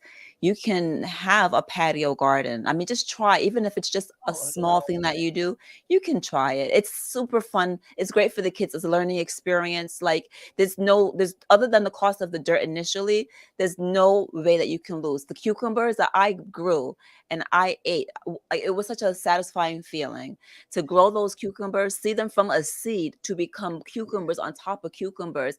When I went back to the store to eat cucumbers, they were disgusting. They were waxy. They were hard. I couldn't go back. It tastes way different. Can we take a pause here, guys? Now, if you soak them bitches in some vinegar, you can get some pickles. Yeah, can we take a pause here for a second? Can I do something real quick? Genesis, is it okay? Yes. Fellas, how many times in your life have you heard a young lady talk to you about gardening her own vegetables herself? I just want to know how many times. Stop doing this to me. There's a whole gardening community. I'm not just a part of this community, natural hair, but also gardening community that I'm a part of. There's quite a few black, I won't say a lot, but there's quite a few black women on YouTube. If you look at it, just look up gardening, how to grow something. You'll see homesteaders. I saw you call out somebody from the natural hair community. I'm like, I can't even know all of these people. Good grief. 10 years. I've been on YouTube for a long time. Yep. This ain't nothing to me. This is why the avatar is so important. If you don't watch yourself, you get lost. You get lost in the metaverse. That's why your avatar is so Genesis. I'm in photography. That's why my avatar is that way. That's me shooting. Yeah, it's fantastic. Actually, here's the thing: going to my grandmother's house. Even though my mother was a better cook than my grandmother was a fantastic cook. Love to eat her food too. But when my mama cooked, Stop playing. And I knew as a child, that's the person who's going to teach me how to cook, my mama. Because there's still to this day, no one can cook like that woman. She can take soul food and not use pork. And people like, what kind of pork you put in this? I don't use pork. You don't use no pork? No. Then how you cook greens? Like, then how you cook greens? Like, they don't know how to cook collard greens without pork. My mother has never used pork in collard greens. Make collard greens without pork. Mandrell. Not in the South. Woo. Not in the South. And here's the thing: there's secret stuff. Like my great aunt used to teach my mom how to make greens really tender. She used silver, actual sterling silver, right? She had to take like 2 or 3 spoons of actual silver spoons, put them at the bottom of the boiler while she boils the greens. Yeah, super tender. Super tender. Yeah. I don't know what it's doing to it, but you know what, Mandrell? I ran into a problem with my ex. My ex said a long time ago, guys. She said, "Oh, I cooked your grandmama's dressing." I said, "Oh, okay." I said, "Let me taste it, girl." Shit.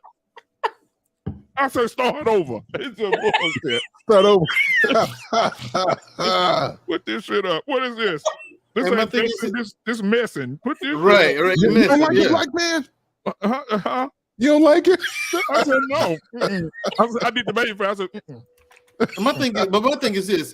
I thought I was eating cereal. Yeah, but wait, y'all got a question. How important is that? Like when y'all come, like if your mother, your grandmother cooks. Oh, listen. My we won't play no games. We don't play no games with that. This is one thing. But see, his thing. If my grandmother didn't cook, when y'all get there, well, I ain't your mama. These ain't your mama. Go talk to her. Go talk to my mama. Go call her. Go figure this out. I'm gonna drop your ass off for the weekend, and when I come back, you better know something. Yeah.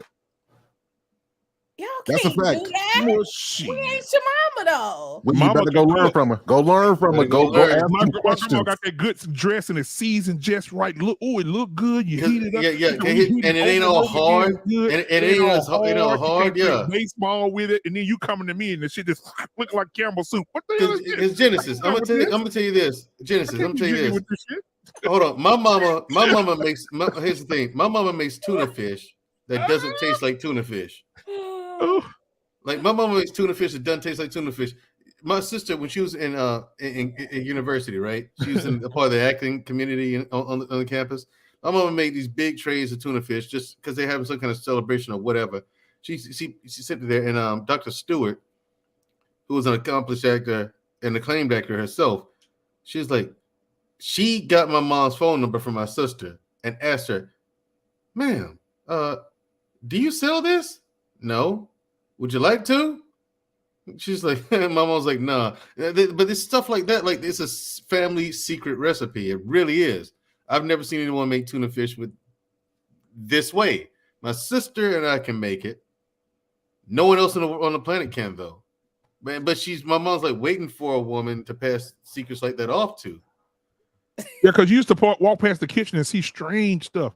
Like I don't eat chitlins, never have, never will. Because I was raised on the farm. I saw what happened to the pig. I saw where they put him up, put the little metal around his legs, strung him up, threw hot water on his skin, tightened up. They hit him with a blade, guts fall out, and you pull him out. You clean it out. The shit comes out the tube. You clean it out. You put it in the water. You shrink it up real good like this. You clean it like clothes. You take it back out. All the shit falls out of it, worms and all the stuff that the damn pig ate. Then you roll it back up. You clean it. You discretion advised. Okay, and then you stuff it. You clean it. And you look down in there. It still smells like shit. Even though you scrubbed it for 3 hours, you put it in a bowl, you go boil it, and you eat it. Now, I never ate it, but it used to funk up a whole neighborhood. My grandmother's never stunk. I said, "Go what?" I just watch her, and she would cut an onion at the top, cut a circle in the middle of it. She'd drop one at the bottom of it, drop one at the top. You will never smell it. All the smell just absorbs into the damn onions. I'm telling you. And these used to cook though. These women ain't she never would clean them for hours. And boil them before they cook. She would put the onion in, but I didn't eat them because I wouldn't eat that. But here's the thing: I think like I said, I'm a really good cook. I'm a really good cook myself, and like I said, never dated a woman who could cook better than I can. They always wanted me to do it. So I I mean, feel like that's fine if a woman doesn't cook. I feel like if you're gonna cook, that's fine. Then she should definitely clean up afterwards. Like it has to be a no, compromise. Like you're working. I know never men even, don't want to hear this, but you got to work together. never even offered. Hey, Never even offered. you gonna need security. Okay, quiet, groaning, moaning. Never even offered. Now here's the thing. My thing is like, how long have you been listening to this broadcast? You two. I know Candy Dan's been here since the beginning. Sir Hill, Black Man Unfiltered. He just got here. Okay, Yeah, Sir okay. Hill, how long have you? No. I was I'll say this. a little bit before I came on. In aggregate minutes, quite some time. I had to watch the beginning, and then I got off for a little bit, and then I came back on. That wasn't even the whole thing. She didn't even get to the whole story. Hey, Yellow Pill. She had to skip some of it because there's a lot there. But I do have a question for you though. A lot of times people say you cook good. When you say cook, do you mean cook or is it the seasoning part? Because I found that people can actually know how to make dishes. A lot of people don't know how to season well and then season healthy. Is that what you're referring to? Yeah, it's the way you season it. That's the secret. Then what type of seasonings do you use? Like people think you use like garlic, salt, and everything. No, some dishes actually taste better if you use garlic. Yeah, it's like if some things taste better if you use garlic powder, but some things like if I'm making Italian, I'm cooking Alfredo, either chicken or shrimp or chicken and shrimp Alfredo, right? I use actual minced garlic in that as opposed to like garlic powder or garlic salt or anything. I actually use minced garlic, and you use a lot. Use that and onions. And you saute the garlic and onions together, right? And then you take the heavy whipping cream, and you pour that in there. You know what I'm saying?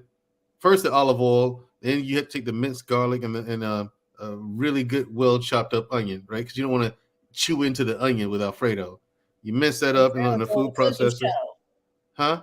I said you're doing a cooking show now, huh? Go on No, ahead. but I can cook, man. But you know what, mate? You know what? Some stuff. Yeah, you saute the onions and the garlic together. You take your heavy whipping cream. You take about a cup and a half of heavy whipping cream, half a cup of half and half. You can use more if you want more of the sauce. But while you're doing this, you're boiling the Alfredo noodles. But don't overboil them and don't oversalt them. Okay. But I prefer to put a little olive oil in the water as opposed to using salt. And while this is going on, and while you season the sauce after you put the whipping cream and the half and half in. You season it well, salt, pepper. You know what I'm saying? You can use parsley if you want to. I can see you getting turned on by this. Who? You excited about it? No, I'm saying no. You get excited. You're getting excited. It's something that you enjoy. I do like to cook. I do like I cooking. I do like cooking. Yeah. And look at him. Look at Sir Hill. Hell back there laughing. I already know. But you know what? Another thing, Mandrell, your mom probably does, and my grandmother, my mom does it as well. They don't use measuring cups. No. I've never seen eyeball it. Yeah, you get measuring cup. With certain dishes, I can eyeball it. With like when my mama's tuna fish, I can eyeball the whole thing. It took me. Shamaria picked up on it and mastered that long before I did. It still took me a minute. Like I was always. She made me some. No, she hasn't. Candy, can I ask you something? It's on the spot, but I'm curious though. I love you. Because we talk. I think we romanticize the past a lot. Were we collectively healthier back then? Yes. Like as opposed to now. I'm just curious. I don't know. I don't know. In terms of diet, we a lot of people. I know that I've only been a nurse for 5 years. I was in investment banking and doing graphics work for 14 years prior. So this was a change of career to me. So I don't have like all this extraneous knowledge, right, regarding like the history. But what I can say is that like obviously we are like one of the fattest, most unhealthiest, and a lot of that has to do with processed foods and these fast foods, right? You can damn near eat anything in moderation, but the information has always been there. If you remember Jack LaLanne, and I know he's an old guy or whatever, but like he was exercising the day before he died. And he did not die of heart conditions. He died of like, I think he got like pneumonia or something like that. He advocated for mostly a healthy plant-based diet. You can eat protein and stuff like that, but like it was mostly just healthy foods. And it really is nothing wrong with eating protein. It's just that we eat too much of it. and the way that it's industrialized here is not healthy. So if we were to eat grass-fed cows, and those things were industrialized, and it makes it more unhealthy, because like when you go to a barbecue, you're seeing just meat everywhere, meat and all this unhealthy foods. You don't get like a variety of like corns and peas and this. Nobody really wants that. Like, and not at a barbecue, man. Not in the barbecue, you got roasted corn. Okay, what I'm saying, when you go out to, if you get the barbecue, any outing, It's unhealthy when we done with it, though. Them corn ribs is going around. It's just, you know, when you think about all the outings, it's just food on top of food, and it's mostly unhealthy. And I think it's not. I think on the other end, because like Miss Creative just said in the comments, not in the country, baby. She's right, because there weren't any processed foods. Everything we ate came off the yard. And like you said, how excited all parts of the pig. Yeah, we were sitting in the house, and I would hear my grandfather get excited like he won the lottery. Oh, I'm like, yeah, what's wrong with granddaddy? And it's also the convenience. He didn't hit a damn turtle in the head. Right. You know what I'm saying? And he didn't put the turtle in the hot water. Turtle was shocked up. He took the shell out the motherfucking. He ruined it. He put it in hot water? No. Well, it was alive. He was cooking it then. He boiled the water, took the live turtle, put him in. The turtle seized up. When he seized up, he cut the shell from around it and cooked it. Yeah. No, you know, here's what you do with the turtle. No. We ate turtle, raccoon, rabbit, squirrel. I'm off eating chicken, but turtles, that's just crossing the line. No, here's the thing. Here's the thing. No. People, here's what you do with a turtle. Okay, what you first do is you take a knife and you pick him up, especially if you have a nice big one. Once you pick him up, he's gonna duck into a shell. So you take a knife and you get him right behind the head. Hold on, guys. Jab him, right? This is took a turn. I'm gonna get in there. Wait, and you hold him, hang him upside down so he can drain. Don't leave the show. And you make a fire, right? So you make a campfire, right? You make a good fire, right? And once the turtle's done draining and your fire is really going, right? So you take the turtle and you put him upside down onto the fire and let it cook. Like that. Let it cook in a shell. You know what I'm saying? We used to do that. We used to do that in the woods. So you did it the reverse, and you reverse engineered how my grandfather did it. No, I just let him cook in a shell right there. You know what? My grandfather, the game he used to play with us, he would go out there and kill the raccoon, the squirrel, the rabbit, the possum, and that was all activity too, you know. So that, unlike us who sit in the office all day and we're not getting out there, so all that hunting, killing, and fishing and all that's activity. So all that matters. What we do right now, we have to go to the gym because we're like this all day long. We don't like move around. And my grandmother's freezer was like an animal morgue.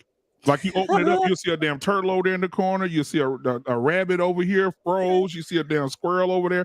I mean, they didn't run out of meat. I would need therapy if I came with this. I would be vegan. I would be vegan if I saw that. Here's the thing: you wouldn't know what it looked like. You wouldn't know, and that's you wouldn't know it though. Mandrell, that's what I was about to say. My grandfather used to play a game. We How they come in and eat, and we just be eating. I'm like, damn, this good. He said, y'all know what that is? And we were like, go on, tell us, granddaddy. That's raccoon right there. That coon good, ain't it? I said, that's how they get you. They make you taste it first and make you say it's good. And then once you like, dang, this is duck? Yeah. I didn't even realize how good duck could be, right? Delicious. Absolutely delicious. I got a duck in my freezer right now. Right. So my grandmother didn't have to go to the store for anything. See? My grandma would go outside, the damn chickens and laid eggs, got a dozen of eggs. She's cooking eggs in the morning. Everything was just fresh off the damn farm. I gotta tell you, Louis, fresh off the damn farm. Hey, black man, I gotta tell you, like Cajun food, oh man, I had to learn it. I love it. Yeah, Cajun food is wonderful. Food is, gumbo, I had to learn to cook gumbo from scratch. Ruin the whole nine. You know. Yeah, long to make my grandmother. I know how to make it. I just don't make it often because because it depends on how you do it. It doesn't have to take you long. It really it's just gravy. It's just gravy, to be honest. My grandmother, their roux is the most important thing, though. It's the most important thing. Yeah, yes, sir. If you miss up, it's flour and cooking oil. Yeah, you have to do it slow. Right, Mandrell. My grandmother do more than that, and I'm telling you, listen. She's still alive. I'm gonna say, Grandma, Mandrell gonna drive from Alabama. We're gonna meet in Louisiana. I want you to give him some of this gumbo. Good God Almighty! And then wait, does she pan fry? Like I take a little olive oil and a skillet next to the pot, and I pan fry my okra. When you hear my grandmother singing hymns, slimy stuff out. Yeah, when she's singing hymns, I fried my okra. Black man, slime out. Huh? I was about to say that earlier. When you hear my grandmother singing hymns when she in the kitchen, Lord, I said, oh, that shit gonna be good. Hey, look, man, I don't know what it is. It's two things. She's blessing the food. It's two things. If she's singing when she's cooking, and if she get an attitude when people come in there who shouldn't be in be in the kitchen. If those things happen, I'm eating that. She got some passion behind what you're doing. Grandma, what you cooking? Get up out this kitchen, boy. Yep. You know what? You know what? I didn't understand that, but I'm that same way. Get out of my kitchen. Absolutely. Like even my ex, she used to come up to me, stand next to me while I'm at the stove. What? Yeah. You know what I'm saying? I'm like, what? I'm just trying to see what you got. Okay. You want to taste it? Right. And see, why are you gonna be so intense? It's just distracting when you walk up to me. I think that's why we're spoiled. Get out of my kitchen. And another thing, if they don't look at you while you tasting it, like look at you and look at your face, they ain't got no love. Don't eat it. People don't taste nothing in my kitchen. You taste it when it get on your plate. You're not eating out my pie. Sir, my grandma say taste this here with a spoon. That's disgusting. And then you try to dip it again. She's saying we ain't gonna do no lapping now. Now, you used to feel special though. You like, I get to taste the food. I get to do this. You used to feel good when you were called on it. Man, look, man, I'm telling you the way it used to be. That's why we spoiled. We are spoiled, and that's why when I told my ex, I said, "Listen, no, she would go get stuff." I said, I said, "Why is Jiffy cornbread mix? Did that fall off the shelf? Why is that in the shopping cart?" She said, "Oh, I'm doing some cornbread." I said, "You put that back up there." I said, I'm not eating that. Listen, my grandma get you some flour. Yeah, my grandma used to make it home. You may get you some buttermilk. Skillet. She's doing it in the skillet. You talking about that skillet kind? Yeah. Shout out to Jiffy. Jiffy ain't bad. Jiffy ain't bad. Come on, we gotta give a little respect on Jiffy. It's too sweet. It's got too much sugar in it. So what you do is mix it with a little bit of something else in there. I mean, you gotta know how to mix it up a little bit. That's a cupcake. That's cake. That ain't cornbread. That's what my sister say. My sister say that's cake, not cornbread. That's the only way to have it if you don't have it. Sir Hill don't know how to cook. We've established that. Now listen, Jiffy I don't. ain't bad. For dessert, I've got 3 dishes. I've got really good eggs and bacon. That's my signature Everybody's move. got eggs and bacon. I got chicken and spaghetti. I love to cook. What kind of chicken? How you cooking it? Now this is Negro eating here. This is what I'm about to say is Negro. Let's hear it. This is straight Negro eating. Let's hear it. So what I do is, you know what? I feel insecure because y'all are some real cooks. I don't cook either, Sir Hell. Don't worry about it. I don't cook either. I feel judged. What are you doing? How you feel judged? He can't cook chicken. I'm trying to back out the conversation. I feel judged. Mandrell, when you barbecue, when you barbecue, are you smoking mostly or are you grilling mostly? He smoke. What are you talking about? That's right. That's my boy. That's what I'm talking about. Charcoal grill, brother. I mean, that's the only way to do it. I'm talking about smoke that meat. I'll leave it for 9-10 hours. I'm with you, Sir Hell. No, Mandrell. My husband I got both. I'm propane. Here's the thing. Right now, I'll show you my smoker. That right. Hang meat up for days. Shout out to the propane tank. I'll tell you this. Shout out to the propane tank. I'll tell you. Here's one thing about me. If Sir Hill, if you invited me to your house, yeah, Mandrell, we're gonna have a barbecue. Come over here. We're gonna grill some meat and have a barbecue. A barbecue? Oh boy, I'll be right there. And I come to Sir Hill's house, expecting a barbecue, and you put that shit on a propane grill. I'm gonna be fighting mad. I really am. I'm gonna say you better take yourself to Walmart and get one of them $35 charcoal grills. Better go get that. The wheel gonna fall off eventually. The wheel gonna fall off. But go spend $35 and get that little. People spend $30 on Walmart. Mandrell, let me ask you something. So have you ever cooked under the ground? Yes, you dig that pit. That's the best. You take them leaves and put over the sticks and leaves over it. Oh man! Listen to me. Listen to me. You put that meat underground, let it cook under the dirt, guys. You dig a hole and you cook the meat there and just leave it. Hey, y'all don't take this conversation somewhere. I don't know where we at. I don't know where we at with that. Y'all don't know how to do. Y'all don't know. Man. I know one thing. If the apocalypse happened, goddamn it, we gonna know how to cook. Everybody gonna be over there with us, Mandrell. You sure will. Yeah. You sure will. I'm right over there. Absolutely. Until then, we're gonna be in the garden. We'll be in the garden. Y'all gonna be in the garden. Yeah. Candy, take these other two with you into the garden, please. Yeah, because my grand they stay on the bayou, right? So there's alligator. You go out there any morning, you see 2 or 3 alligators lined up right there on the damn bank, and they'll go out there and kill the alligators and they'll stuff the alligator. I had some alligator, man. Me too. Good. It was tastes like tasty. chicken. I had it in some I did spaghetti. try I'm it. like, dang. And I guess what? tried Texture it is in different. Louisiana one of the times I was there, Yeah. and it was okay. That Louisiana food is wonderful. Don't you do that to us? It was delicious. Louisiana Yeah, I food went is to Louisiana. yeah. Louisiana's Louisiana I thought it was all hype. It's I not like hype. it. It's not It's hype. not. It's not hype. Oh That's my God. listen. Really That's is. why I learned. That's why I learned to make gumbo. See, I order. There's some sausages I order from there because you can't get them anywhere else. You have to get them locally. They only See, sell it locally. I had But you gotta get you a raccoon ass though. The my raccoon ass very to make some first- gumbo. A very raccoon first ass? trip No, to- a coon ass. What's a coon ass? A coon ass is a person. It's an individual. Yeah, in New Orleans, in the bayou, Yeah, then they you said a raccoon ass. in What? the bayou, you have coon asses. They're called coon asses. They're people. coon asses. Yeah, they're people. They're called coon asses. Yep. Coon asses. And them they can cook you, boy. They can cook the horns off a billy goat. Woo!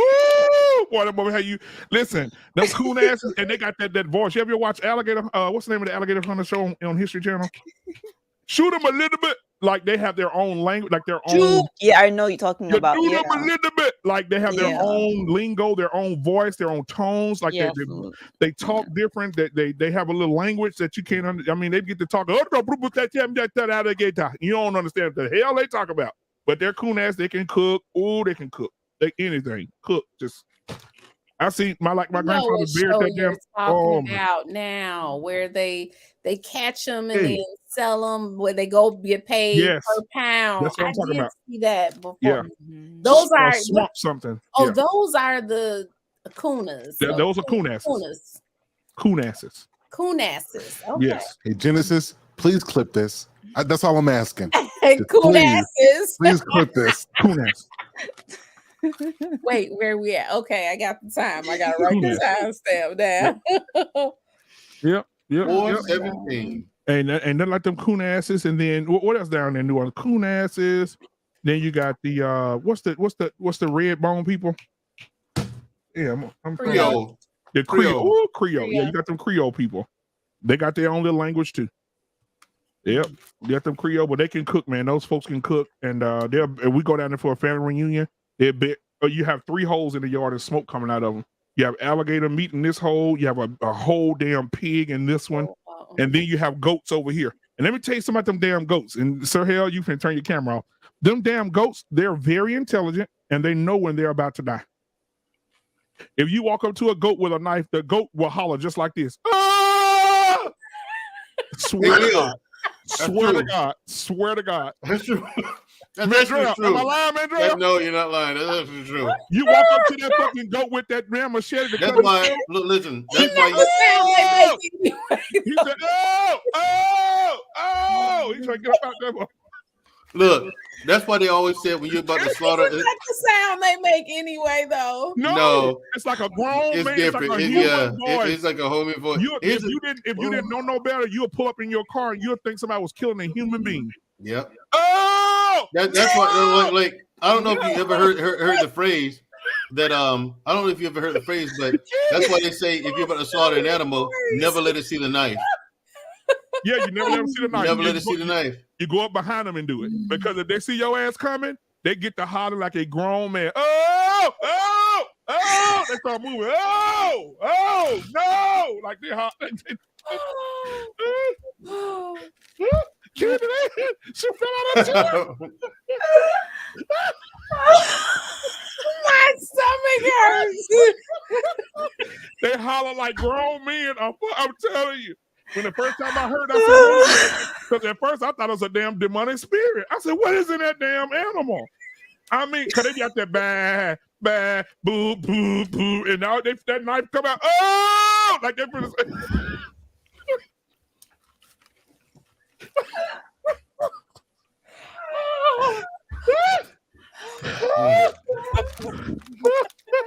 You gotta clip this, Genesis. You gotta clip this. I swear I do. I am crying tears over here from laughing. Oh, jeez. Oh my Oh God. my gosh. Oh, I'm gonna find it. Listen. I'm gonna find it. Hold on a second. I'm gonna find it. Hold on, let me mute myself. Listen, listen. Genesis and Canaan. I want to take y'all to. I want to take y'all to a farm. I'm gonna take y'all to a farm, and I'm gonna walk up to the goat with a knife. And when I walk up to that goat, and that goat see that knife, and that goat look up and say, "Oh, oh!" I want to see what y'all gonna do. I want to see what y'all gonna do. And I'm gonna start hollering. I'm be hollering. Oh, Jesus. Hey, Miss Creative, no, look, Miss Creative, she from the bayou. Look at her. She said they fall over. They do. She from the bayou. She from the country. You know what? They fall over. She's absolutely right. They'll go to hollering and they'll play like they did. Oh! They do. They do. I'm telling They pretend like they did. Yeah. Oh! They pretend like they did. They just so you can go away. They don't want to die. And you walk right over there to them and shoo. You know, and people try to feed people that bullshit. Look at her here. Well, animals don't have consciousness. They're not self-aware. Yeah, they know they're about to die. Yeah, they do. That's a fact. Jesus. You can't look at my cat right here and tell me there's not a soul in that. Yes, there is. Oh, like when you got Genesis wiping tears from her eyes, like she took both hands. You get Candid Ann. Candid Ann did the church wipe the. I have a movie here. Couldn't find a piece of Kleenex. Oh my God. Hey, listen. Hold on. Let me know if you can hear this. I'm finna let you. I'm gonna play the audio. Oh Lord have mercy. You found it? I found it. Oh Lord have mercy. Well, I'm about to pass out over here laughing at y'all. Candid Ann left her chair. I can't believe it. Fell out the chair, man. That was too much. I found it. Here it is right here. Hold on a second. I'm gonna play it right now. And boy, y'all finna die. I'm telling you right now. This is hilarious. Here it comes. I can't. Here it is. I found it. Hold on. Look at her hell face. He's trying to keep it together. Hold on. Let me get to it. Brace yourself. Get to it. Here you go. I got it. Here you go. Zapatero, ¿qué opina usted del gobierno de Zapatero? Igual que yo. ¿Y qué opina usted? ¿Qué opina usted? ¿Qué opina usted del gobierno canario? ¿Y de los ayuntamientos de la isla? Listen. Now watch it. That's it. There it is. Listen. So look. So guys, I'm gonna demonstrate what's happening. So y'all can't see the video. We don't want to get struck. But listen, this guy is walking up to this goat, and he's doing the bad, like they regularly do. But when he see that knife, watch what he do. Watch this. Candid Ann, get ready. Here we go. Hold on, I'm gonna get to it. Okay, that's the other one. Okay, here it is. Come on. Listen.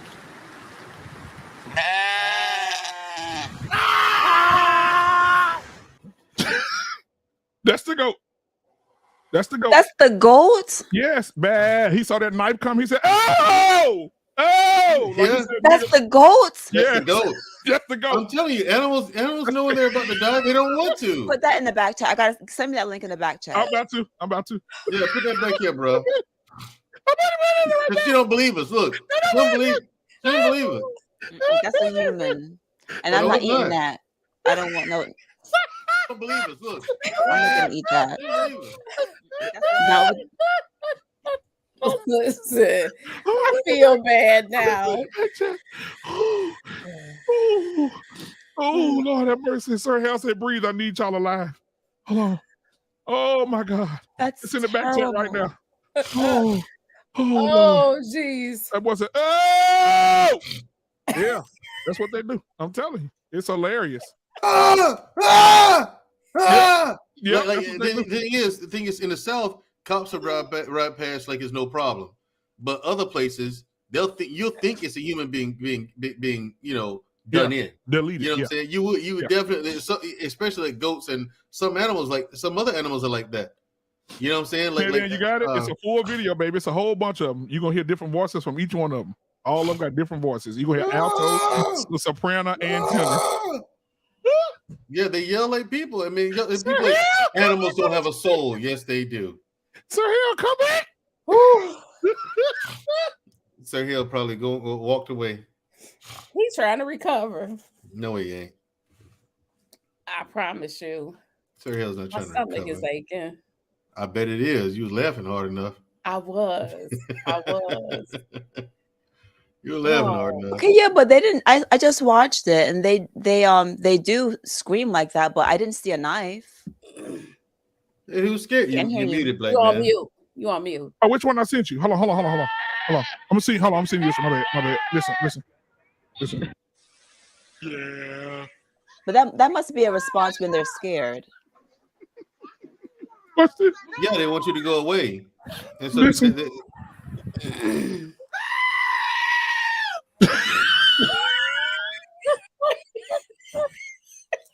Post that one in the back chat.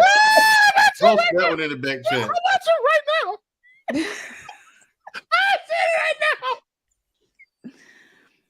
I'm gonna play it one more time. That's the one. So bad about all the curry goat that I enjoy. You know, I was just saying that. I was like, I feel bad. When I was in Jamaica, I ate so much curry goat.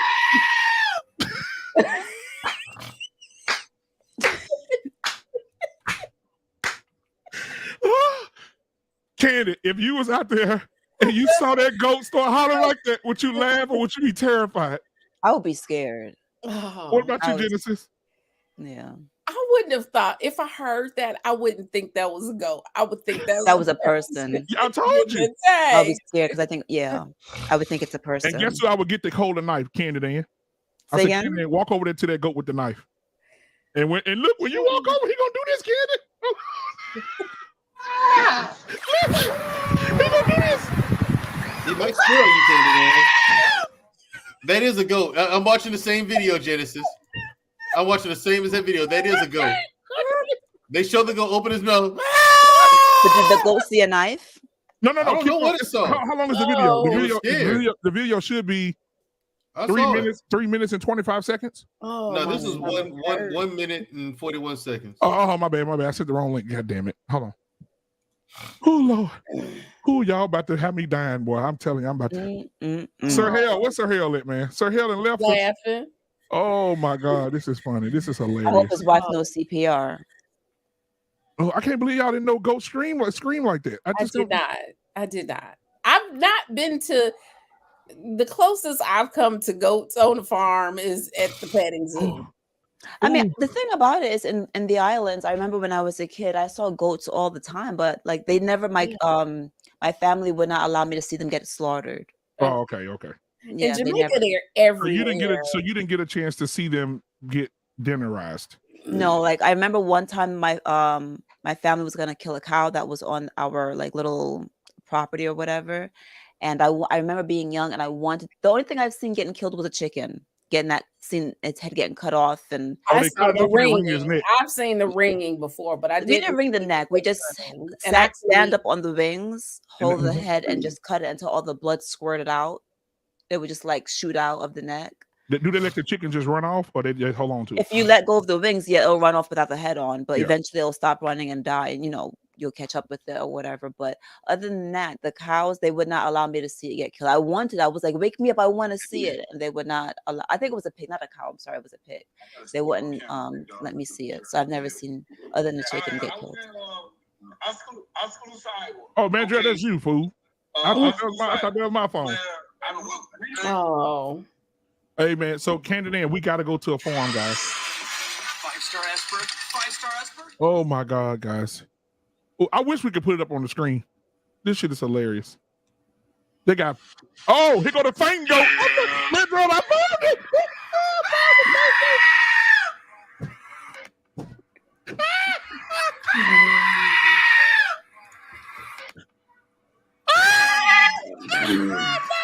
Mandrell, wait a minute.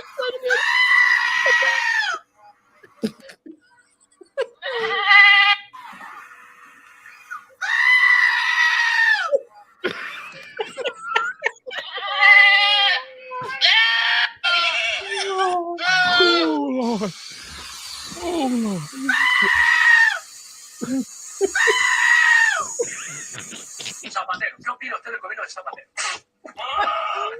Yeah, they'll spit at you too.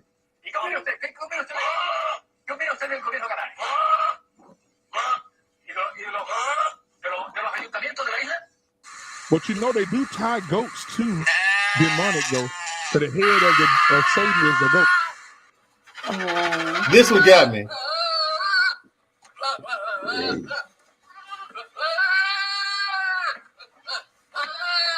Look at Candy face. Look at Candy face.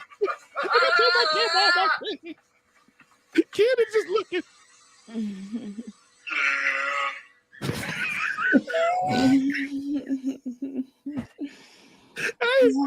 Hey, y'all go to the third video and look at the fang goats when they chasing them and they just fall out. Look at the last one, Mandrell, the third one I just sent. Oh my God. Jenny Marina said, I used to have to go to the market and pick out the chicken, and they would kill it in front of you and defeather it and cut it up for you. Yeah, I've seen that. Mandrell, go to the third one, Mandrell. Go to the third video in the back chat. Go to the third one. Matter of fact, I'm gonna put it in the regular chat so people can go watch it. You never seen a chicken get killed, Genesis? I've seen the ringing. I saw saw the feather ring and all that. But I didn't see the other stuff. The next time I saw it, it was on the table, and I could not eat it. Look, y'all. Look.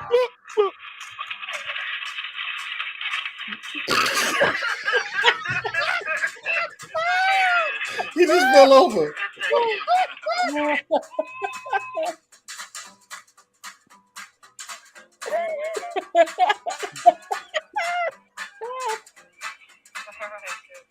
I wonder what's going on there medically.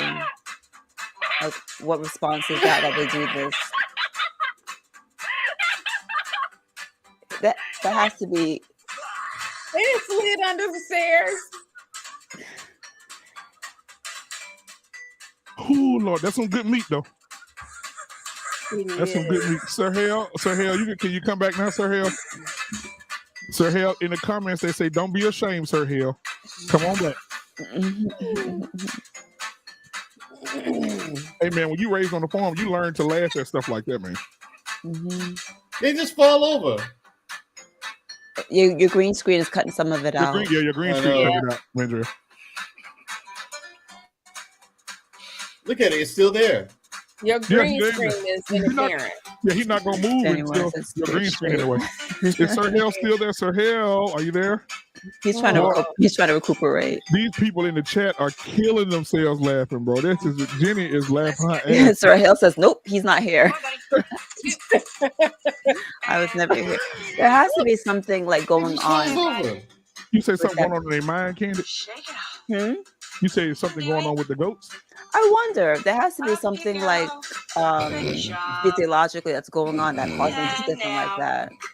Yeah, they got PTSD from seeing their grandmama them get cut up. Man, that's hilarious. Animals are amazing. Animals are amazing. They are. That's why they say when a natural disaster comes, you barely ever find any dead animals. Because they run away. They know what to do. They know it's coming. Yeah, they know it's coming. Yeah. Like even when that tsunami happened, the guy said that they couldn't find no animals. See, them animals knew it was coming. They got out of Dodge. Yeah, they got out of Dodge. Yep. When you see animals running, go run with them. Yeah, they get out. Okay. Some of us can't even run. Some of us are so overweight we can't even get to running. We don't run. We don't exercise. Yeah, we screwed. Damn shame. It's terrible. But you know what, Kennedy? And I meant to tell you, man. Me and your boy here, Mandrell and Mr. Bennett are. I'm getting all of this football weight off of me by September. I will no longer be physically fit enough to move around 300-pound guys on the line. There you go. It's all about, you know what, the reason why I am so passionate about it, and I keep saying I'm going to make a video, but it's just so hard because I get, unfortunately, too emotional because of just stuff that goes on. The reason I advocate for this is not just, it is a large part of what I see in the hospital. Too many of us, Black people, but also like just dealing with what I had to deal with here. It was really, really stressful, like really stressful. When someone loves you, like when you have a person that loves you, like keep in mind, this is just my own stress, my own PTSD, right? I don't have kids, right? So God forbid something happens to him, I'm single by myself with no family again. Like that's it. I'm no longer, I'm single. I'm just no family. That's it. Just I don't even have a kid to say like, oh, I can look at his face. Nothing. I'm just. Will you guys say to the streets I return? Right? No, we ain't gonna let you get to the streets now. It's too many. Isn't that what they say? Isn't that what they say on Yeah, YouTube? yeah, but there's too many Supermans coming. I can see Isn't Mandrell that what jumping the- off a building that's what right they now. say on Are you YouTube. still open to the idea of having children or no? No, I mean I'm 46. Why would I bother now? Because I'm here. Uh-oh. Hold on. Whoa. Hold on. Whoa. I'm You're 46. 46? Yeah, I'm 46. I'm gonna be 47 in July. I'm 46. Look, I'm gonna turn my camera off too. Drink water, exercise, don't let things stress you out, you guys. I'm a big advocate for, so I mean back to the health thing. If like, you're the thing- healthy, if I you're got a healthy, question. How then much why water not does a person consider supposed to drink a day, Canada? Be honest, because a lot of people say So- a gallon a day. No, No, you know what? If you're 2 not liters is active, enough. a gallon a day is too much. Yeah, 2 half liters your is body enough. weight. Average 2 liters is fine. But like the thing about it is, if you're in a hot climate and you're sweating and you're participating in a lot of in the physical south, activity, in the south, you're in the south, you're gonna want to replenish those fluids much more. If you're at home in an office and you're just sitting down, then just stick to your regular 2 liters. You're fine. That's okay. But if you're doing activity, if you're outside doing like lawn work and gardening or whatever, you're gonna be Mute hydrated. yourself, Mandrell. Mute yourself, Mandrell. Week. It's been a lot going Because on. it gets so hot here in Texas. I'm telling you, I saw the devil one day with the T-shirt on that said "Jesus is the way." I ain't lying. It was hot here. I something though. I know people who don't drink water at all. They just drink their tea or their coffee or something like that. Some people just don't drink water. And you know what, Sir Hill? They're pissing kidney stones every 3 days, and their teeth are fucked. Hey, So- Mandrell, I saw a guy on the damn Learning Channel getting the biggest damn kidney stone removed out of his body. Dude, they had to open him up and get it. I mean, it was huge. Yeah, they can. You can go Oh my dialysis if it God. like lodges itself in Yep. the right place. You can end The up urethra. losing a kidney or Yeah, and end up on urethra. dialysis. Now, if y'all laugh, y'all going to hell. My cousin had a kidney stone really, really bad. He said it's so painful. His wife, he said, "Baby, please just take me to the emergency room." He said, "I can't take it no more." He got in the van. They went. She said, "Oh, we don't have no gas." She stopped to get gas. And he was hurting so bad. He got out the car and started walking. Because he didn't want to wait on her at the gas station. He got in the car. He just started walking down the side of the road. He said, "I blocked it." He said, "I gotta go." He said, "I can't sit still for too long." He said, "It feels like a blade's going through his man." He said, like somebody just stabbing him through the penis. Woo! Yeah, my mom's I've husband. never had it, brother. But My I've had mom's one- husband I've had- had that, Hell no. and he I've said had that he felt one like he small gave one. birth. You see, I had one small in my Sure, you entire had life, one? right? And it's like even when I didn't have to go, it felt like I had to go. Yeah. You know what I'm saying? But then when it I didn't know what it was exactly. You know what I'm saying? But then when it passed, it was no sweat, no pain, nothing like that. It was like I was going. It's like I was like, It was oh, blocking, yeah. no more water. I mean, no more tea, sodas for me. It's all water now. Yeah, So Sir Hill, you ever had one? that's why you see me Never. still to Yeah, still me to either, this brother. day. Me Still either. to this Thank you, day. Jesus. No cavities, no kidneys. I mean, nothing. I've never had anything. And when That's I had awesome. when I had my Still first, to this day. yeah, me either. Water. When I had my first son, when I If had I my can say what I want first, to, if my I first can say what I want to child, say, to you, Sir Hill, what's that? I was gonna call him the F word. Oh, but when I had my first What child, did I the do? nurse- It rhymes with flag. I asked the nurse, "Does it really hurt for my No, wife, no my then cavities, no wife?" nothing. And I said, "Does it Flag. really hurt to have children like this?" And she said, "Yes, it hurts." I said, "What does the pain feel like?" She said, "Get kidney stones." She No, said, thank "Kidney you. stones is relevant to childbirth pain." I said, "Damn, I don't want that shit." Man, I I'm mean, saying. ooh-wee. My ex was when she was having my son, boy, like she had the Exorcist. I said, "Damn." Sounded like one of them goats. That's Well, what she hold my sounded hand. like. I said, "Shit." Sorry, she said, "Hold my hand." I said, "Shit." Because the lady had said in the next room, you heard a guy holler, "Oh!" I said, "What's wrong?" She said his wife reached for him, but she grabbed his testicles and ruptured them. Ah, So she grabbed him and ah. and he said, "Oh!" She ruptured his. He sounded like the goat. He sounded like the goat. Ah! He probably stuck out his tongue and everything. Ah! I'm sure he also fell over after that as well. Candace, how do you if your testicles are ruptured, how do you recover? I don't know. I don't work in urology, but if it's ruptured, that just means that it broke the skin. So as long as you put everything back and sew it, then it can, people break their penises having sex. Keep them, that also happens as well. That's an urban myth. You can't break That's it. not a myth. Wait a minute. That's not a myth. That's an urban myth. No, I've never seen it, but I've heard about it. And then just this How week, do you know it there's all exists kinds if of you've never stuff. seen it, Candid? And I've never seen it. No. All right, then how do you know it exists if you haven't seen it? So you in mid-stroke and it broke. Mid-stroke and it broke. Yeah, that's basically how it happens. Bars.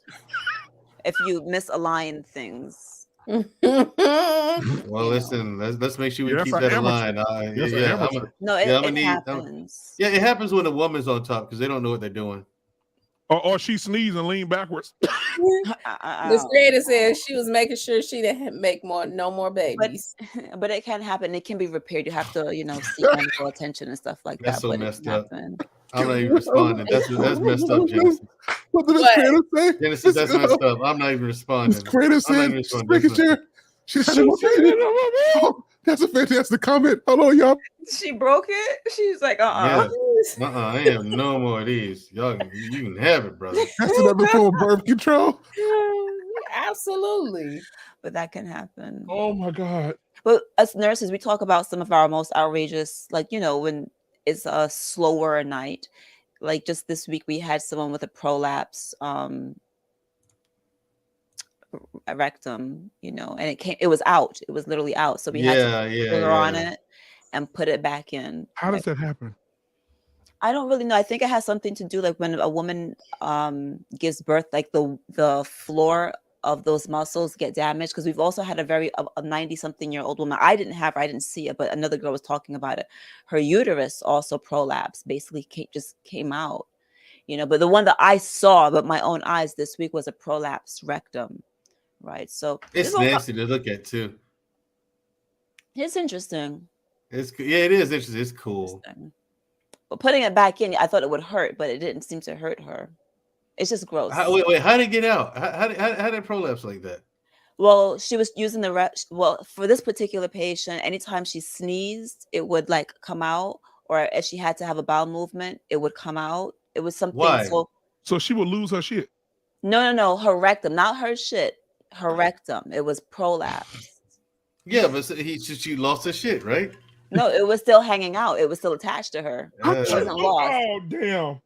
It was still attached to her. So you have to put sugar, actual sugar on it, and then use your hand and push it back in. You know what's messed up about this whole conversation is every time I say something serious, I hit a goat. You know what the sad part is? I'm right here. I got the tab up and I'm watching the live of this. And I went back a little bit and I am still watching me holding up that goat video. I actually am right now. That's the crazy part. Man, let me go back to the stream here. That goat is hilarious, bro. Matter of fact, I'm gonna add that to one of my sound effects. You know what the crazy part is, Black Man? They didn't believe it. They didn't believe us.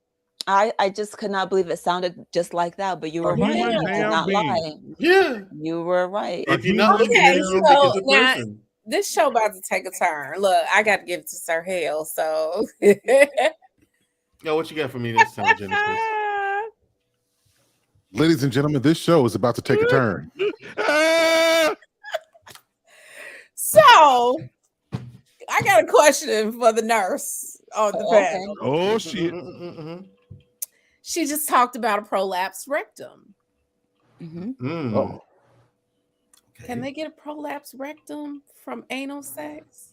No, I don't think so. I don't know the answer to that. I don't know if that was the case. How about this? How about you use some lube? I mean, I think that would help out. I asked the question because when she said that it was on the outside, because you can't be saying paper ball. That was the first thing that I thought. Okay, they were trying to do, and if that was, I ain't gonna lie, Genesis. I thought the same thing. Not gonna it wasn't from this. I don't. It has something to do about when a woman gives birth.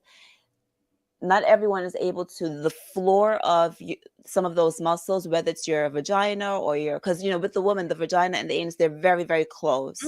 And so some of those muscles it's not a common thing. It's not something that happens a lot, but the floor, those muscles just weaken. And these are like 80 and 90-year-old people. This is not someone that's like 25, 30, 40 or 50 years old. These are 80 and 90 old. These are older people who skipped out on their Kegel Kegel exercises. That's you what that don't is. you don't do Kegels in your ass, so no. It's close enough. It's right there at the taint. But to answer that question, I don't think so. I don't know the answer to that. But if that was, I would taint ass and it taint the other thing. I would imagine that if that was the case, then more gay people would have that issue. And I've never seen all the years I've been a nurse, I've never seen any gay person, no matter how young or how old, ever come in with a prolapse rectum. You would think that it would happen a lot in the flags. Isn't a hemorrhoid that's part of it is out, just not the whole thing. That's a little bubble. That's a small little bubble. Yeah, but this was like, like the inside of your cheek, like this skin. I can't even do this. The skin in there, like that pink big. It's like it's a big. It's not something small. It's like you can't miss it. It's like like if somebody clicked on this live right now and heard you saying it's big, and you just can't miss it, they'd be like, "What the hell are they talking about?" Yeah, it's very apparent. I should say it's very apparent. My Lord, but it's an older people. I guess once you push it all in, how like when she get home and sneeze again, it won't come right back out. It might. So at that point, the doctors are talking about, and it was happening every single shift. It was happening, and so the doctors at this point are talking about sewing up her rectum and giving her a colostomy bag so that she can have a normal life. So, because this is the thing that people don't realize, right? This is another thing that I want to talk about eventually. I have a little book of things I need to talk about that I write things down on. When people talk about when it comes to our aging parents, you see how your face is right now, Black man? If your grandmother had a prolapse rectum for all those, how many kids you told me she had? My grandmother has 3. Her mother had 22. Okay. God damn. Can you imagine taking care? Can you imagine? Are you gonna push her rectum back into her ass? No, I would help her absolutely. I would not. Okay. That's my grandmother. Yeah, that's my grandmother. I was raised taking care of elders. You have to do what you got to do. Yeah, that's my grandmother. That's wonderful. A lot of men, a lot of people are like that anymore, but it's because you don't know what it looks like. There's poop coming out as you're pressing it. There's poop coming out. There's a lot of mucus. It sounds mucusy because there's a lot of mucus and there's a little bit of pus. I'm telling you the honest to God truth. Say it again, kid. I was with you to the sound effect, Ken. I'm telling you, it sounds mucusy. Like you're moving it, and it sounds like you ever watch like a Candy, right quick. Say pus. Pus. Say it again, one more time. No, I don't know what you're thinking of doing or something. Something left here. I don't know what happened. No, one more time. Why? Look at her lips when she does it, Black man. No. So, and come on, just say it one more time. No, absolutely not. I don't know what's going on. There's a little bit of wet. I don't know either. I don't know. Come on, say it one more. Oh, they like how you pronounce your words. How I pronounce? Do I not speak the same way that you guys speak? No, hell no, not. No. Genesis, do I speak the same way we do? Sir Hale, does she speak the same way we do? I think she speaks with great diction and clarity. Yes, that's what say it again. Say pus. No, hold on. Y'all not gonna sucker me into this. I don't know what y'all doing either. I don't know what this means. I don't know what that is. Say party. Anything with a P. Yeah, see your word, your words, you make them sound different. That's what I said. Look at her lips when she says it, because it's the way your mouth moves when you pronounce your words. Party. Miss Creative, see y'all. I mean, it's like whoa, Miss Creative said, man, the point that I was getting to is that she said you on aisle 5 at Walmart, Mandrell. No, what? Why would it be on aisle 5 at Walmart? You know the sugar on aisle 5. I know what it is. Why would she say that? She said I missed that too. She said you said that earlier. No, I'm not zesty. Thank you for confirming. I don't think I want no babies.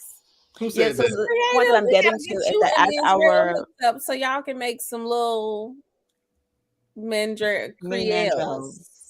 Creole. Oh, the little tricycle form. Yeah, the Yeah, thing I but was she getting doesn't. to She. here I told. is See, here's the thing, Genesis. I told you. I don't know what it is. Not interested. I don't get it. Sorry. But she's telling me, I don't understand why you're not married, Mandrell. You want to go on a date?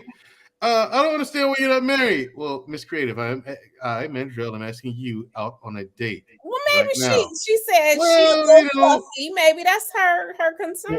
Ask Genesis why she didn't. I go just to told the you I man, dated real this shit. woman when I met her was 300 pounds and wanted to marry her. What is the problem? I don't know. I'm the weird one though.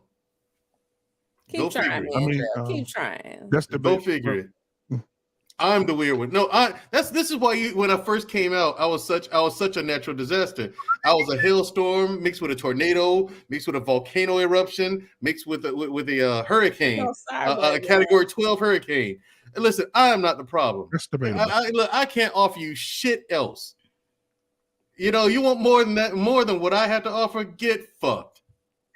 That's the issue right there. That's the issue right there. Listen, that's my thing. I'm like, no, you want way too much. If you don't want type 1, then go find you another one. I don't understand what that's about. But here's the thing.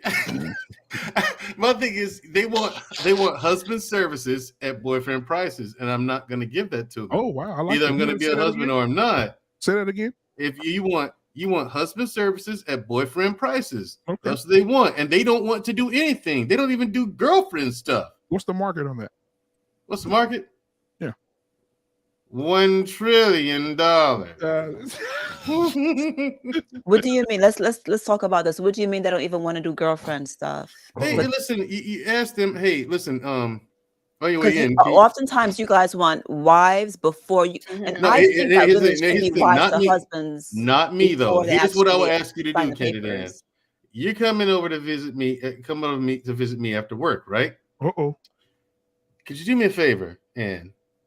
On your way here, could you stop by Walgreens, which is literally right up the street and on the way, right? You're gonna pass it, and pick me up some nasal spray, Afrin nasal spray.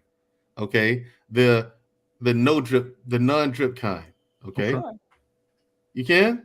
Absolutely. I get nose all. You know what I get first? Why can't Why you? would I do it? not? Why can't you? Why No, wouldn't no. I? Why can't you do it? Candidate Ann, woman. Why can't I do it? Why You're on wouldn't your way I? here.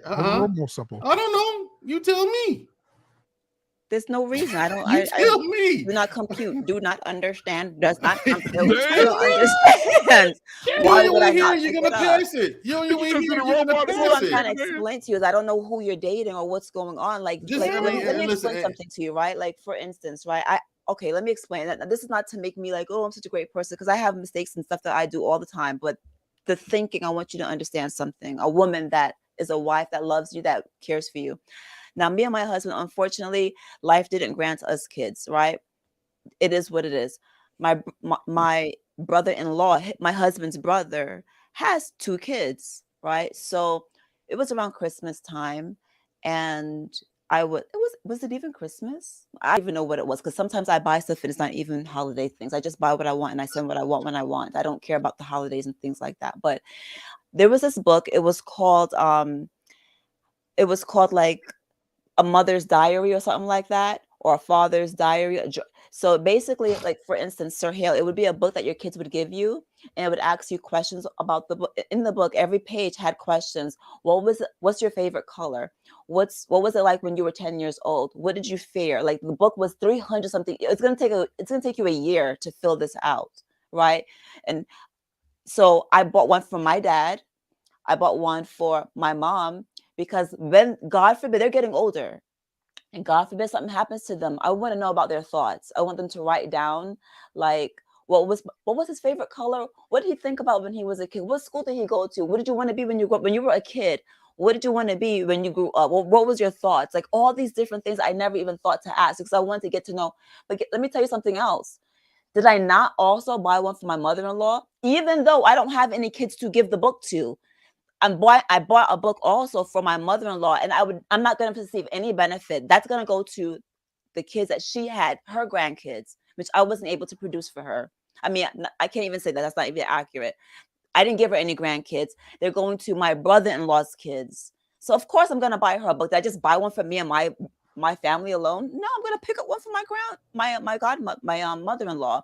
My father-in-law, he passed away, so there's none. He's gone. But yeah, I'm gonna pick up a book also. Why would I not buy the freaking Afrin spray? Why would I not buy the Afrin spray? Candid Ann, you choose. You should get the book though. It's in Barnes and Nobles. Get the book. It's an awesome book. Get it for your so you can fill it out for your kids.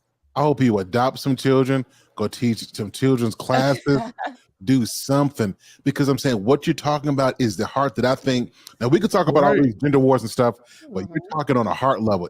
I think we need more of that. That's why I wanted people to know when I get on here. That's why when you guys say things, you got to keep in mind who I am, right? So that when I say no, women also, it's because I don't know anything else. I'm just talking from. I can't hear you, Mandrell. I know you're saying something. I don't know what you're saying. This is why I say that God forbid anything should happen. I'm never getting married ever again. Here's the thing. We'll see about that. Now, God forbid anything happens. Go.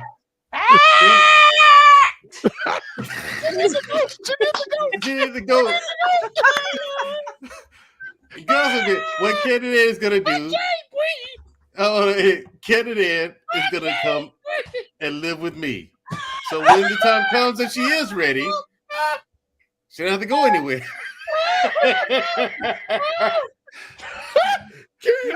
I swear to God, I can't keep it in either, man. It was too all funny. the way back in her seat. Oh my God! But now, this is what y'all are saying, and I agree with you all about Candid Ann. But undoubtedly, when women speak the way she speaks, you see how she had to give the caveat before she started speaking. Oh my God! Now, this isn't to say that I'm perfect, because when you say things like that, which she shouldn't have had to give a caveat, she should have just been able to say that.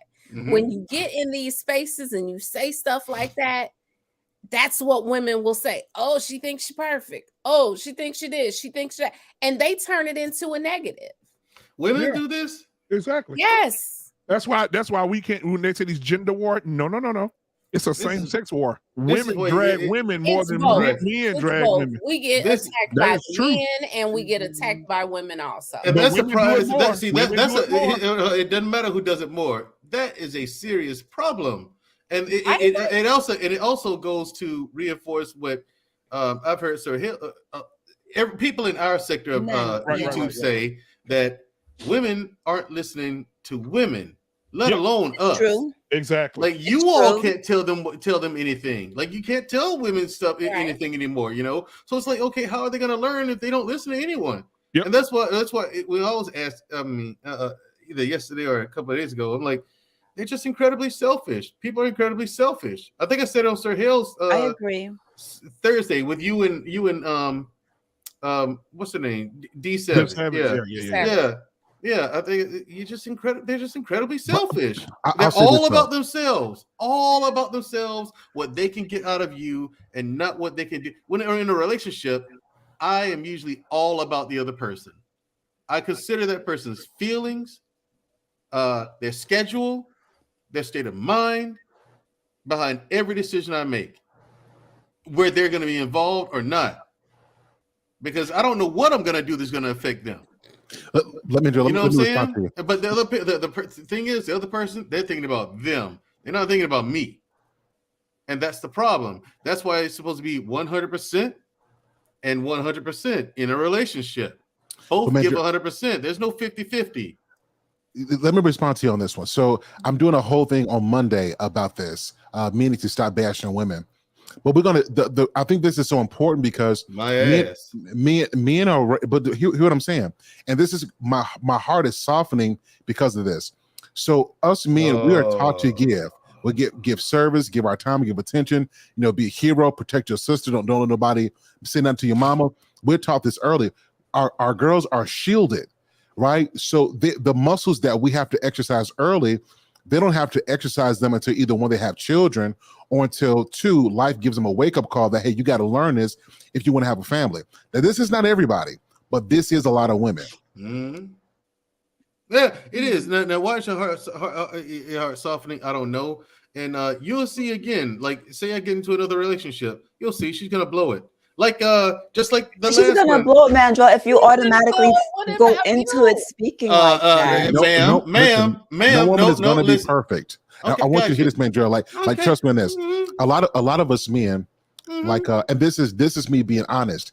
I'm a perfectionist, and I oftentimes have stunted or even damaged my wife in ways that I didn't know of because of my demands because of the way I see stuff. And I left no room for her to be her. And what I'm saying to you is there should be a standard that we have for our women, but our wives are not us. You see what I'm saying? And we gotta be okay with that. Gotcha. Here's the thing. The last chick I was talking to, she blew that without me putting any demands on her at all. Well, she wasn't the one, man, and that's a good thing. Saved you some time. Here's the thing: there were no demands. We weren't even at that point. She already fucked up. What do you mean there were no demands? Give me a break. Give me a break. It's incredible. What does that mean, though? How it's incredible how women self-sabotage. Mandrell, you said there were no demands. What do you mean by demands?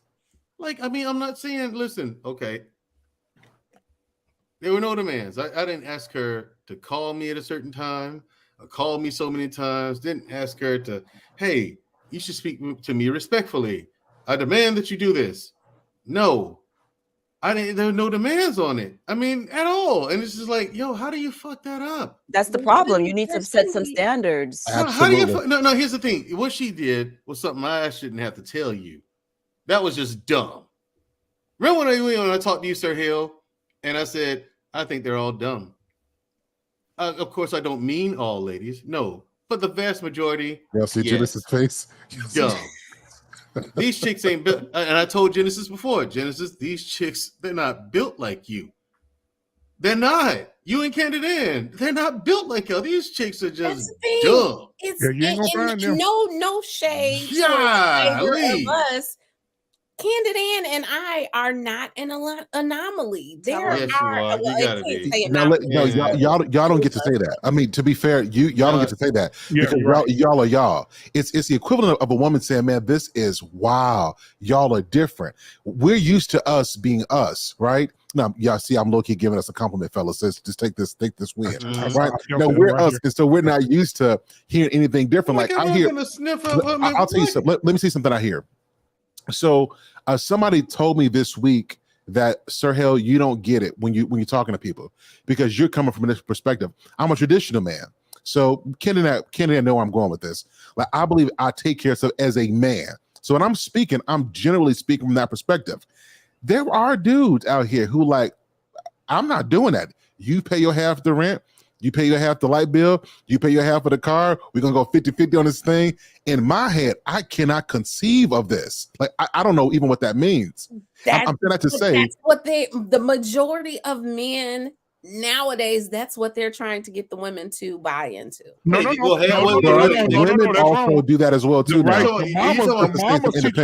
mama's teaching them that. And I got on my mama ass about that before. I told my mama, stop telling my sisters to go into a relationship talking about you get the money, I'm gonna keep mine, you gonna pay all the bills, I'm gonna keep my money, I'm gonna have my little old accounts over here, the one you know about, the one you don't know about. No, hell no. Don't go into no relationship. The second I find out about a secret hell account, no. I'm out. Divorce. Listen, guys. Divorce papers. Go back and Sir Hale heard him last night. Go back and listen to what Hank said last night about a woman that would do him like that. That's all I'm saying. Hank Link, right? Yep. Hank. Yeah. Listen, but he was very rough. He was talking about he didn't want no broke ass woman. Right.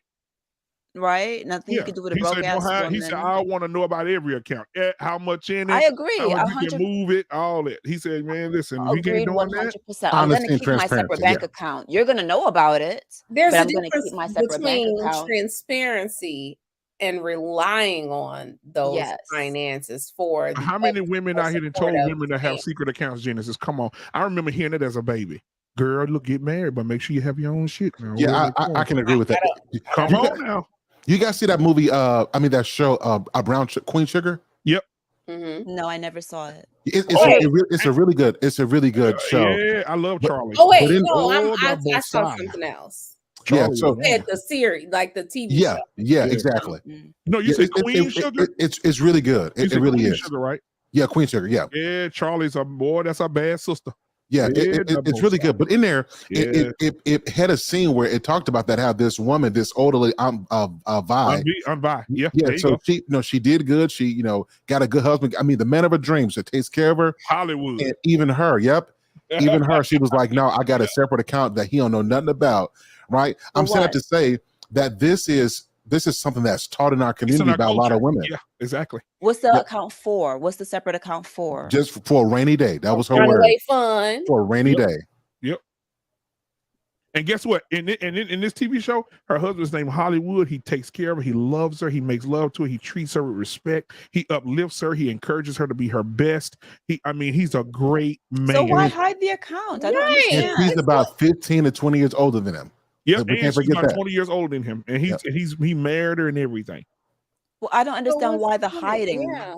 See, in Canada, that's what men are saying. She If, was if taught. we're being good to our women and we're taking care, Why? do you feel the need to hide? It's because That's something that women deal with. It's because these birds dumb, man. I told you. Dang, man, Jeff. They're dumb. They're just dumb. These are Dumb. what? They take a good thing. Hold on. They take a good thing and they blow it with that bullshit. And that's that For no heartbreak. rhyme, Let it out, no Mandrell. Let it out. reason. They do it. They just blow it. It's the same thing when women complain about men doing dumb shit. The free flow. Let it free flow, Mandrell. When dumb niggas Don't do tell dumb me that. nigga Don't shit. tell me that. Don't tell They me just that. do it for That's you the know what I'm name of saying. his And clothing company, too. wait, Ain't that some then shit? even us, we'll ask the dudes. Mhm. We'll listen to this story, bro. Right. Why? Just like last night with that whole thing, right? The only question I had, black man, was what? Why? Why? Because this dude going down a list of shit he did. I'm like, nigga, for what? You ain't got no more time on your hands? It's just people are dumb. People in general. It ain't just the ladies. It's the fellas too. Americans are by and large fucking stupid. It's incredible. It's incredible. They self-sabotage and then Tell us how you feeling, complain. girl. And then complain. Don't hold back.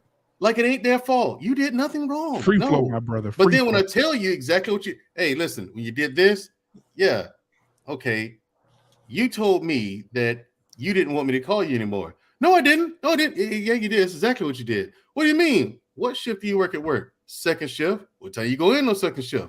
2:00 p.m., right? Yes. You're on the East Coast. You're on the Eastern time. You're on the Eastern time zone, right? Okay. So that means no, she said 1:00. I said, okay, that means that's about it used to 2:00 for you. It means it's 1:00 for me. It's about the same time I get home from what I'm doing in the morning, right? So I can't call you then. You're just going to work time I get home. So what time you get off? 10:00. Okay. So that means 9:00, right? I'm probably online or sleep. Online doing a lot or sleep at that time. So what time do I have to call you during the day?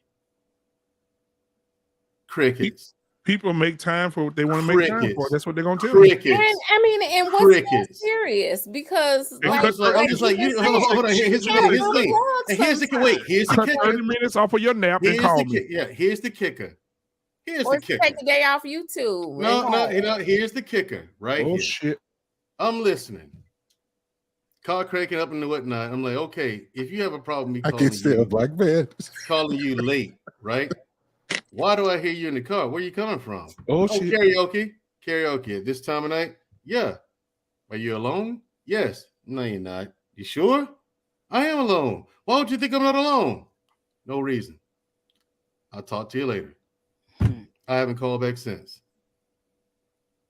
Like I couldn't sniff that shit. See, women lie like niggas do these days. Because men lie dumb. Men lie real dumb. Women are very good at it. That's why it's easy for women to sniff that stuff. She was telling you she was at karaoke while she was probably sitting in his lap. Right. That's why it's so easy for women to sniff it out. Men lie real, Black man, I real can't stand you, bro. dumb. I mean, it's just why dumb. is anybody questioning anybody at that early stage? God, because Free flow, man. here's why. 2 reasons. She had him in the back seat. Either one, she's dumb. Yeah. Or even worse, she's number smart. 2, she thinks I am. She think you dumb. That's worse. You think I'm dumb? All right, I'm out.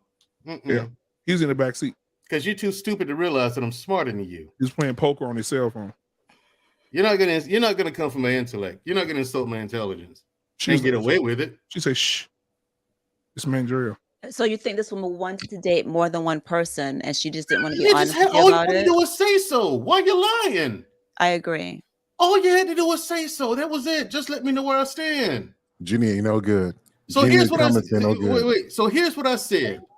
And yeah, she carry her. Hey, Jenny, I love you, Jenny. So here's what all them high notes. So here's what I said to her. Right? I said, okay, from this moment on, hold on. From this moment on, if you want to do something here with us, you're gonna have to compete for it. What was once freely given is now up for grabs. If you spoke to me like that, I'm not competing. Yeah, women ain't gonna compete. Please don't. Please don't. Please don't. I'm gonna move right on that. So here's the thing: like, I naturally know that we're all like. Number one candidate. You verbalizing. You are not going to play. Try to play me like that.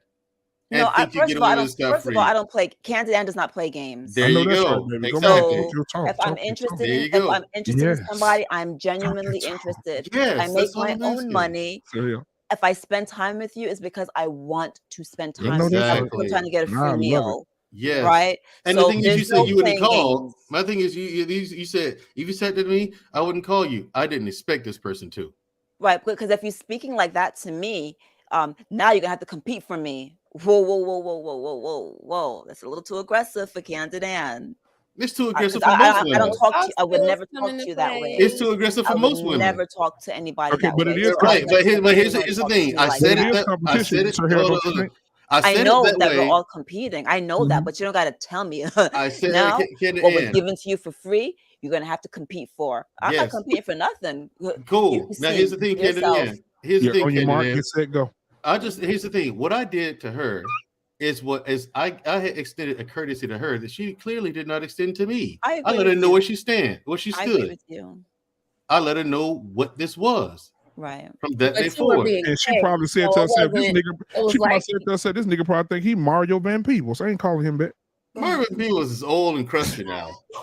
I'm nowhere near that. I'm far better than that Mario Van Peebles. Mario Van Peebles is not old and crusty. Sure he is. He's like 60 now, isn't he? Yeah, he ripped up. But he's not old and crusty. He takes care of himself. He eats healthy. He's into living well. He's not old and crusty. Mandrell. Don't be hating, Mandrell. Yes. So the thing is, you can say like you can be firm in what you believe, but it's you got to talk to a woman like a woman. My ass. Let me tell you the truth. You have a married man talking to you. Mandrell. Let me tell you. I get it. If you get a woman, Mandrell, you got to listen. Don't play games. It's hard. You're not at war anymore. He declared war when she tried to play games. Mandrell. Just what I'm saying to you is, if you get a woman and she cool with you talking to her like that, remember what you pour into a woman, she gonna pour into the kids. I'm telling you, that's the way it works. Yep. So if you should want a woman who don't like that, it should, because if you talk to kids, so the way you talk, listen, the way you talk to a woman, like the way you're conditioning her, and you're gonna get that back in some way or other. So there are times when you need to say, hey babe, this is what it is. But you're gonna have to compete for me. A woman who values you, she already knows that, and the way you carry yourself, she'll follow that. I'm telling you. Yes. I got 15 years in the game. Yes.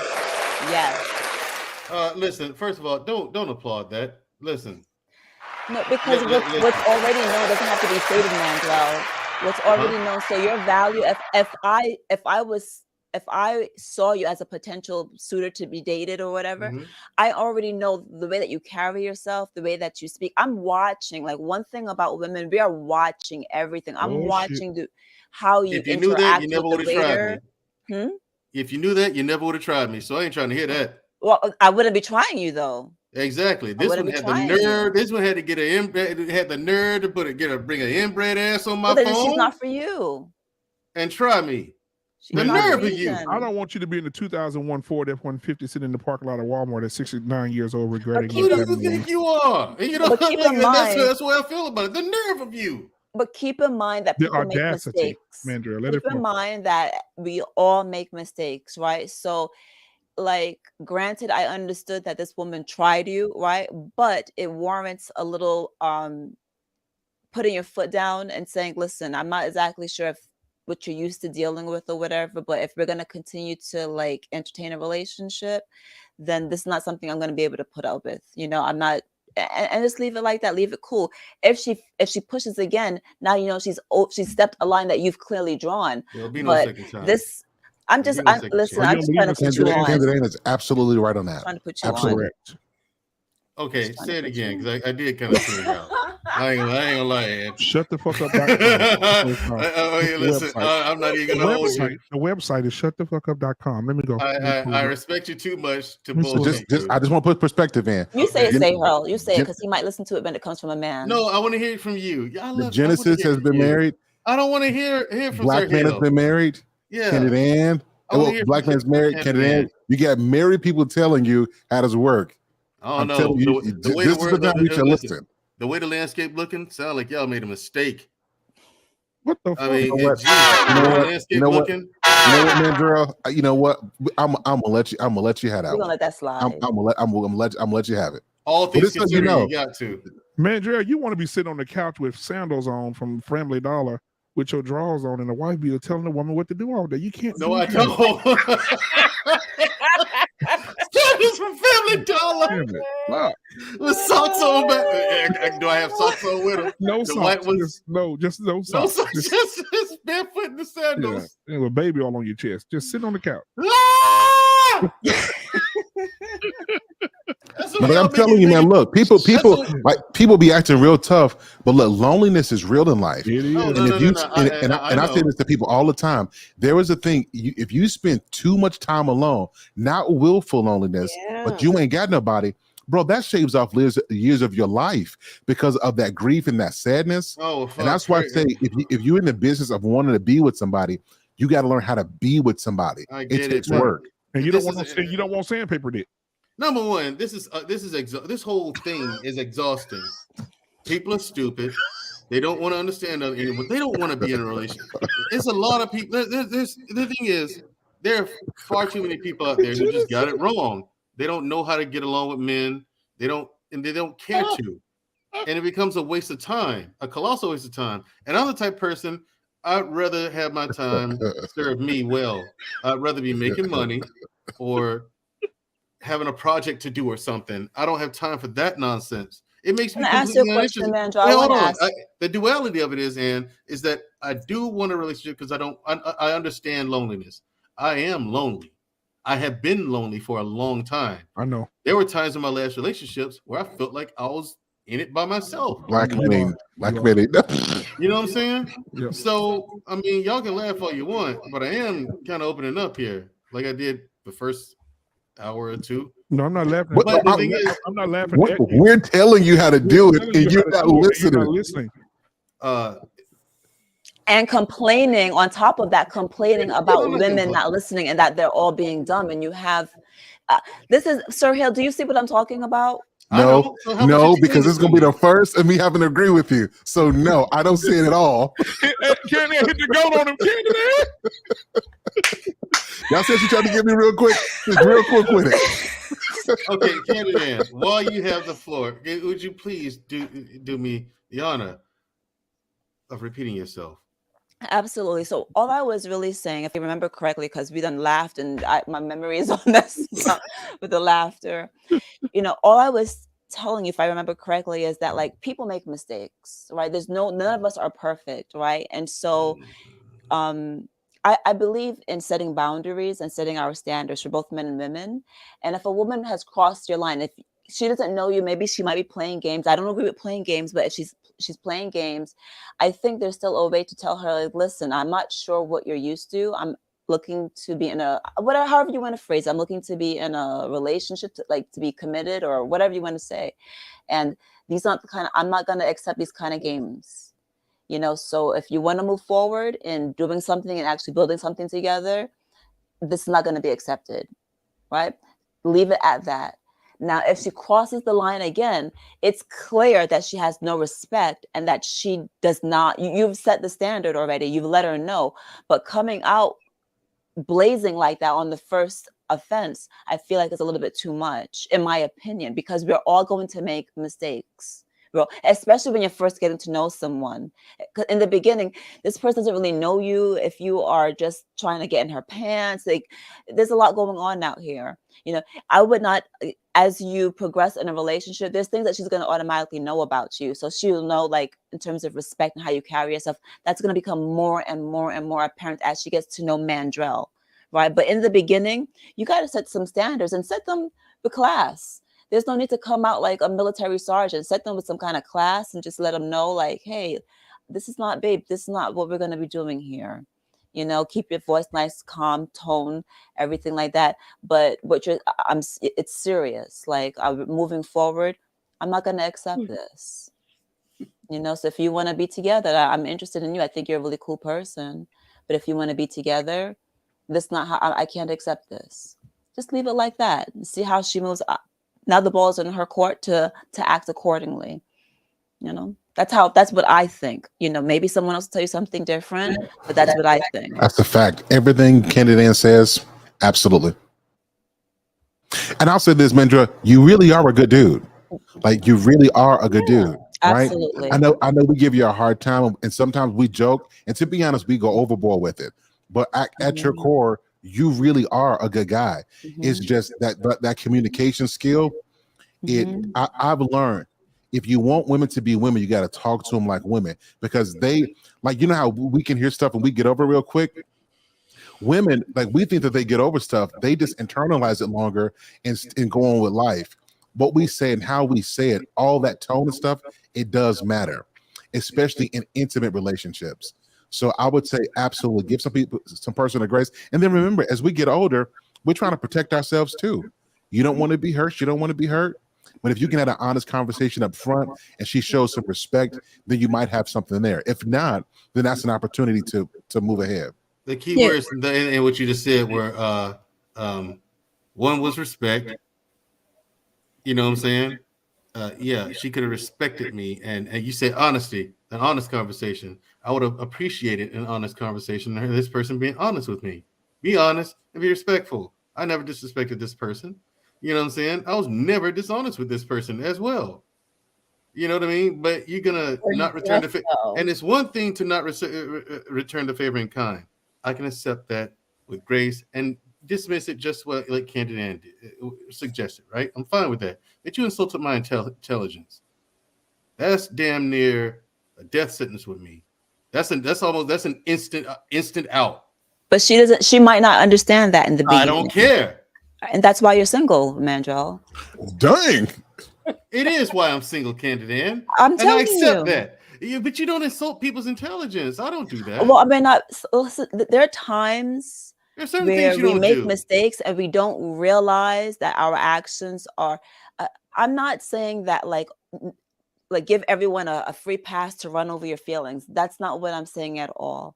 What I'm saying is, without communicating, you can't really be sure that her intentions was to insult your feelings. I understood that you took it that way, right? And maybe it was. Maybe you're 100% right. But without communicating, are you sure that's what her intentions were? You're out and about at 1 a.m. Mandrell, that's a great question. Without asking her, without digging deep, I'm asking you, are you 100% sure? You're making an assessment, and I get it, because you make assessments. That's what humans do. In order to survive, we make judgments. We look, we see, we smell, and we make judgments. But what we have to work on more is the communication part. That's why relationships are so difficult. He'll tell you all the time, it's about the communication. It's about the communication. It's really true. So if you don't it's not even. The communication is body language, is how we say it, what we say, when we say it, the appropriate time. It's all of that. It's not just about I communicated to you that I don't want that anymore. It's not that. It's the way it's not. do it. It's in love. It's the timing. It's the appropriateness and all that kind of stuff. Like pillow talk. Oh, I love pillow talk. The timing is really important. So I'm just trying to say to you, right, that for 5 seconds, if I was dating you or whatever, I want to know that if I make a mistake, that I'm not going to meet Mandrell the Green Beret. No, I just you want a won't. husband. I just want my man. I don't want the Right. Green A Beret. mistake is a mistake. A Right. mistake So, is a mistake. But if you so I'm getting intentionally, scared now A because you're repeated so mistake is like a pattern you're of so no. like behavior, husband. though. I'm getting You did not. You did that, and she did that intentionally. She lied intentionally. Well, to let's get deceive it off me. of her. I'm out. It just in general. I'm It just out. in general. Yeah, All I just in ask, general. here's the thing. Here's why trust and being honest with me is so important. Is because I am vetting women for marriage now, right? If you're not honest with me, that means I can't trust you. They're also vetting you for Here's marriage. the thing. One day I'm going to share secrets. One day I'm going to share dreams. I'm going to let you into my family. Okay? You're going to be friends with my sister and my mom and all that. That's special to me. I can't trust that and with my feelings. Forget the resources, my feelings, my heart and soul and everything. I'm trusting you with that, but how can I trust you with it if I can't trust you? I 100% agree. So don't lie. Don't do that. If you do it once, we may as well cut it now. Because it's going to be so hard for you to regain my trust. It may as well be impossible.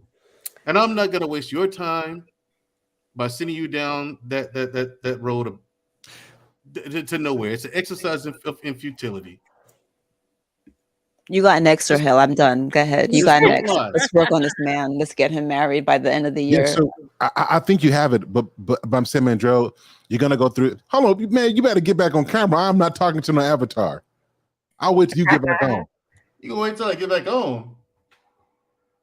All right. I'll make a cup of tea. I'll be right back. He's over there eating. I'm not eating. I'm trying to see this cat. See, women always want my attention. They do. Look. Sir Hale was speaking to you. He wanted to. Right on, Sir Hale. I'm just saying, Mandrell, like it's just important now because men we come off right, and so you got to work on that. You have to work on that a little bit. And But I'm not gonna do a lot. You have to work on that a lot. Genesis. I am not gonna Hulk out on anybody. Yeah, you are too gruff when you speak. But you know I'm not gonna Hulk out on anybody.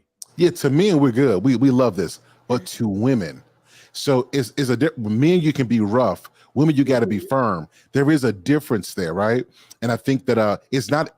There are some moments where you gotta you're gonna make certain mistakes getting to know each other in a relationship, right? And so, have you ever yelled at a girlfriend? Raise your voice.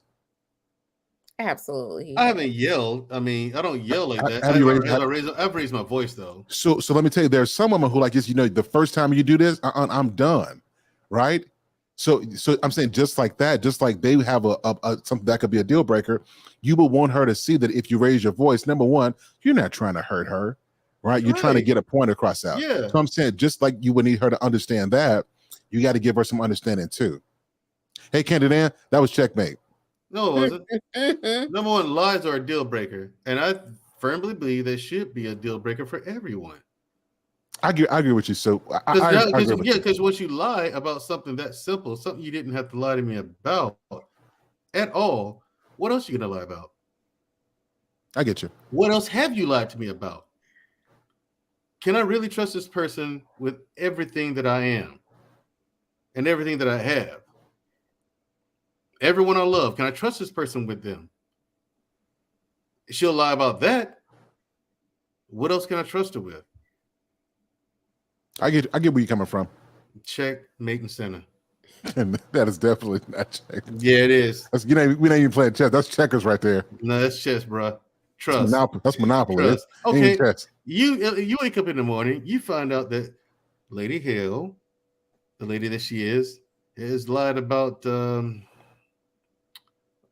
it can't be that one. Y'all got too much skin in the game. Yeah. You and Lady Hill first get together. She lies about something that simple. You really gonna take it seriously? Yes. Why? I don't think you understand how much you and I are alike, right? And that's why I'm talking to you. I don't. I mean, I don't really know you like that. Yeah. So you and I, we're alive. We take things very seriously. Like, what month were you born in? August. I'm a Virgo. Leo. Yeah, Leo. So we have. I'm a Virgo. You're a Leo. Yeah. Yes, I'm a Virgo. Yes. Yeah. So we take things. Well, Leo, man, we take things very seriously because we're loyal. Virgos. Yeah. So do Virgos. Virgos take things very seriously. Yeah, we're loyal to a fault. If you got us, you freaking got us, and we let you know up front. We generally get, we generally get attention. We get what we want. We know how to charm our way and get stuff. So when we give ourselves, that's an important thing. And when we feel taken advantage of, like you feel that. So I get the whole idea. I've just learned though that life is not the way we see it. Like people benefit from who we are, but for women, you got to extend some grace. And I've learned because, like for me, you do one thing, I'm done, and I can literally forget about you. You don't exist to me anymore. In intimate relationships, though, like that has to be toned a little bit, because at the slightest thing, you will completely destroy your relationship because you don't know how to turn that switch off. And I'm telling you that's how I am. I can literally cut people off and they don't exist to me anymore if I feel betrayed. Wait, whoa. Okay, here's the thing. He's already prepared to do that. Because I've heard him say on a number of occasions, if she does that, divorce, straight to divorce court. No, lying is a deal breaker. Instant. That's not the only thing I've heard you say that about. Instant, you lie, instant, it's over instantly. Because that is going to send a cascading effect. I know how, and the reason why is because I know how my mind works. Genesis, she's solid. If Genesis and I were to hook up, okay, until she lies about whatever, I'm going to ask why you did it. I'm going to confront you about it. Why'd you lie about that? Now, here's the thing. Here's the most pivotal point in this whole thing. Your reason has got to be valid. It has to be a good reason. If it's for a good reason, then I can extend you some grace. Okay. And it cannot be a habit. Right. It makes sense. I understand that. I understand why you wouldn't tell me that. Okay. Henceforth, Genesis, you don't have to hide anything. You can tell me things like that because that's something I believe that I need to know.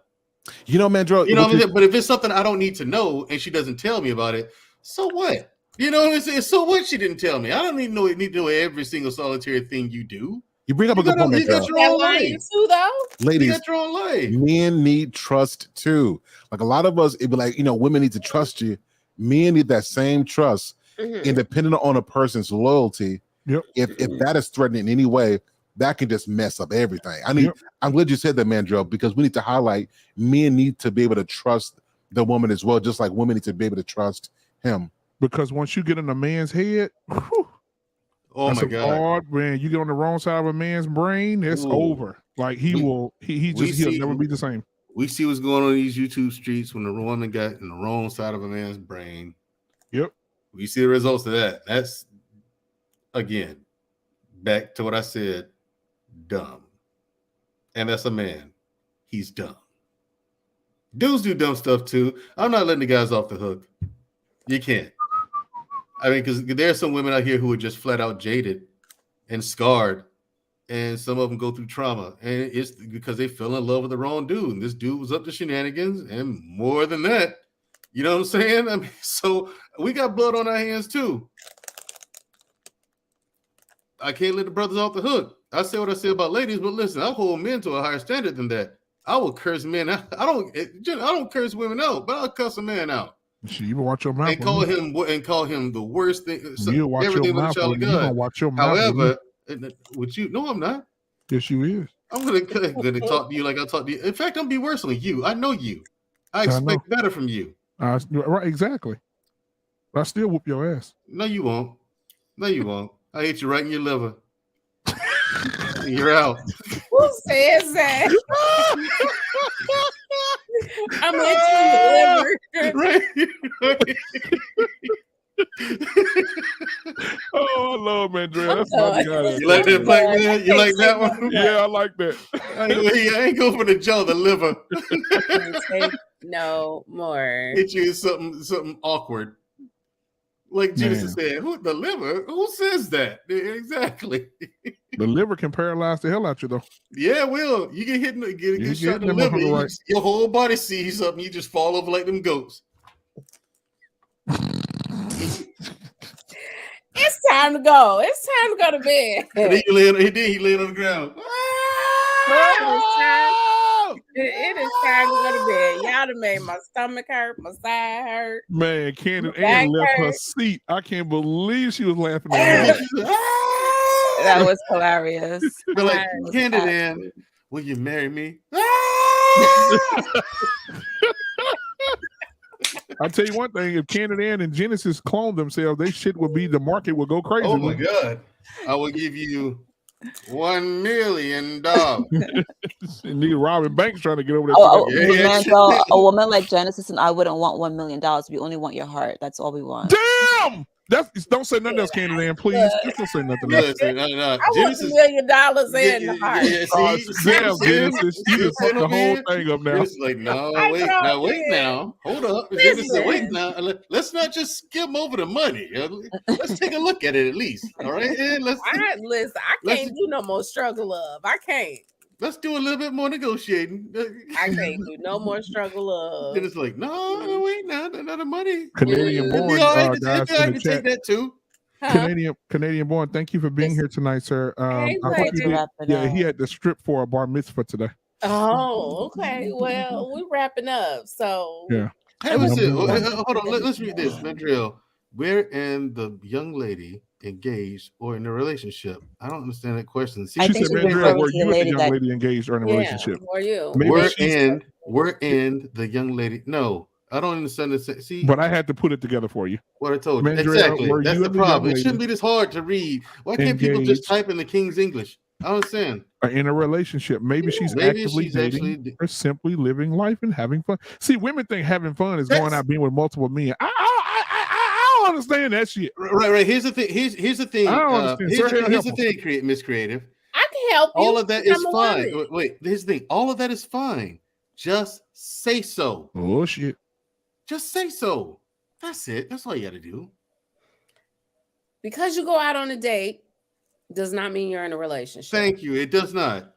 You have to establish that. Then with you words. shouldn't have been asking her any questions about who she was with at the bowling. No, she came at me with I'm going to start a new policy. First of all, if I go on a Genesis, if I'm single and I go out on a date with Genesis, and I walk up in a restaurant and see you sitting there with another nigga, it's about to be some furniture moving because I don't. You need to tell me about this other guy. Don't you put me in the blind? No, I don't. If we're dating, I don't need to tell you anything. Yes, you don't need to tell me anything. What did I tell about dating? Dating is friends just first. That. Right. Become friends. Dating is just that. Until you all decide you're in a relationship and have the conversation about dating exclusively, absolutely, then whatever you do when you're not with her is her business, and the same goes for her. If you want her to be yours exclusively, you have to have the conversation with her. Right after she got Big Dick Billy the night before. All of that is fine. Listen, and all of that is fine. Wet Susie. Genesis, all of that is fine, and I'm with it. I'm with it.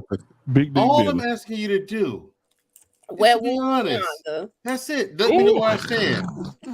Let me know where I stand. That's all I'm asking. I'm asking. Is that asking too much?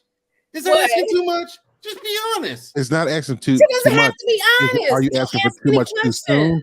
Yeah, it's too soon. I said, Mandrell, if you went on a date with Genesis, right? Y'all had a great time and y'all had a wonderful time. And then a week later, you went out to pick up lunch at the same restaurant you went on a date with her. And you seen her sitting at the table with another eligible bachelor. That's a little taller, a little darker. How do you respond to that? I don't. That's none of my fucking business. Right answer. It's not. I don't. That's none of my business. Okay. I know you, Mandrell. But if you... We're here on Fox 4 News. If I call you to talk to you, and then you come at me with some... I'm starting a brand new policy for myself, and I'm not going to have any guys call... You can't call me at a certain time. Wait a minute. Hold up. Out of the blue, what's this about? Let's be Mandrell, honest here. What is this Mandrell, about? let me tell you this. You're Mandrell's lying. temper too You bad. would have an attitude. You'd be upset. You'd be No, highly no, disappointed because no. these women are this way. No, In 2020, 2022, No, these women are worth sir, nothing. And that's sir, no, sick of this you would have some butterfly feelings. bullshit. no, sir, here, no, it's You'd have some not. feelings. Because if I go out on a date with someone, I understand that I'm probably not the only one she's dating. Probably, maybe, So why but ask her probably any not. questions? So why this is- ask her any questions about what she's doing? Because she came at me sideways with an attitude and shit. And this is What does brand. that You have gonna to do come with away anything? all of a sudden? All of a That sudden, still you gonna doesn't listen. justify it because she Listen, came and had an what you're not. attitude. Okay, cool. You know what? I'll concede that. Next time, I just won't say anything. I'll just disappear.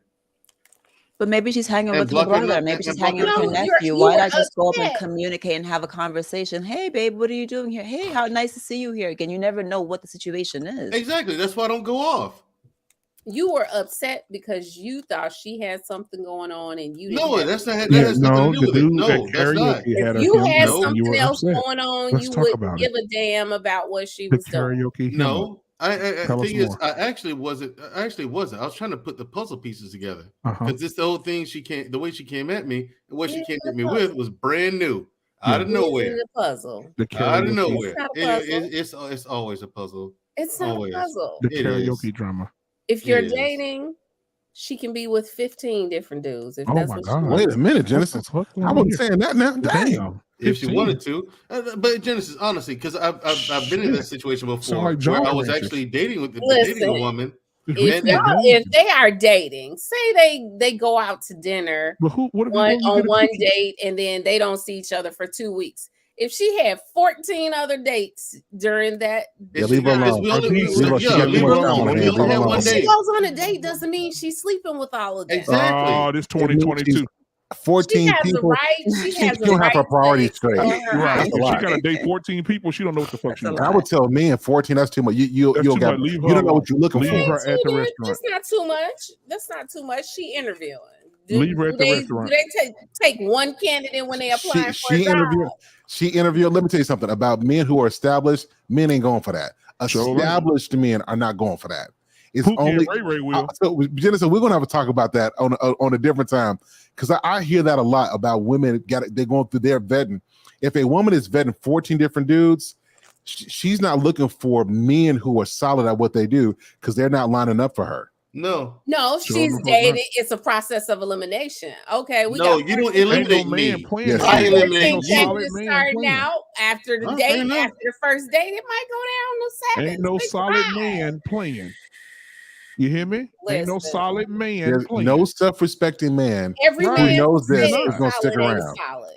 Now he might know the other people are interested, but no self-respecting masculine man is going to be in a line for. I'm telling you, it's just not going to Any happen. woman. No, Yep, like Korean Stephens. you might be that the said her greatest husband thing laying in since the sliced bed. bread, but Sir, I'm did not you see lining it? up for you. Did you see it, Sir Hill? There's It's too not many her other being women wrong. out there. There's too many Korean other women Stephens out said she there. was I ain't doing married, Sir that. Hill. She's Well, then married. go do something. If She you said out Lil there with Wayne those called other her at women, 2 o'clock in the morning. Her husband answers the No, phone it's just I got too much and shit to gives her do, the brother. phone. With a woman And or Lil not Wayne is said, "Come give irrelevant. me some." She I have told her too much husband, to. "That's Lil I have Wayne too on much the to do to phone. worry He about wants that. some. wait, I we gotta can't go." hear the talk. Gotcha. Did you hear me, Sir Hill?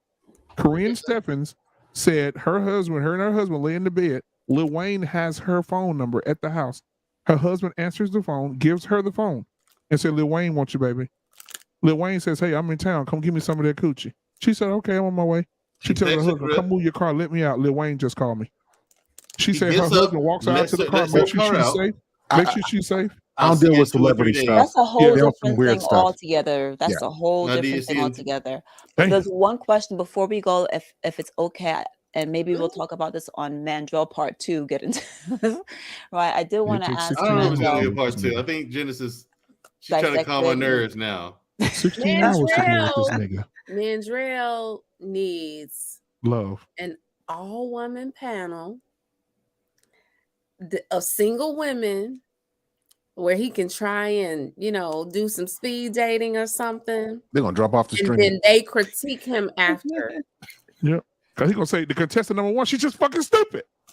She's stupid. And contestant number 2, she laughing. So that means she's connected to the stupidity. I So wouldn't two say that. stupid No, people. I wouldn't call her Drop both stupid. of them. I would be nice and call her dumb. See, there you go. Candace, Look at Sir Hale's face. I was gonna I ask believe you. you. I'm kidding. I I'm believe you. kidding. No, Mandrell, I'm if you kidding. ever That was a get married, joke. brother, Y'all I'm see That when was a Mandrell joke. get. Y'all see when Mandrell get frustrated. He like, stupid. He start Get off making my live. Get off my muscles and stream. shit, Like, veins Get off my and live. Mandrell. Like shit. Kate would say, Veins in get his off my neck and live. shit. Veins all in his neck and shit. In my I neck. want to ask you, as I was listening to not just the dating neck? portion, but I was listening to the earlier portion of your interview, which was really great. Genesis did a great job. Thank you. You know, Oh, I want to ask you what your purpose was. okay. Because, and I'm asking you this question because it seems like you kind of like, oh, you'll pay my student loans, well, okay, and then there was another instance in your, like, you know, when you became part of special forces, you didn't plan for that. It just was like, hey, nothing, I don't lose nothing, so why don't we try? Let's try You this know, out. Yeah, see what and happens. so you were like, let's do it. And so, you know, normally when I hear people, as I get to know people, because I listen a lot and I watch and I do all kinds of different things to really get to understand the person. You know, oftentimes people have like dreams. I want to do this, I want to do that, and they gear up to be a special forces person. They gear up to be in the Marines or something like that. You know, I want to ask you, you know, what's your purpose? Do you know what your purpose is, or what is your purpose? Because it seems like you're just like, hey, here we go. Okay, I don't have student loans. You'll pay that? Sure, I'll join the Marines. And The I just Army. want to ask you, like, what is your intentional purpose, especially as it relates to now that you're in this portion of your life, when you're looking for a wife, right? What is Mhm. your purpose? Because you men talk about like, I want her to get on my purpose, Mhm. and I'm trying to figure out what is your purpose. Well, first of all, men who say that don't actually know what that means. Second, when I was in the Army, I just said, "Oh yeah, I joined the special. Yeah, let's go try it out." I know what you're saying. It seems like I do things on a whim, and not really. I joined the Army because I needed a job, and at the time, you know, I didn't want to move back home and try to find a job or go through that whole rigmarole. Like my sister had to do that. You know, move out of state, stay with a relative, get a job, save up money, and get out. You know, get a place. I said, nah, you know, I don't want to do all that. So let's see what the military is talking about. You know what I mean? Let's go check this out. All right. I'm exploring options. So I go to the Air Force recruiter.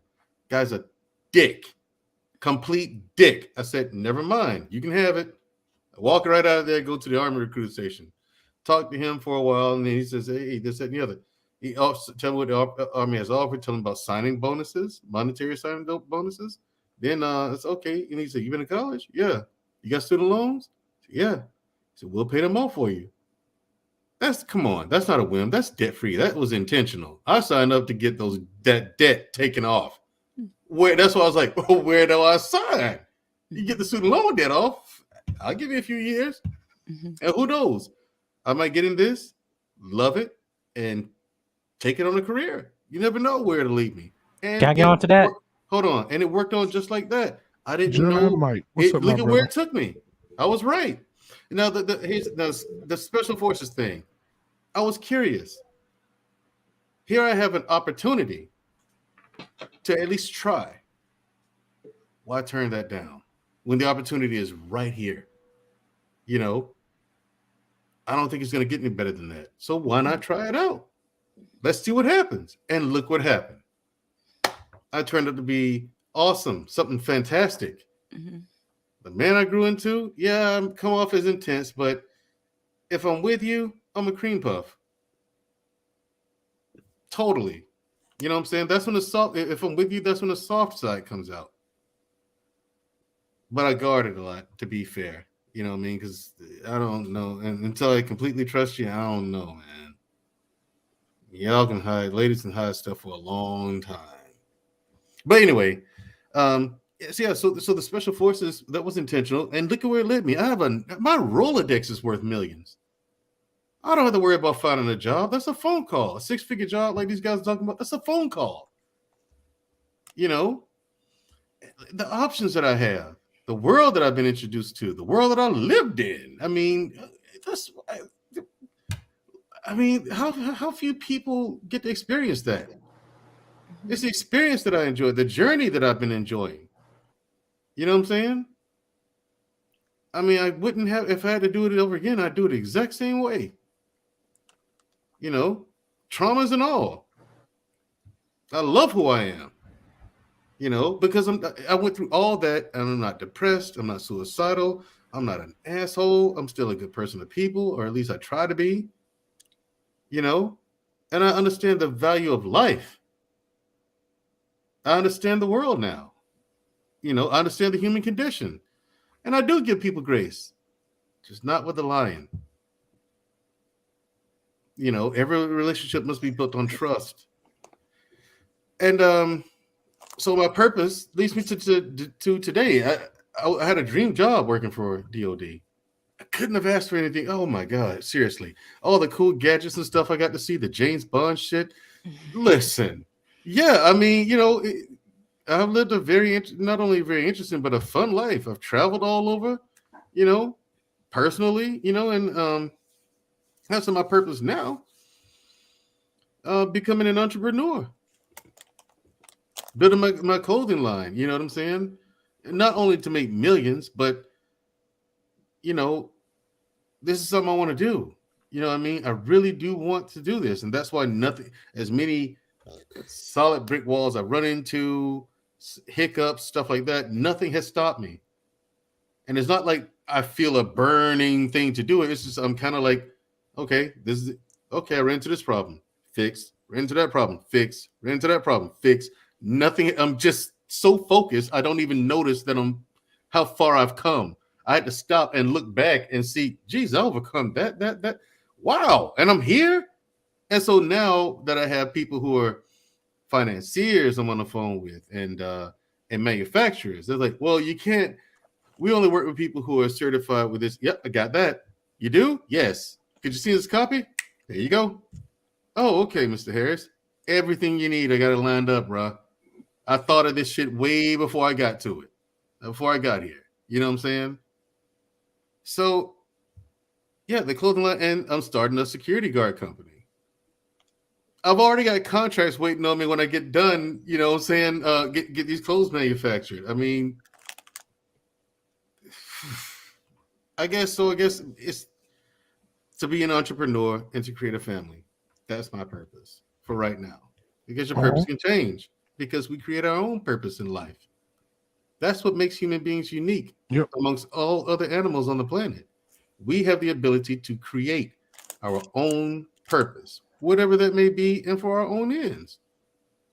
Are there any things that you're passionate about? I am passionate about fitness and Brazilian Jiu-Jitsu.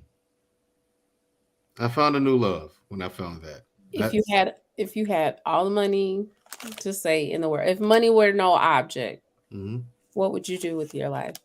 I would train and compete in Brazilian Jiu-Jitsu for life, for as long as I can. And I travel, of course, you know. I mean, I would. And I'd still do the clothing line. If I had all the money in the world, I'd still do it.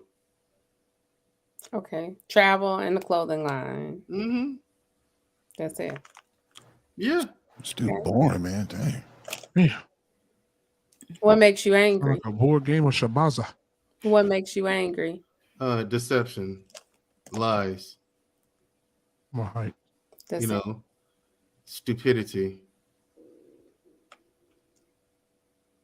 It's just when people do the wrong thing knowingly, but then don't want to change it. You know, that makes me angry. You know, people who mistreat children. That's something that'll make me see red. Okay. I don't like it. You mess with children, and yeah, it has something to do with what happened over there. I mean, it's like we got into a little bit tonight, you know. So yeah, you don't mess. Children are innocent. You should never hurt them. That's a fact. You know, ever. So yeah, that's something that makes me angry. That and lying. And you know, I'm trying to be nice. I see your eyes. But I can't think of better words. Just don't be dumb. Stop being an idiot. Well, but I say that because most people do stupid things knowingly. They know it's stupid and they do it anyway. I don't get it. Couldn't stay positive. God, Dang, man. we were like almost there. Almost there. Almost there. You know what you just, Mandrell, you know what you just did? You just talked Halle Berry up to your hotel room. No. When you got there, you fell asleep. No. Well, no, she asked me what makes me angry. He pushed off the cliff. And I said it. He pushed off the cliff, and she said, I'm not doing it no more. I'm not doing it no more. Dang, man. I'm like, you got something else for us, so we can wrap it up.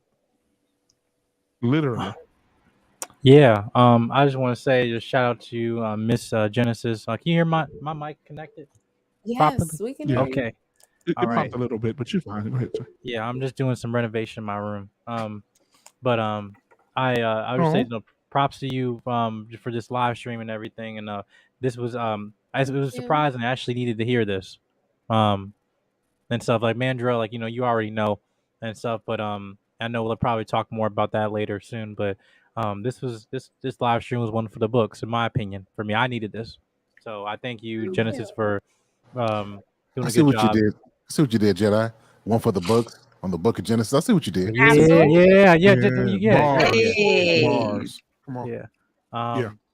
But I said no props to you for running this interview and everything. And but Mandrell, thank you for also just you sharing your story, being transparent and everything. Also, as the Mandrell way, not pulling punches. I don't know. Maybe one woman someday will appreciate that, or maybe I'll actually get a handle on it. Yeah, one day a woman gonna walk I have to get Genesis and Candidate. Tell me to fuck off, Mandrell. Tell me. I have to get Genesis and Candidate to work with me more. Mandrell, you tell me, you bastard. You tell Genesis, me. just look at Genesis' face. She's like, almost there, man. Almost there. I try to end. I wasn't trying to know jokes or anything. And Mandrell needs a wife like Amber Heard. You need an Amber Heard wife. No, I don't. The devil's a liar. Crazy. Yeah, the devil is a lie. Okay, she's gonna end up with. She's gonna end up shitting on your bed while you're sleeping, you rolling over in it, putting your toothpaste in the dog's ass, all that. Toothpaste in the dog's ass? Toothpaste in the ass? She's gonna put the toothpaste in the toothbrush in the dog's ass, and you're gonna be there brushing your teeth with the dog. Aha! Genesis, we finally have an answer. What's that? Miss Creator she says, Mandrell will be engaged by the end of the year. I said to Black you, man, check your Miss phone. Creative. She says, Mandrell, nope, I'm good. So we have an answer. Read what you wrote after that. The lady with Mandrell must be intelligent, fit, and understanding. She must be perfect. She doesn't. She just can't be a liar. What you want? I told her last relationship I was in, that chick wasn't fit. Fantastic person, though. She wasn't fit at all, but there you go. I think, this is a perfect example of a conservative conundrum. A person who self-sabotages. Boom. I'm gonna go crickets on Candidate, your skin is great. Thank you. You have great skin. Thank you. There we go. Both of y'all gorgeous tonight. Yes, they both are. Yeah. I put my comments in Genesis earlier. Genesis posted a picture on Facebook the other day. Genesis, you do look gorgeous today. I'm so sick of Genesis posting these pictures. I should post one more. I'm gonna just find somebody to disconnect her damn Facebook. 26. It's summertime. I said, oh my God. Ooh, I said, is that Genesis? I said, this has nothing to do with the Bible. It's not the crown of your head to the sole of your feet. You are blessed. Nothing to do with the Bible. Oh Lord. Look, y'all let me get skinty. I'm gonna cut up. I'm just saying. I mean, like I said, because I forgot how you came up, Genesis. We're talking. I said, I don't know. I just never seen it from like the collarbone or the shoulders down. Never seen it. Never seen the body. You never seen the body? No. I think he's talking about a new picture that I put. Genesis, if you got skinny, no, I don't think it's a new we're gonna have a one, hot girl summer. Well, I'll just It was say a, this. it was, A it was true. a I mean, picture. And I was well, like, Oh, look at that damn I was hot like, girl summer Say shit. again. well, oh, I'll okay. just say. Well, I'll just say this in No scripture wonder that she walking around here talking shit. no. No wonder I'll just Genesis say this walks for around here talking Genesis. shit. Okay. Huh? No, Huh? I'll say this for Genesis though. I'm like in the Yeah. scriptures. It says that true woman she bear a price that's far above rubies, and it's a cost to see the full picture. I'll just say that. That's why we got. Yeah. Oh. So drop the mic on that one. Avenger. Okay. And Jedi Genesis Knight. love putting her hand on her hip, turning to the side, taking them damn If you pictures. want the book of Genesis, I you gonna don't. pay You know full price. what? I'm gonna tell you. In the back chat. I'm gonna tell you. There's a reason why I do that. Okay. I know why it is. No, I know. don't I'm listen to gonna tell you what it is. What is I'm gonna it? tell you something. She got white toenail polish. White toenail polish is made for sinning. Don't you don't you do it. That's He the knows black it. toenail polish, He ain't knows it? it. No. Please don't. Like If I do that, then they can't see the back part. Why I not? don't do. I that don't ain't do stopping me. the. I don't do the booty in the camera pics. Mm. And if I You just put go in the my hand bathroom in- and do this number here with the camera and just no. you No, do that no one duck face, in the no mirror. duck face. Genesis is decent, like on like for real. She's She decent is. on there. You think you were joking? I'm not. I'm not doing the booty to the And you camera too, photos. Candyman. I And see your if glasses. you do the angle Thank right, you. then they can't Yes. see all of that. But keep in mind that I am a photographer, so I don't have a problem Ah. taking pictures that might not be as decent as Genesis. Wait, Though I wait know. Wait a minute. This is From the mountain of nakedness. I ain't No. I'm just saying in the art, in the sense of art. I'm not talking about like Yeah. just. We talking about our two candidates. Most men full-on talking yeah, about I art. see two So masterpieces you talk on about a camera lady now. sitting in the From middle the of a east to room the west. naked Yeah, with her talking about proper body lighting, covered proper completely, camera. but you I'm can talking about yeah. like the whole thing, You everything. do have great work though. boudoir photo shoot. Yeah, Canada really does have great work, like straight up. Yeah, Look at her so teeth. They're so white. yeah. But Yeah. yeah, we'll talk about that in the back chat and stuff like The that. boudoir- This has been yeah. great. Genesis, you did an amazing job. Thank you for allowing That's me right. onto your channel. This was a great Oh. interview. I learned a lot about Mandrell, things that the stories were wow.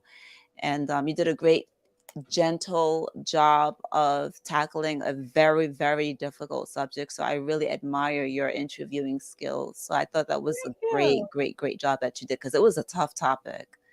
And you handle it very gently and with like care. So I was Hey, great. have you ever interviewed Sir Hill? I tried to.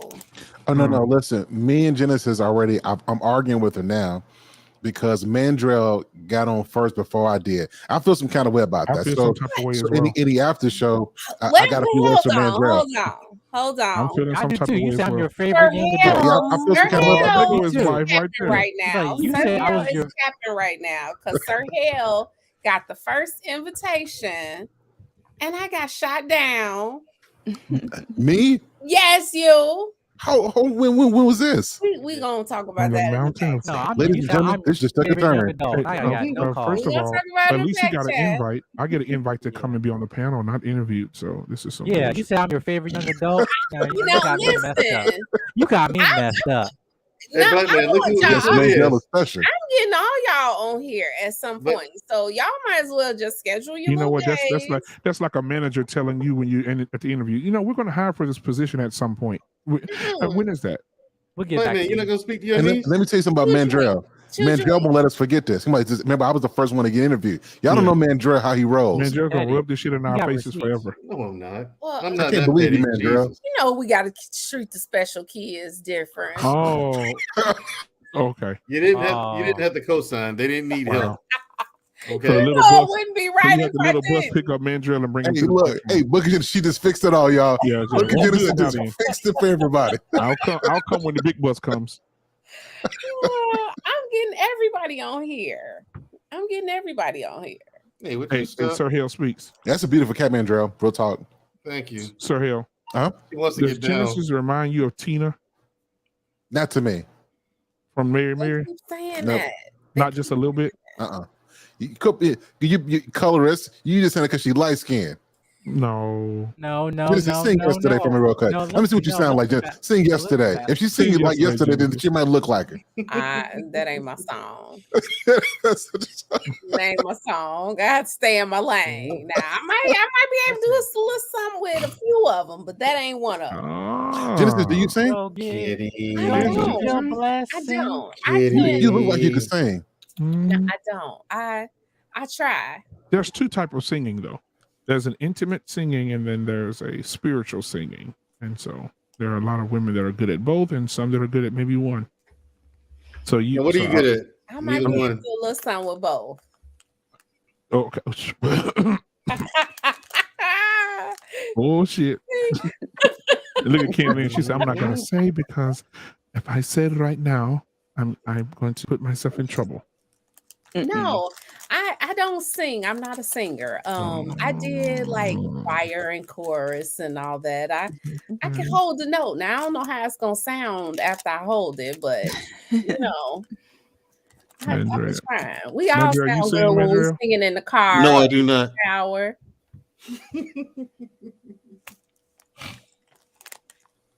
Mandrell, she sleep with you?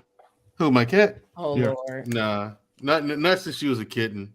When she was a little kitten, she did used to curl up in the. Why can't you love a woman like you love that? You don't go to the house talk to the cat like that, calling that cat stupid, do you? He is real gentle with that cat. I've noticed. I know that's what I'm saying. He really love that pussy. He's real gentle with that cat, but he just be like a bear with the ladies. He love that pussy, but he just won't. But he's a bear with the ladies. I don't understand. You haven't seen a bear in action. I have. Those things are unstoppable nightmares. Disgusting. Look at that. Look at that little old thing. You got trumped. You got trumped with the dog. I didn't. Man, look at that little thing. My damn dog. You got trumped with the dog. No, cats are far more intelligent. They have way more personality and independence, and they're much more low maintenance. You know what we heard? The only thing is, wait. We heard lies. No, the only thing about a cat, is you can't train them. You can, and that cat is not loyal. If you like loyalty, cats are not loyal. Have you ever seen? Well, they are. Once they imprint on you, they are walk loyal. A cat with a? Have you ever seen anybody walk a cat with a leash? Yes. My kids do. Never. My kids have a cat, and the cat has a leash. Why? But see, he has a little harness. He has a harness that has a leash attached to it. And hey, Gail, when they have a balcony, when they take him out on the balcony, they put the leash on him. I guess so he doesn't, go over on the neighbors and, okay, disappear. Hey guys, lazy. See, that cats was are adorable. Oh, that's the cutie. I like that one better. That's disgusting. You would like a white dog, wouldn't you? I love the purse dogs. But here's the thing. I don't want it. The thing is about a cat's loyalty is if a cat loves you, the cat loves you. Like a cat could be starving in the street and you give it food and water. It'll eat the food and water, but it still doesn't care about you. It's not a dog. You'll be more prone to gain a dog's loyalty because the dog's like, okay, he would have done this to me if he didn't trust me or didn't like me. So a dog might follow you around. Can you walk a cat? Depends. You can, but not really. Cats do what they want to do. You know what I'm saying? They all the time. Like cats are man's best. Oh no, that's dogs. Sorry about that, man. Dang it, dogs are man's best. No, they're not. Here's the thing. I've always wondered why women say men are dogs when they're the most loyal animals on the planet. Here's the thing: when a cat the thing is about we don't even have a response for that. What I'm saying is, when loyal. I'm listening. When a cat loves you, it loves you. It doesn't care about the food. It doesn't care about anyone else. Like a cat could hate everyone else in the house except you because the cat loves you, and that cat will be loyal to you. Just don't mistreat them. They're not stupid like dogs. You can't beat a cat and just think it's gonna love you. It's like, oh no, this is toxic. I'm out. Mandrell, so you can't beat a cat and make it love you. Cats to be like, oh no, this is toxic. I gotta get out. Preaching tonight, Doc. You can't just beat a cat and make it love you. That's right. You gotta be gentle. You gotta be gentle. You have to stroke it. You can't say it's stupid. You can't say it's crazy. Yeah, you have to call the women stroke cats. Call the women cats. You gotta be gentle. You gotta stroke them. This one took a turn. I'm not sure where this is going. I'm I'm sure I know where it's going. I want to end on a good note and on a positive one. So I will reserve these comments for maybe the after show, or maybe not. Maybe I'll just keep my mouth shut. Damn, that sounds good. Genesis, this was such a cool conversation for real. It This was was real cool. lots of fun and learned a lot. Did a great job. Oh yeah, man, Joe, you were good too, bro. You were good too. And thank you for being so open and honest, Mandrell. I know. Yeah. I tried not to pry too much. I tried. Hey, real talk, y'all. Like Mandrell helped me to overcome some stuff. Real talk. We have some real conversations off camera. This guy has really been there. So we joke on camera, but this is a really solid dude. Real talk. Mm-hmm. Oh, That's one of the wonderful things about YouTube that people don't see. A little bit more, so the ladies can see the hidden gem. Yes, we're gonna work on him. We're gonna get him married. I know. Lord Jesus, pray for us, y'all. They're gonna get me together one of these days, ladies. Hey, Gil at night, how are you? Hey, thanks for coming to support. We're gonna get you together so we can hook you up with Miss Creative. Miss Creative doesn't seem interesting. Genesis. She's scared. How is she afraid of me? Miss How Creative. about did y'all see Genesis' face when she said it at first? Y'all missed it. Y'all missed it. Rewind it. She's scared. She's scared. By right. I mean, What is she scared of? Yeah, I think Miss Creative is cool. I saw the face. I just saw it. Look at her face. I think she. Look at her face. I saw it. I just saw it.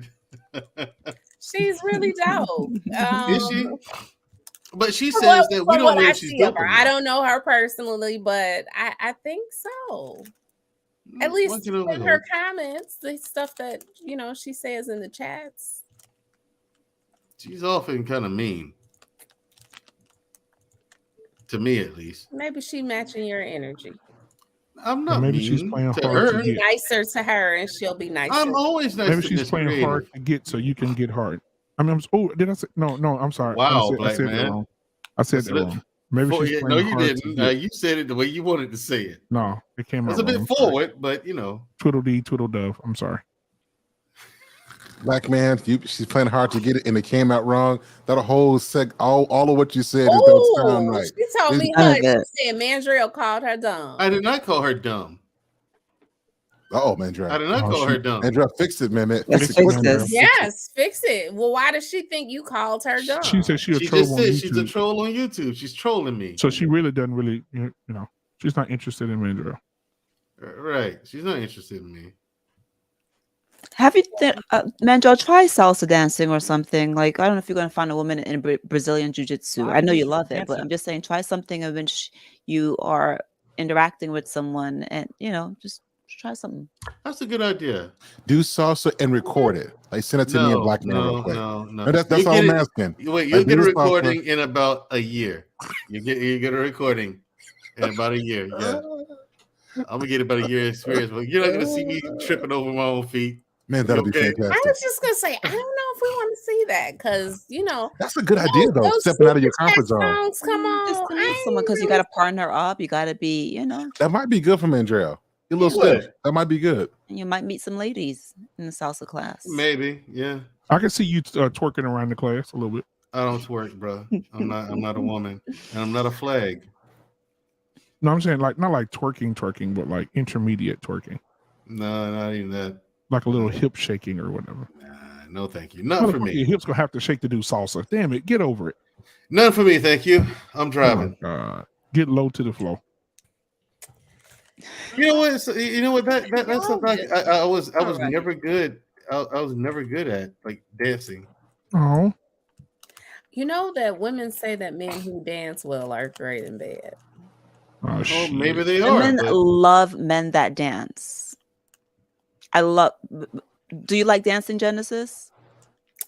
Whether you dance good or bad or whatever, it's just what do we mean, fun Dan? of it. Because all I'll be seeing women do is them duck lips and shaking their booties. Like you mean like real dancing? Yeah, like on the dance floor dancing. Go ahead, give us dancing an fun. example, Candy. Go ahead, show us. I don't. No. Okay, never mind. Oh yeah. Oh yes. snap, yes. Oh, Keep shit. in mind I'm from the Caribbean, right? So we do a lot of dancing. The hell was Like, shut up, dude. Were you music is huge stripping? in the Caribbean.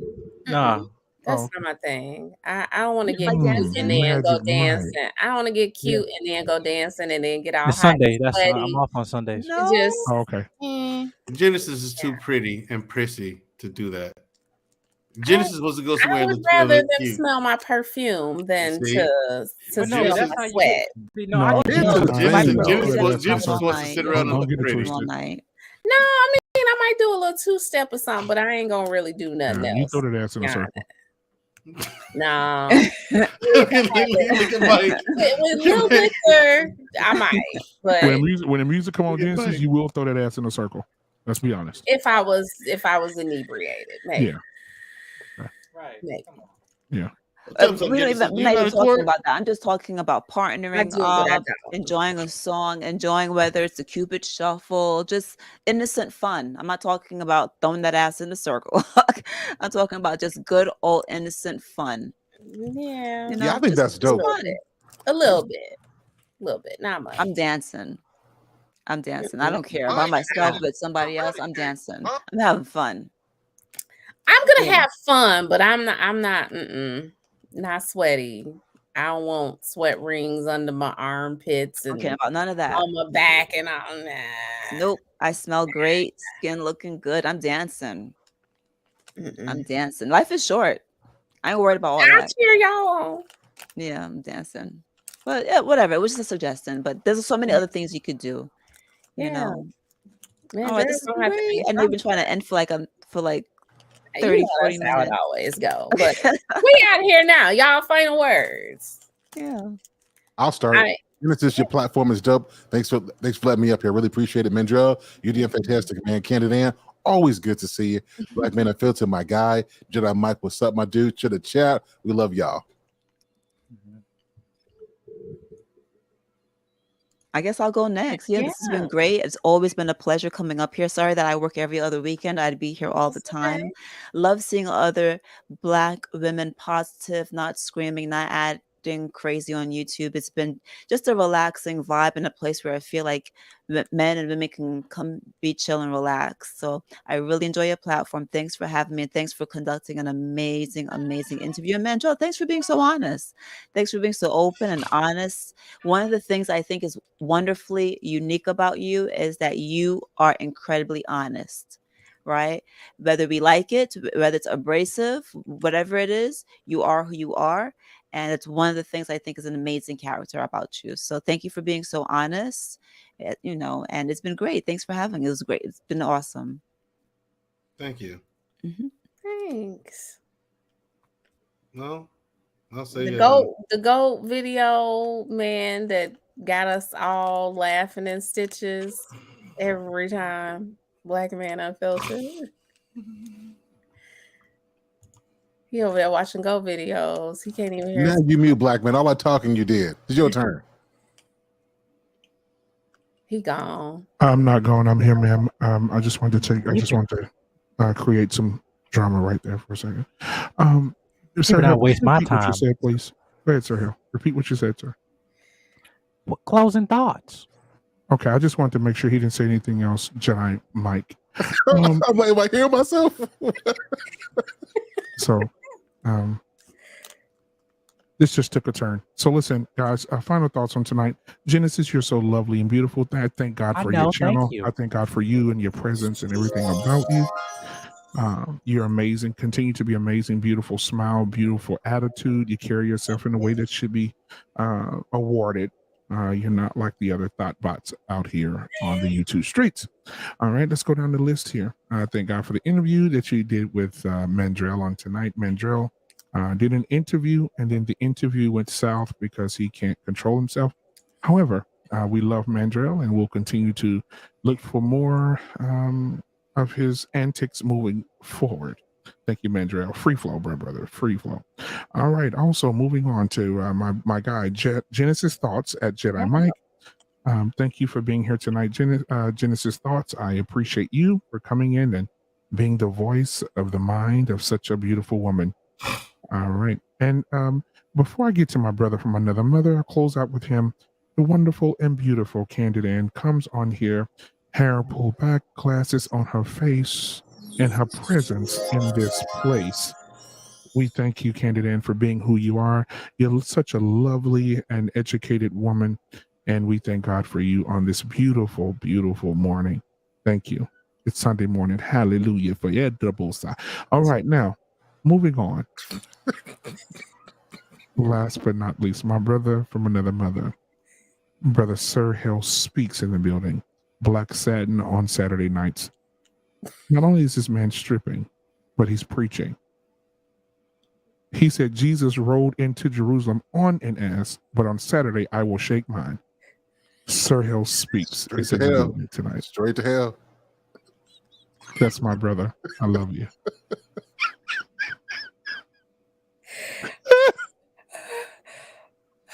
I'm sorry. And to all the goats out there that are headed to slaughter, we love you all.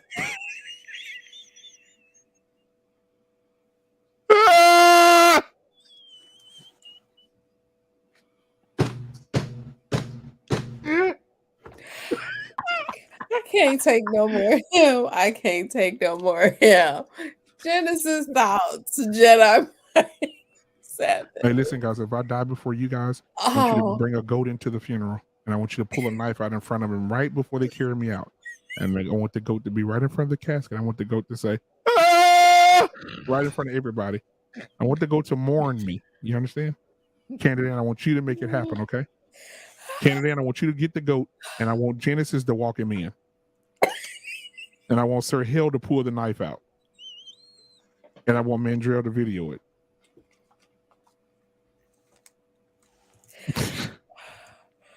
Oh, somebody mute his mic. Take the mic away. He needs to go to bed. Sir Hill Speaks, he turned his camera off. Does his camera overheat? Sir Hill Speaks, are you still there?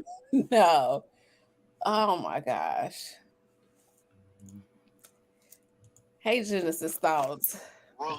How you doing? I know I look good today. Thank you. Thank you. Listen, like the Bible said, from the crown of her head to the sole of the feet, you know, when you go to the book of Genesis, you get the full package in the name of Jesus. Lord Shandi. Listen, let me tell you something. You guys make sure you hit the subscribe button, comment, like, and share. This is premium content. Y'all missing this. Well, listen, when in the whole story about when man was in the water and Jesus sent him some of the boats, hey, no, where I'm waiting for somebody. And then guess what? Another boat keep coming, another boat keep coming. You keep missing the opportunity, missing her live streams, and treating her like a side piece. You ain't gonna be doing that on the book of Genesis. I will not let that happen in the name of Jesus. I rebuke that demonic spirit in the forth. Honestly.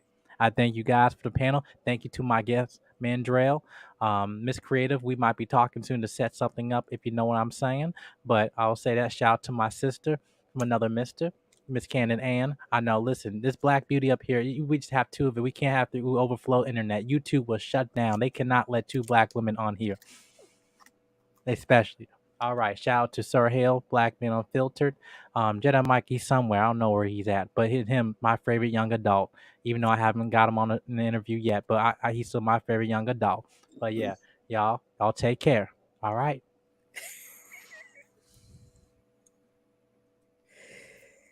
And the man of the hour of 6 hours, Mandrell. Yeah. 6 hours, God dog. Just want to say thank you, Genesis, for inviting me here.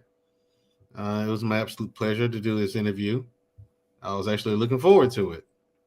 Yeah, I was really looking forward to it, and hopefully it gives people a little bit more insight into what makes me me, and there's a lot more to it. Suffice it to say, there's a lot more to me than even that. But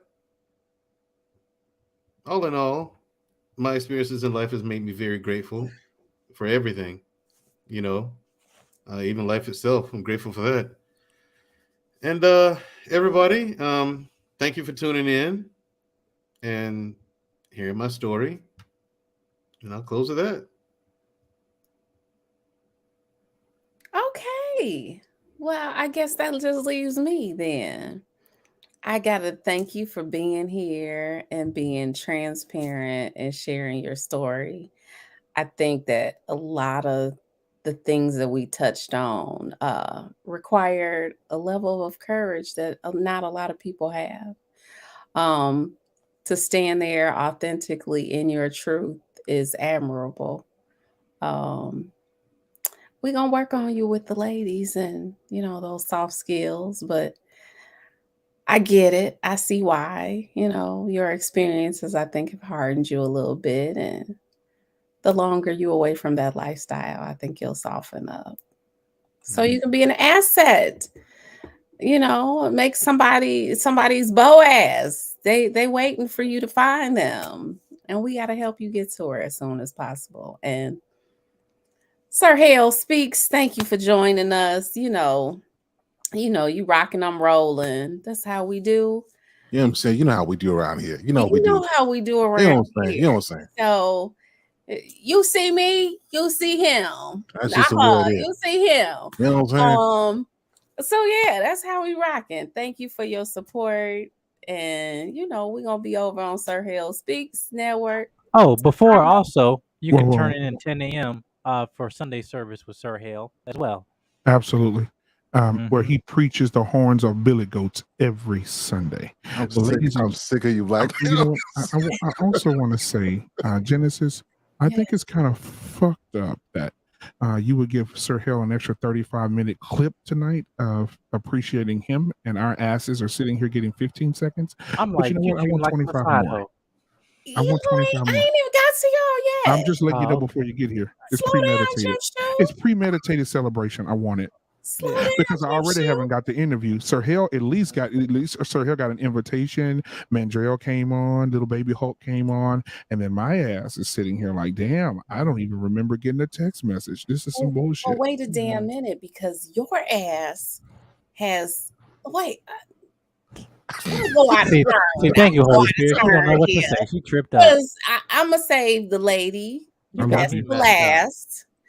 So your ass has 10,000 shows on the Black Man Unfiltered Network. He is 10,001. It doesn't mean I can't be on your show to support your beautifulness. So, and you know what? I just don't understand. Next time, okay, I'm gonna rent a goat. And next time, when I do an interview, I'm gonna bring that little bastard in here, and I'm gonna slap him on the ass and make him scream. Yeah, we are gonna get you on there. Yeah, but 10 shows. I'm putting my damn medical bill in the mail to you, because I'm going to need to see somebody after I have been laughing my ass off all night about this goat that you brought up. I'm sorry. My stomach hurt, my back hurt, my side hurt. That's something else hurt that I ain't discovered yet. That's how we do. I just wanted you to know how we can relate to animals, because that even though that the goat hollers when it knows it's about to get ate. Come on, somebody. We can the women relate? Don't you holler when you're about to get ate? Come on, somebody. I don't know nothing about no hollering we doing. Candid Ann rolled her eye. Oh, she turned the camera off because the truth she is not participating in this conversation. Makes her grin. Yes. She is not participating. Candid Ann, can you come back on for a second, please? I see your face. Sir Hale has clocked out. Candid Ann has hit the clock. Mandrell spaced the fuck out. He's in Pluto.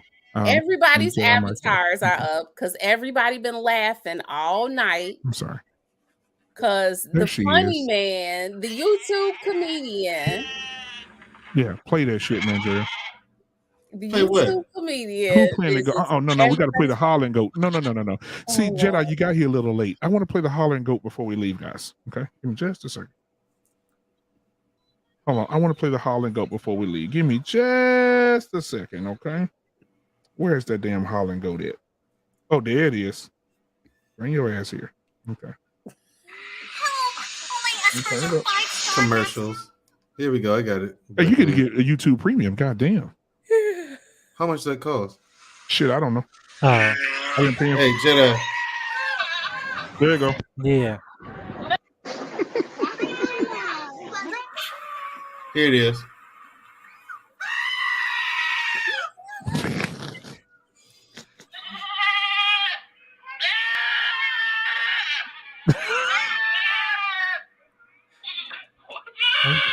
When you got your girl with a midget.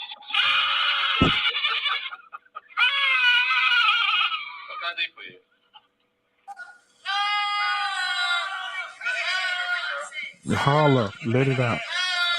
sometimes those goats they be shouting because the Holy Spirit didn't touch them. Yes. Look at them. They know it. They about to be sausages. Mike, look. And look at that Thanksgiving Mike, here it dinner. is. Yep. Look at that Thanksgiving dinner. Spit. Oh. Oh, okay.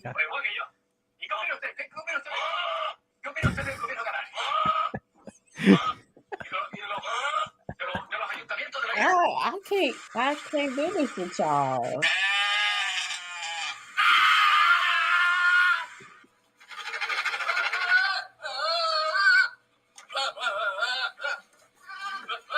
That's Candy Ann's favorite one right there. I'm gonna buy her that one. I'm gonna have it shipped to your home, Candy. You're gonna be doing interviews. You're gonna be in the background. Oh! That would be my husband smoker so fast.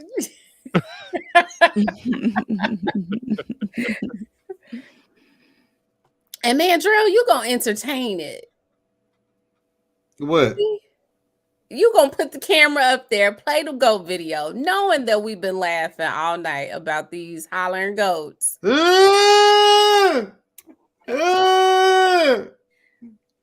get me is the one who spit on him. I was like, yeah, for more crazy content like this, make sure anybody. Well, it's late, ain't nobody still here.